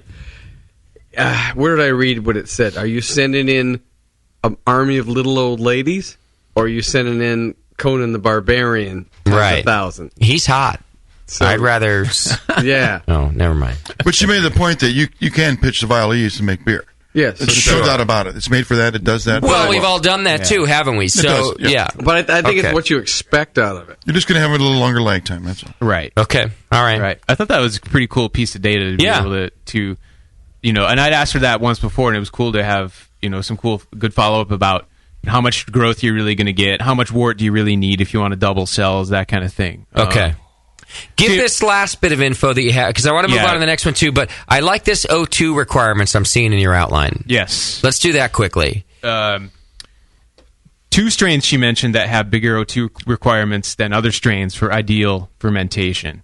And these are strains that people struggle with in terms of attenuation or flavor development. And that's WLP 565, the Saison 1 strain, the classic DuPont type of strain. Yeah. And WLP 400, a classic German Weizen strain. Those both have higher O2 requirements than the other average strain of yeast. So that's something cool to keep in mind for homebrewers. Hey, you're oxygenating for a minute, maybe give those 2 or a minute and a half or something like that, and you may get more of what you want. Or maybe with 565, that classic finicky Saison strain, maybe give it another blast of O2 6 hours after you pitch. Experiment with O2 and what that yeast really needs, I guess, is the bottom line. Okay. That's always been the complaint of the Saison 1 yeast, is it just peters out at 10:30 or whatever it is. Right. And people have tried to get around it by making it really hot in the 90s, kind of thing like that.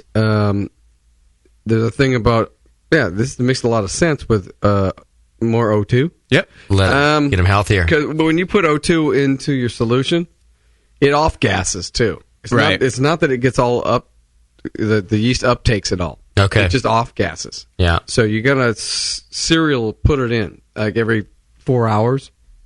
Then we start talking about O2 poisoning, that kind of thing. Too much.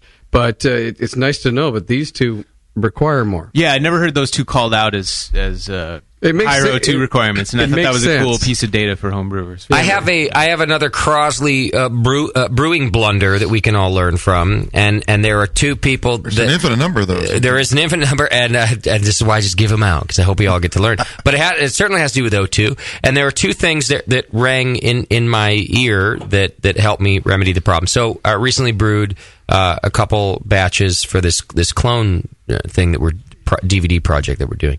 And I aerated the wort for 1 minute in a more beer conical. So the tube goes to the bottom of the conical. I turn it on. I see air coming up the top. I think I'm aerating it. You see air? You get the point. Thank you. So I see the whole thing. So in one of them was a lager. So by the next day, there was no fermentation. And I remembered from the shows, hey, you know what Doc does is he aerates when he pitches, and then if he goes out there the next morning, if there's no activity, he does it again. So I had Doc's voice in my head. I go out there, and I'm sanitizing the wand, the tube with the aeration stone at the end, and I like to turn it on in the star sand so that I kind of blow things out of it. Star sand back out. And I discover at that time that the stone had not been pushed far enough into the tube, so the O2 was not going out the stone at all. It was coming out the connection in full bubble form. So talk about off-gassing. Yeah. It's really just sending it straight out, coming out in bubbles. So I thought, well, shit. I didn't aerate this thing properly. So I got in there. I've done the same thing. And I aerated the crap out of it. So that's the one thing is I remember the doc said, hey, go ahead and if you're not seeing signs of fermentation, you throw that O2 in again. You're going to be fine. And my doc used to always say that on our early shows. Well, here's the other thing.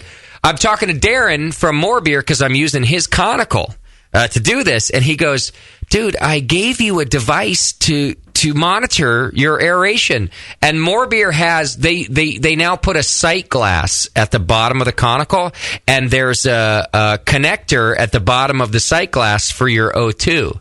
So you connect the hose right to it, and you can actually see it functioning. Oh, the volumes? You see it going through the sight glass at the bottom of the conical before it goes up into the conical. It's not a measurement, but it's not a measurement. You get a visual. But I would have known. For example, I stuck the tube down in the bottom and couldn't see that it wasn't going through the stone, right? Because it's a conical, and I can't see through it. And I'm going, Darren, you told me to use that, and I didn't listen to you, and I could have seen how my aeration was going. It still That's works. what you said before. The more you brew, the better you get. Exactly. What you did, it still works. It's just less efficient. Okay. And less surface area. Well, I should have gone for more than a minute because I wasn't going through the stone, right? Yeah, and if it's not stirring it, it's only going up to a small column of it. Right. As a home brewer, even with pure O2, you're going to maybe you're not going to over oxygenate. Okay. And that's especially with a lager. This is a lager too, I thought. Yeah. So one cautionary thing is if you think it's not bubbling, my lager's not going, make sure everything is sealed. That's a good point. Because I've had not my top not cinched down enough, and it's leaking out that gasket and not coming out my airlock. That's a good point. Luckily, that's not a blunder I'm thinking made, it's not actually fermenting, and when I crank it down, it is. And I would have. Yeah, because you don't necessarily want to start giving O2 once alcohol production has started, and you're going to risk creating more acetaldehyde than you would want. Well, I re-aerated, and 24 hours later, I fixed the connection. I put the stupid thing back in there. 24 hours later, I got fermentation. So anyway, another Crosley blunder that we can It's still learn from. you still oxygenate. It's just you're not getting as much oxygen into the solution because the bubbles are bigger. And I needed more in this case, and I got less. I did my standard 1 minute, but it wasn't going through the stone. And anyway, so 2 things you learned: the Doc method. If it's not going, go ahead and aerate again. And the more beer method. Get the sight glass situation. I wish I had used that thing. They invented that. So and they invented for you. By me. Oh, I see. That was one of my inventions. Oh, I thought it was brilliant when he had told me about it beforehand, but we didn't put it all together. And when he reminded me afterward, I went, motherfucker. This was a lager too, probably. Good fermentation is critical. You should not be brewing lager. Should not be brewing at all, to be honest. Anyway, sorry, Nathan. No worries. We learned from my blunders. I thought I should throw that out. I wanted to say 2 things. Yeah. One, I apologize about the "you can see air" comment. I can tell you didn't take it very well, so I apologize for that. And then also 2, Kim Wood in chat would like to know, to follow up Nate's recap of Neva's talk, does the information she was giving have any implications for Jay-Z's yeast pitching rate calculator, as in was her info different from his? That I don't know. It'd be interesting to be able to say. I don't think that she talked about pitching rate in depth in the way that Jamil's pitching rate gives you advice. Yeah, she was talking about the effects of under or over pitching and those kind of things. I don't necessarily think it would conflict with Jamil's data in terms of advice. More importantly, is Bevo playing Angry Birds or something? Why is JP handing me chat room questions? I see lots of unicorns and rainbows on her screen right now. So messaged him. That may be true. I see. Yeah, Neva's talk was good, though. That was a really nice one. It was a lot of good questions in there done, too. So Neva will go around and give talks at various places. If you ever get a chance to listen to her talk about yeast, you got questions about yeast, asking her in person is always really cool. She's great because she's good fun to be around. Yeah. But you get her talking about the lab, and she's a brainiac. Yeah, she knows her stuff. And I don't think enough people ask her those questions because she's so much fun. You're like, let's just hang out, Neva. Yeah. You ask her the tough questions, and she's ready to go. Oh, yeah. It's a good time. She's an awesome speaker, too. Yeah. She's not nervous up there. She answers questions. I heard so much positive feedback. I was in another lecture, but I heard on the floor so much positive feedback. Right. From the way she spoke, the way she answered questions. She's very no nonsense about the question. She was like, next question. Right. Next question. But she was not nervous up there. No. And Colin Kaminsky hunted her down to ask her questions. That's creepy. Yeah, she had an olive oil question both sessions she gave this talk. And it was really funny how she answered that one. So I won't go into it, but basically her conclusion was pain in the ass, no difference. So and she has brown skin, and in the beer world, that's it's a pretty smile. It's very different, It is very different. It's despite the racial handicap, she's able to succeed. She still she overcomes that. Right. I mean, she really is able to keep moving forward. That's right, and that's what I really admire. Like Mufasa, same thing. He keeps moving forward. Terrace. Yeah, Token. Terrence. Well, Terrence is kind of he's a bit a holding pattern. Yeah.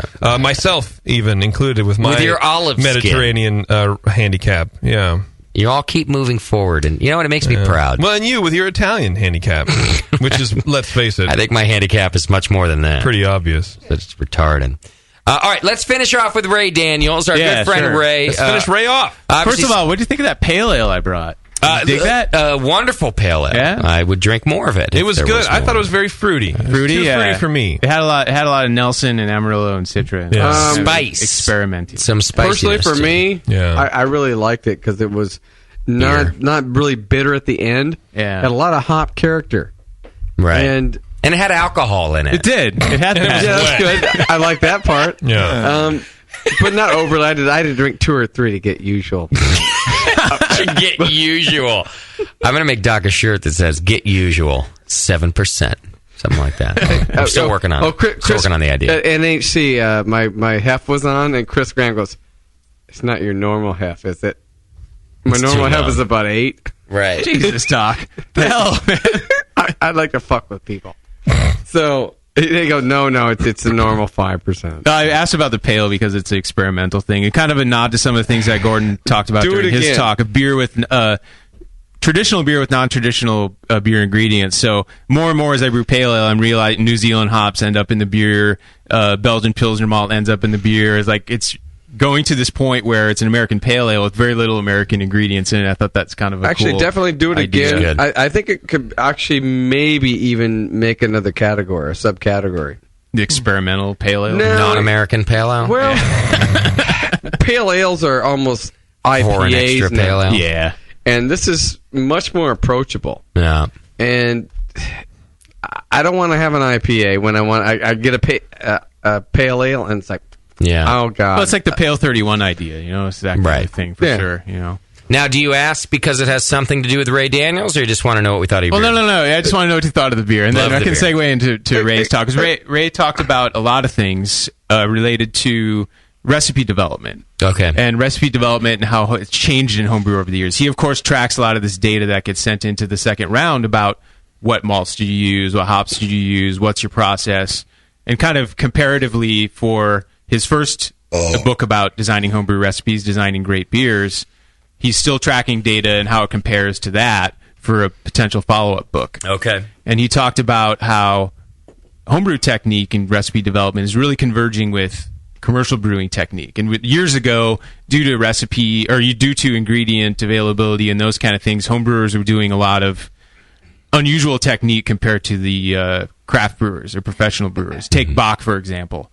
The malt bills had a lot more caramel or crystal or those kind of things in it. These days, a lot more stripped down malt bill for Bach, a lot more you'd see it for a traditional German Bach. And it was kind of cool to compare that over time. And Ray gave the example of, here's my recipe from the first time I ever won a gold medal at NHC, and it was from the early 90s, right? And it was a beer called Diversi Lager.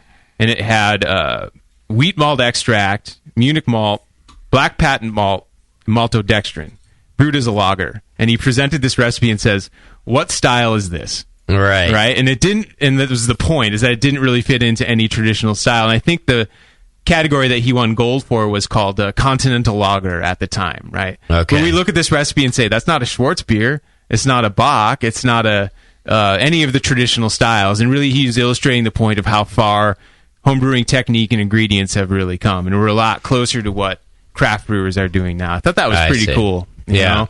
And he went further into talking about recipe development in terms of flavor technique and what's your target. Some of his favorite people he's ever judged with on panels have had a really clear idea about flavors that they wanted before they even started creating a beer. Like, I'm going for this very specific range in flavors, and I'm going to create a recipe around that. Yeah. And to really think about that when you're developing recipes for a beer. I thought that was a pretty cool way to go. Not that I really like this hop and I'm going to use a bunch of it, or I really think this malt is interesting and I'm going to use a bunch of it. No, you're going for a very specific range of flavors and really creating recipes around that. I thought that was a pretty cool idea. Absolutely. Doc, turn your mic on. Is it on? No, turn your mic off. It's on. No, flip the switch. I can't hear you. Shut up. Drew Beecham's lecture on brewing on the ones. Yeah. He brought up this recipe he had from a long time ago. It had all this stuff, and he goes, I put all these things in here, and do we even taste this? Yeah. And the way we brewed back then, home brewer wise, throw the kitchen sink in it. Throw the kitchen sink in it. He goes, I put in 6 ounces of Millinoid malt, and do you think I'm tasting that in this IPA? No. Right.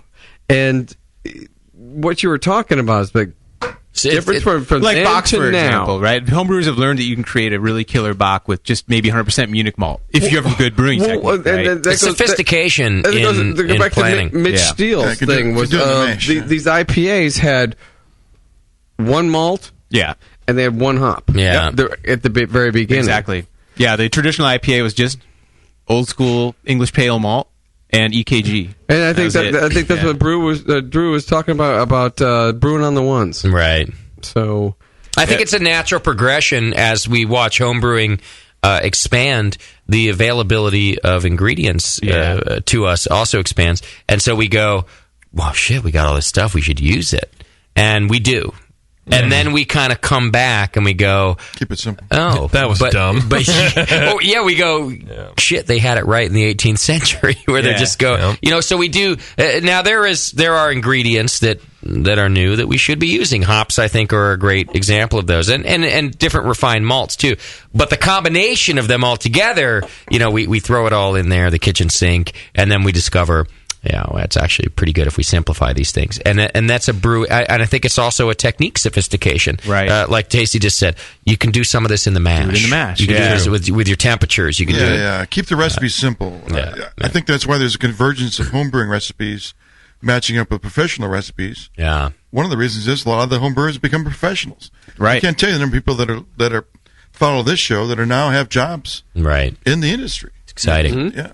Yeah, Ray's Talk had a lot of good stuff in it. That was just a couple of the things. He really love it. In terms of flavor development, he used this example of tasting rosemary and black pepper in food, and he's always said, I really want to go back and create a beer that captured my memory of that. Yeah, right. So creating memories and ideas around beer that are not just from beer, but from all the food that you're eating on a daily basis. That's a cool, obvious thing, but really cool to think about.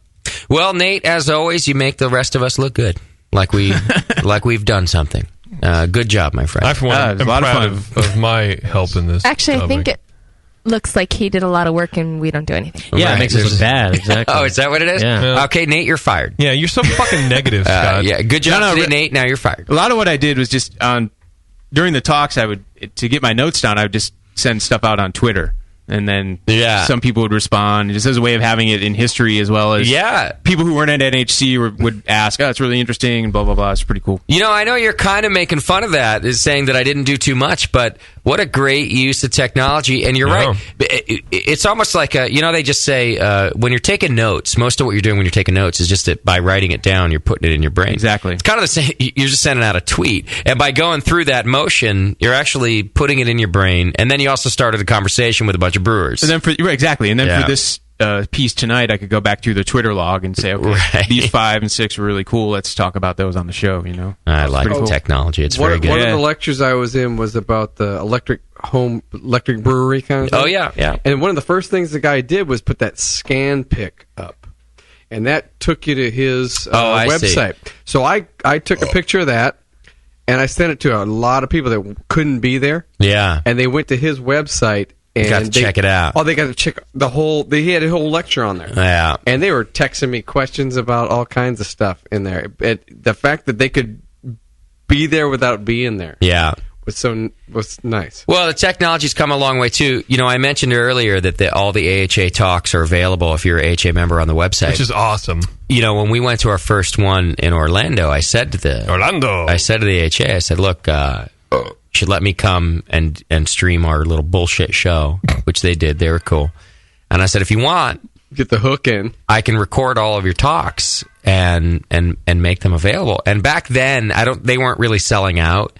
And they were like, well, you kind of got to come to the conference. Trust me, it'll be big. They did it once. And I was like, you should let me do this. I said, how about this? Let me do 3 of them. Let me do something, and we'll put them out there.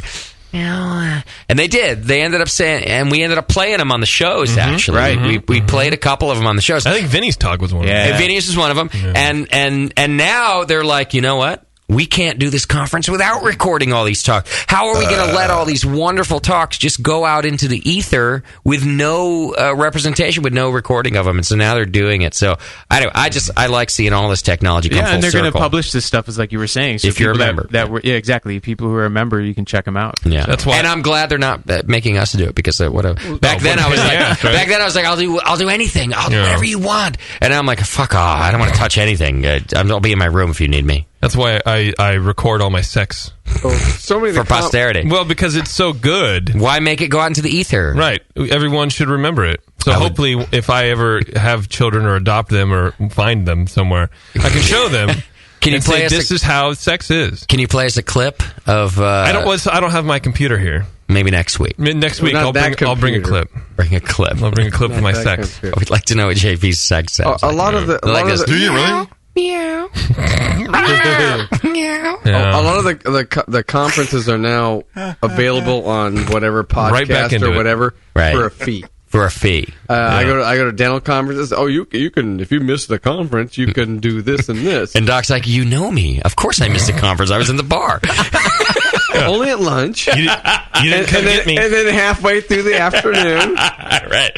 I love this. But I learned something. Yeah.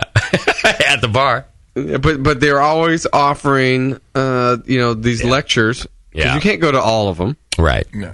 And I don't go to any of them. That's why I'm friends with Nate. I wish I could have gone to more. Like, for example, there was a great talk on Berliner Weiss on Thursday, apparently. That would have been good. I was judging. I didn't make it to that one. It was only done once. So. I remember pulling Stuff up like to that little sign that says what is going on for conference-wise. And I look, and, it's between, I think, the hop thing and brewing lagers. And the guy next to me goes, I'm going to lagers. And the guy goes, I'm going to the hop thing. And I go, I'm going to hop. I'm going to lagers. It's better than your stories, Beaver. Yeah, but he goes, I'm going to lagers. And he goes, you would be. Knows you. The payoff is good, too. No, there were some good things at that talk, too. Brian's talk from Chuckanut. Oh, yeah. Loggers, yeah. I felt sorry for him. He was so nervous. Gordon Strong's talk was really good, too. He was stuck with the 9 a.m. slot after Pro Night. Oh, man. It was packed, too. People showed up. It was amazing. He's good Gordon talk. Strong. He's Gordon Strong. He's Kingdom costume. All the Saturday ones, packed. Yeah. It was like nobody. Okay, maybe they thought they missed something, but everyone was packed that I was in on Saturday. All right, let's get out of here. Twitter game. All right. Twitter game. So the Twitter game was what the fuck? How should we christen the new studio after the show? After the show, yeah. Craft Brew Haha says prank phone call the family living in the old place and tell them you're calling in for drunk of the week. Good. That's pretty good because they are very Puritan. I would only like to do that if we had a video of their reaction. as well. We do that on Christmas. But, that's good. That's good. Gordon Strong says a chalk outline of Tim from Canada. And I like that one. Yeah, F Tim. I'm going to make F Tim t-shirts this week. Brad Brewing. Everyone strips, Bevo to bra and panties, and the BN crew takes the 2012 NHC trophy around the studio and downtown Martinez. And the desolate. You know what? We'll get the same reaction as we got at NHC. If we go outside right now with our trophies, we'll get the same silence that nobody gives a shit as we got at NHC. BN Darkside, drunk Jenga with BN Summerfest glasses. Good idea. That's a lot of boxes. Pies Josh says the Brewcasters share 3 bottles of Cantillon Rose de Gambrinus, human centipede style. Dude. Oh my god. That's a pretty good one. Yeah, but I don't want to make. I want to be the head of that deal. There's not enough duct tape. Yeah. I have a roll here. And then Kay Schmidt says have Schumann bang everyone in the room on the mixer board. On the mixer board. And those are the best ones. I vote for Call the Family that is living in the rat pad. Yeah. That one's pretty good, right? That's pretty good, right? That's our Twitter game winner. That's it. Oh, okay. All right. Let's make it simple. Are we talking over and over again? Over and over. Let's keep calling over and over.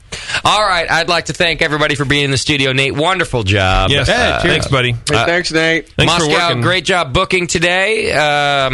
Doc, right on. Hey, thanks for being here. You had to be here. More Matilda, Doc. What are we going to do? This is the first time that when we're done with the show, we can go to our local pub and have a beer, right? What's True that. I think we're going to concept. We're going to walk the 2 minutes over to Creek Monkey and have a beer right now, right? So we got to get out of here before the cleaning crew gets in. Yeah, are they open? Cleaning crew? Yeah. We're going to have a cleaning crew. El Dorado cleaning crew is coming in a little bit later to clean up. So we just dodge over the Martians? Yeah, if you walk over the homeless guy sitting out front of the building, we can head over to Creek Monkey right now and grab ourselves a beer. Do you have any change? No. Maybe By the way, this is appetizer. downtown Martinez, and we call the locals Martians. They're Martians, and not for multiple reasons. They're pretty weird. I had to give up 25 cents already today. Just to get in the door. Let's just say they like the methamphetamine. That they do. I think they've switched to bath salts. I don't want to be too direct, but let's just say they're complete fucking drug addicts and they eat their own shit. Right. Let's just say that. I kept looking at this guy, and I've had not looking at him because he was a sidewinder, and I was wondering why one side of him doesn't work anymore. Okay. And it lost me 25 cents because I made eye contact. Well, if you think about it, eye contact. That's what you're paying at a freak show anyway. It's fine. Right. Did you pay show? Did you pay the side that was numb or the other side? Well, you know what? He didn't reach for it with the other side. Listen, the good news is if we're ever feeling lethargic, we can just walk outside and get some meth. And just lay down. Or lay down. The shows are going to get a lot faster all of a sudden. I could just sleep in the hallway. Nobody'd bug me. That's true. Next to my Hummer. Thanks to everybody. It's good to be back on the air. It's good to be in Studio Double D. We will work on getting it all put together, and then we'll be throwing a big grand opening party coming up soon, so pay attention to that. Don't forget that we got some stuff coming up in the store this week. Jip, you ready? I'm ready for it. All right, let's get out of here. Oh, shit, I forgot I have to do this. Thank you to our sponsor, More Beer. You can find everything you need to make great homebrew at home from morebeer.com. What else do I say during the thing? Follow Nate at Nathan Homebrew on Twitter for a lot of information about beer stuff. You could have found out the talk information that he just gave now, but in 140 characters or less. Moscow Paints, also on Twitter. He talks about painting whenever I want him to. And then Major Jip on Twitter. He's a good dude. Tasty McD, he talks about things on Twitter, and Doc doesn't. And Bevo, it doesn't do shit. My friend Matt Staley's here, and I'm going to smell him at my house later. Find us on Twitter and Facebook.